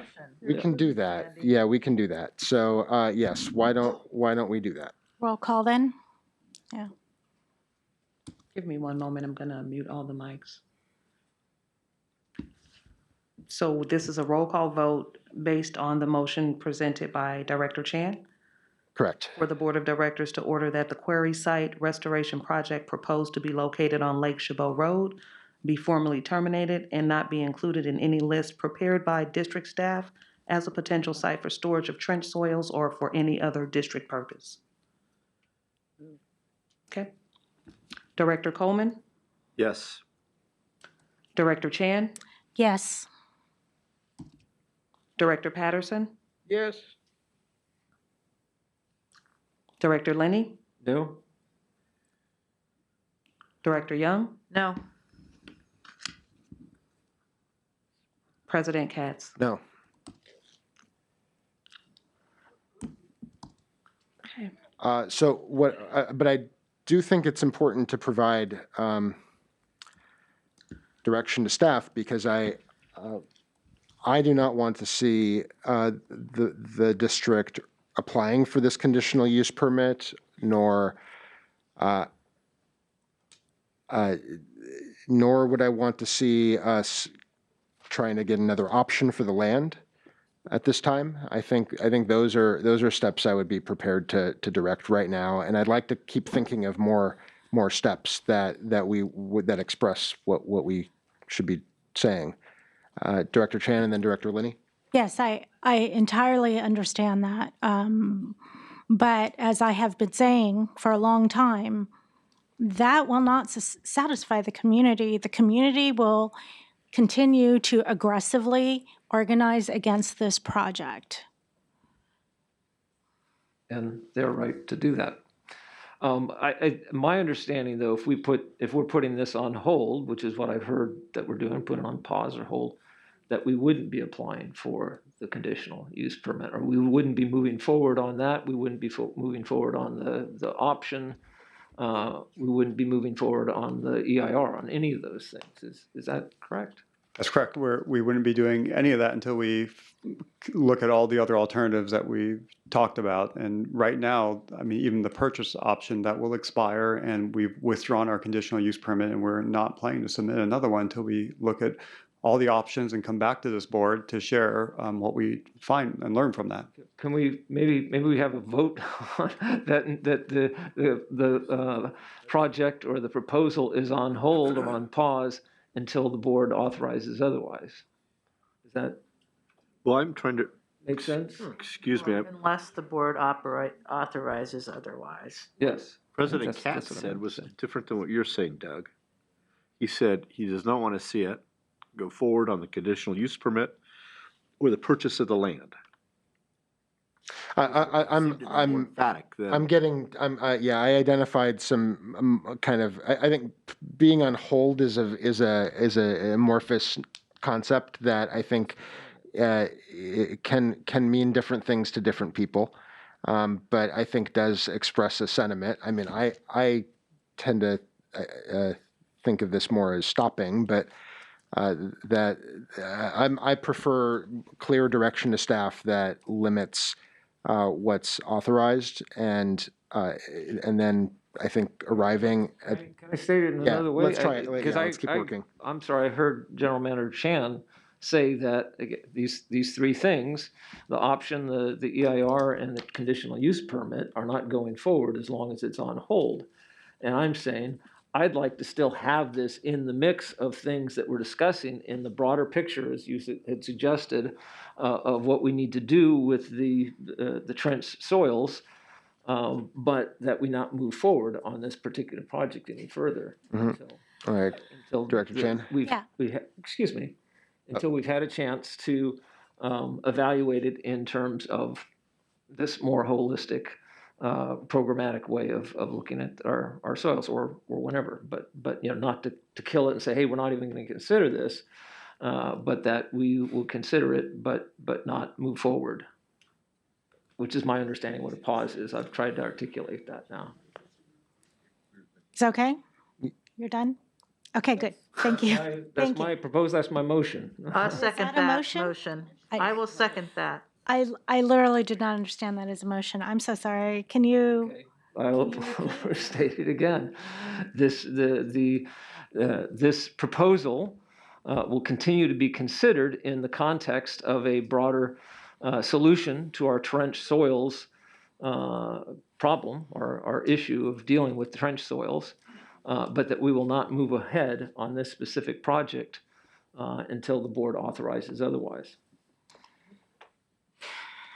Or can I make a friendly, unless the board authorizes otherwise? Until makes it sound like it's inevitable, and unless is precluded, and unless. Is that clear? Director Chan. There's a proposal on the floor, so I don't know what the procedure here is. Discussion. Vote on Doug's first. Okay, no substitute motion. I'm urging the board to keep working together, because we're not going to have an outcome unless we have, some engagement of elements that we can all get behind. President Katz, what would your thought be about taking another vote when Lisa McIntosh is here, when Director McIntosh is here, because we're split 3-3, and unfortunately we don't have the seventh person here. It is unfortunate that we don't have a full board. I think it would be, we certainly have captured all of this on video, and it's possible for, it's not always the same. It's possible for our excused director to watch this and then make a decision, and then take this up again. I do worry that we really should. I believe we may agree on more than we think, and I would like to express what we do agree on today, and that's what I'm hoping for. Director Young. I think there are 6 people here who don't think today, or more than that, certainly more than that, who do not think that the quarry site sounds like the ideal solution to our trench soils problem at this point. Am I reading? I think I'm reading this row of people correctly. And I hear our staff saying clearly that they are not pursuing a conditional use permit. They're going to let the option expire. I suppose we could say we're done with the option, we'll end the clock right now. And, we've told the EIR firm that, we're not doing that either. I don't know what our track record is of going back and doing exactly the same thing over again in a few months is. I don't think that we have a track record of that, right? Unless you, sort of tell me wrong. I'm not talking about the WSMP or Buckhorn, which how long ago was that?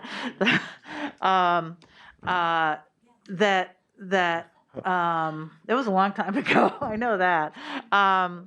That we are, we have this big problem. This is a big problem. We have a master plan that, a few years ago we thought, gee, maybe we have a solution for this. And everybody got rose-colored glasses about it. And I think that's the case.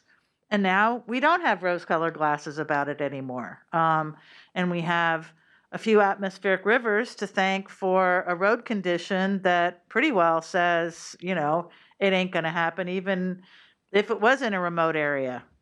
So on the other hand, I am not ready to exclude any operation on that site that could help us towards solving this problem. I'm just not ready to be there, absent a fuller analysis of, of this issue. So it does seem to me that we could find 6 votes to do something that helps reassure the community that this project is currently not on the table, but reserves our ability to, as we go, we have to do our due diligence on what all of the options are. And taking this one off without proper, complete review isn't, I'm not doing my duty as an East Bay MUD director to do that.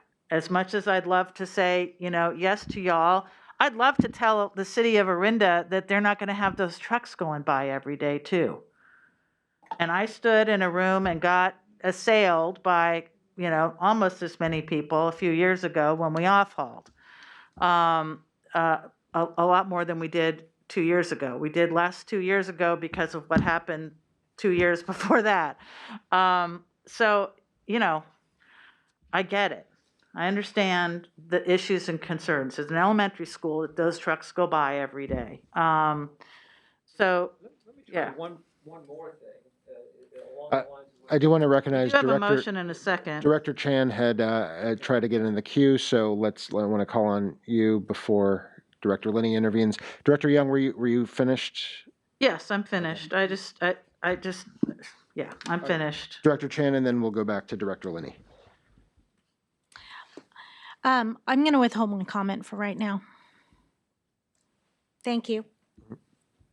All right, so I want to just say, and again, in the spirit of constructive dialogue, and I appreciate, Marguerite, everything you just said, and it occurs to me that one thing that can come out of this, again, I think the community, and I've heard this from General Manager Chan, as well as what we've heard today, some very constructive alternatives that has, in a large group beyond the group that's here and outside of the box that's here, some constructive suggestions. And one way to look at this is that by not taking it off the table, we continue to get that constructive alternatives and constructive input that way. I know I see some shaking heads. I'm looking for a silver lining. I'm looking for some way out of this because it is a community problem. It's not just our problem as board directors or as an organization. It is a community problem. We need to upgrade our infrastructure and we need to come up with some way to deal with this issue. We've got a lot of smart people on our staff. But I think it's a community-wide issue. I'm not looking to put it on you. I'm just saying I think that we can't afford, like Marguerite said, to take an option that might be a partial solution to this off the table right now. Director Patterson. There was something in the motion that said the project or any other use. The only thing I can think of is that any other use can be taken out and it can go forward because it's never going to go to the next level and pass as it is. You can keep it, but you can't take it anywhere. When you go to get your permission at the next level, you're never going to get it. So you can keep this, but you just be spinning your wheels because you're not going to get permission at the next level. I can tell you that. Yeah, I think that's a very practical observation that Director Chan spoke to, and what as we're looking at the motion on the floor, and I'm would like to try to think about this as something that we can work, all of us work on amendments together, because I don't feel like it's ready for a vote. I would like to suggest that we exclude from the motion the portion that phrases the project as if it is going to be part of our plan. I don't know if it's necessary to or accurately representative to phrase it like that the query site should be part of our plan. It may be one option of others, but I don't know if we need to specifically state that. It doesn't seem to accurately represent where we've how we've been discussing it. President Katz, do you have a copy of the motion language? I don't. Did anybody get it down? I handed it off to you. I Oh. gave you, got a few pieces of paper too. The motion that was voted on and had a tied vote, I have that in front of me. Right, and so you're saying to revisit, is he saying to revisit this Director language? Linney made a motion that is the current motion on the floor, and I don't recall the precise wording for the entire sentence, but I do recall that there was a phrasing that had sort of an operative characterization of the project that I felt like was not characteristic. Why don't we have the secretary read back the motion as she has it written? Let me see if I have it in this transcript. What I have written is what I have in my notes, a proposal considered in the broader context of trench soils management, but do not move ahead. And Director Linney said, unless the board authorizes staff to do so. And Director Young made a friendly amendment to say, I'm sorry, until. Yeah. No, She said, I I said You until, said you said unless, I Right. accept unless. Okay. And that was the friendly amendment. Yeah, well, as restated, I think it dropped the portion that I was concerned about, so I I think that sort of takes care of it. If the maker accepts that restating of the motion. That was what he said. I think you heard some trailing embellishment that At the beginning, I heard some embellishment proceeding, and it was not restated, so that I'm fine with it as restated. I'd like to still consider more clarifications, and keep the opportunity open to improve the motion. I don't think this project has to be part of the master plan if the staff says, hey, there's just nothing there and we'll want to bring it back. But I think I've been feeling, and I'm going to associate myself with Margarita at least, that we're not doing our job unless we've done full due diligence on this. And I don't feel like we have. We've heard from the community loud and clear that this is not likely to survive extra scrutiny, but I don't know. That's usually the point of doing an EIR on something. You look at alternatives, you look at all the impacts. And I think, we don't have to do an EIR here, but we do need to have a little bit more information from the staff on this project vis-a-vis other alternatives. I mean, we could be, I'm sorry, you got to turn. Where you gonna get more than this? Yeah, I don't see anybody else taking the floor. Go ahead, Director Young. I just want to echo what Doug says. I mean, were we to vote today to terminate the project, it would be popular with the people in this room and the folks that are lined up against it. And I didn't take this job to be popular. I took this job to do the best for our 1.4 million residents, to get clean and safe water for the next 100 years.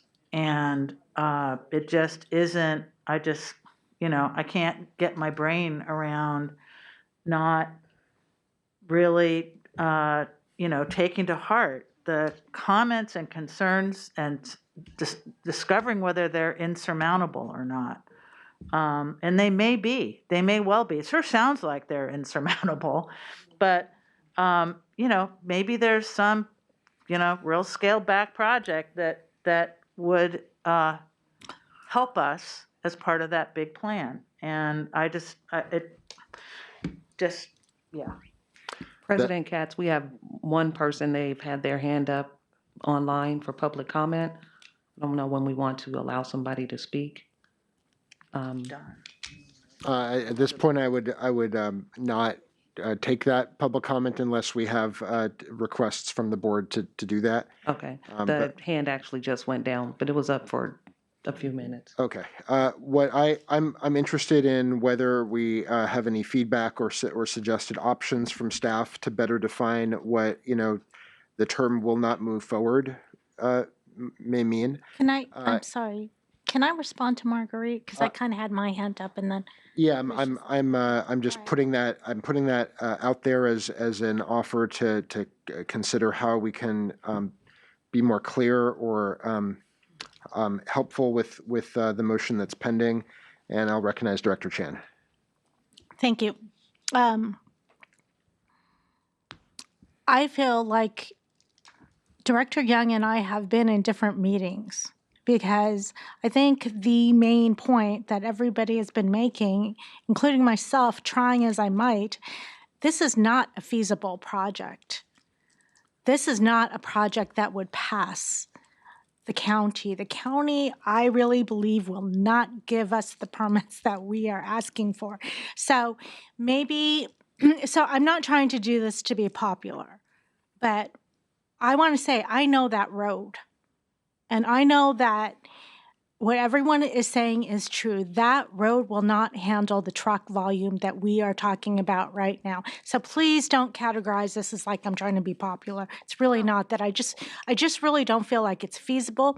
I would invite you to take that drive along that route, Marguerite, because I actually have. I've been there. I used to ride my bike along there. Perfect. Through there. Okay. But that's what I'm saying. I just don't feel it's feasible. I don't think that this is an issue of who's popular and who's not. I didn't mean it that way. I'm sorry, April. No disrespect. I meant it would be popular in this room right now to do that. I'm not saying that your intention is to be popular. So I apologize.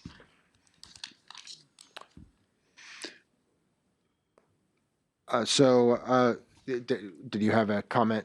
Well, I mean, I just procedurally, I know we do have a motion and a second on there. I can offer a suggestion, or you can vote on that motion if you'd like. Until I find that everybody's had the chance to, yeah. Let me just ask this. If we have a draw, in other words, I mean, if we take this vote and it fails also, where are we at? on this. I think we're at where we started at the very beginning of this presentation is we're going to look at all the other options as far as how to deal with trench soils, and the quarry project is on hold until we finish that evaluation. Right. Which is more or less what the resolution is. Or we can wait until Lisa gets back. With all due respect to a director who's not absent, if there's any one member of the board who I feel like has forced the board to come to a consensus, frankly, it's Director McIntosh. In my own experience, that I think we would, that may be an option, but I think we should do our best to benefit from the discussion we've just had. But if we're not able to, then that may be. I would like to suggest that we could, if we're anxious about the ambiguity in the term "move forward," I would suggest that we could be more clear about we wouldn't be moving forward on a conditional use permit or acquisition of the site. But that may be inherent to the motion already. Does anybody have any? Well, I think that is the motion, unless the board authorizes us, it. I think it's part of the motion. Mm-hmm. Okay, so. I in respect to everyone's time here, I think we just need to take a vote and move on. Okay. Can we have the motion restated just to make sure everybody knows what it says? Yes. The proposal to be considered in a broader context of the trench soils of the district's trench soils management program, but that the proposal will not move forward unless the board authorizes staff to do so. Unless the board, is that what here? Authorizes. Okay.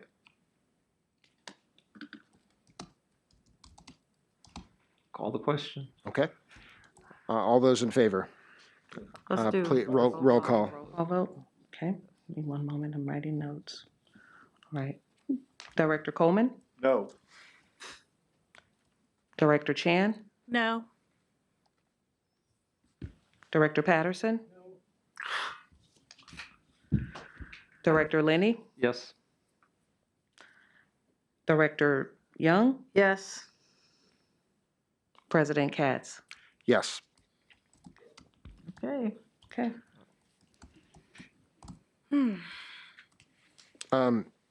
Well, I mean, I do think that it is clear that nobody on this board wants this project moving forward. So, you know, we have different ways of expressing that, and we often do communicate. We often do communicate just verbally without a formal motion to staff, and for members of the public who may watch other legislative bodies, it is less common that we take actions that are not set for final approval through a motion that's adopted. You know, I would like to really highlight what all six of us who are here today have said, which is that we, you know, are very uncomfortable with this project, and at least three members of this board would want it completely abandoned, and I think the three members who have expressed themselves, you know, with different nuances, you know, whether it be a commitment to a planning process, or be it other things that I won't speak for others that have expressed exactly what their view is, but we are very concerned about this project and would not want it moving forward. So I think, you know, regardless of the lack of a motion that passed the board, I think the message from us should be clear between the different resolutions that different board members have put forward and expressed either view of. Director Chan? So I'm really hoping that we can actually take this up again when Director McIntosh is back. I'm just going to express that, because that would break our tie. Okay. All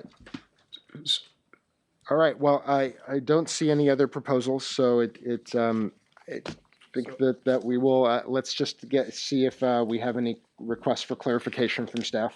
Just if I may, just so I have clarity with the board as far as how staff is going to be proceeding moving forward. Like I discussed, we will look at all the other options that we've discussed today.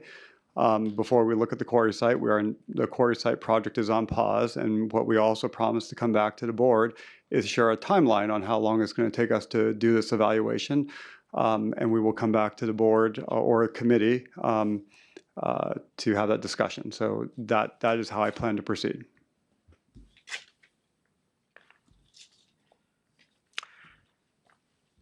We move on to the general manager's report. Okay, well, I think everybody knows it's been wet. The storm door is still open, and although we'll get a break, it's going to continue to be wet. Allow people to leave. Although you'd be happy to stay. Okay, yeah, let's take a 5-minute recess. Okay. All right. So we have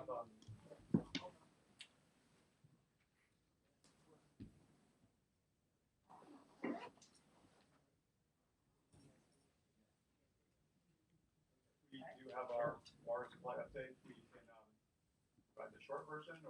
normal version, however the board wishes. But the short version is we're going to refill. Are you gonna do it? Yeah, so if you want to, so seriously, under the circumstances, I can just give you the top 3 points. Yeah, so maybe, okay, here's. Anything that's not in the paper. Yeah. You know, since the Yeah. paper was done, right? Yeah, we've had quite a lot of hydrology. Those slides were prepared about 5 years ago. But what I would say, just very, very briefly, whatever kind of metric you want to look at, snow, rain, runoff, storage levels, we are looking at a top 10 type of a year at this point, maybe even top 5, depending on what you want to look at. The second point I would make is that we have a lot of flow in the McKelmy River.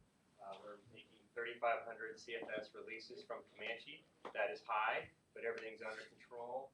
We have plenty of flood control space. We're keeping an eye on everything in the forecasts. We've had a series of atmospheric rivers come in, but we're managing that very, very well. Not worried at all about the McKelmy. Locally, we are full. We have full storage everywhere with the exception of Lafayette Reservoir. The worst is over for now. We just got done with one atmospheric river, but just since this meeting has started, the National Weather Service is now forecasting a low to moderate atmospheric river next week. So it just keeps coming. But we have, we're going to try to release water from our local reservoirs when it's dry and sunny to relieve that pressure, create a little bit more space to then, when the next storm comes in, kind of reduce that peak hydrograph a bit to make things easier downstream on the creeks. But that's really the long and the short of it. There's a lot of impressive slides I could show you with snow and storage, but that's really the bottom line. And maybe I'll just quickly add, just for the board members, if you get asked, I mean, we are spilling at Briones, San Pablo, Upper San Leandro, Chabot, not Lafayette, not at Pardee, and not at Comanche. Although if another atmospheric river comes in, I wouldn't be surprised if we start spilling at Pardee, but not Comanche. And how likely do you think it is will be 2017? Pretty likely? So it depends on how you want to say beat. In terms of, so 2017 was the peak year we've ever had for runoff on the McKelmy. That was almost 2 million acre feet. We're going to be probably, right now we're already top 5, and we haven't even factored in what's coming, and we still have April left. So yeah, we're probably going to come pretty close. It does depend, but we're already in the top 3 or 4 right now. I can tell you at Bear Valley Ski Resort, there's only 1 year since 1987 when they opened that they have more snow for the total cumulative than this year. And just to leave you on a light note, the snow gauge at Caples, which is the highest point in our watershed that we measure at 8,000 feet, the snow is beyond the gauge. So it stopped measuring at 165 inches. So there's probably 2 more feet of snow, but we can't even see it because it's above the gauge.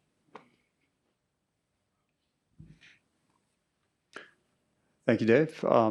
Finally, attached is a monthly report. I can answer any questions if you may have. Otherwise, that's the end of my report. Thank you. We move on to reports and director comments. Any directors wish to offer verbal comments? If not, please submit your director comments to the board secretary. We will receive a report from this morning's Planning and Legislative and Human Resources Committees. Planning Committee, oh, I'm sorry, I'm not the chair of the Planning Committee anymore. Director Go. Linney. I'm actually happy if you wanted to give it, but just thought I'd assert myself here. Let me go back to see the agenda. That was a long time ago. Was that a week ago? We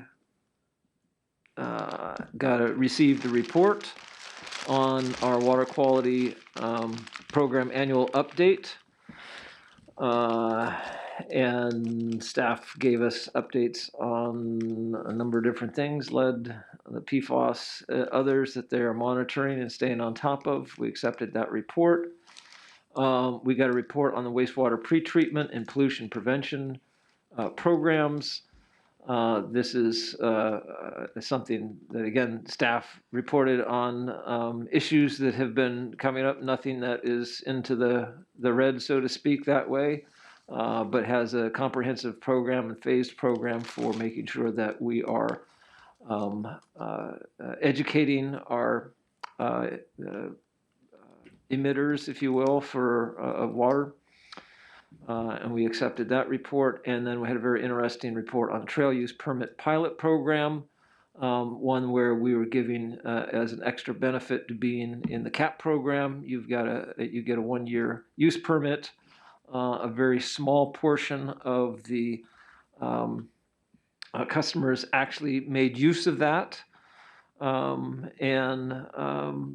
experimenting with perhaps a different variation on that, also making it available to all low-income people, not just in the CAP program, not just customers, and then also made some suggestions to look at other ways that we might be able to encourage people to use our trails and use our permits. Thank you, Director Linney. Director Coleman for Ledge HR. I'll keep it under 20 minutes, I promise. We had a report on the Diversity, Equity, and Inclusion Strategic Plan update and accepted the report. And we already dealt with legislation on the validations of SB 878, 879, 880. And then we, to support, and we opposed the Taxpayer Protective and Government Accountability Act, which has been changed, which I couldn't write the whole thing down. It's mumble jumble, lots of words. So that was it. Thank you. Director Coleman, please submit items for future consideration to the General Manager. And I asked for director comments a little too soon. Are there any verbal director comments? Okay, Director Patterson. No, I just wanted to say I attended the open general membership meeting of NAACP on Saturday, I think it was the 12th. Anyway, they had a tremendous turnout, and they had the state president speaking, and they also had a youth contingent like we haven't seen in years. Their AXO program is moving fast, and under the new president, they've attacked a number of community problems, all of which seem to have good attendance at the committee meetings and are yielding results. And I've been working in the background with the president, helping strengthen her hand, and the leadership took off. And the state president was very complimentary to them. So I just wanted to keep everybody informed that they seem to be stronger than they've been in past years. And that seems to be a pattern that's moving around. Community groups are coming closer together, working closer together. And the strong emphasis in many of them is that the young people are stepping forward. You know, you can't get the adults and the parents and the real movers and shakers, but when you see the youth come, they bring their parents, they're the voters. So the president of Alameda County Board of Supervisors, Nate Miley, was present. We had a good time in the back talking to each other and sharing some of the problems that we all face. I just wanted to say that because that organization is getting strong again, and people need to know that they are bringing folk together. So let's go home on a happy note. Thank you, everyone.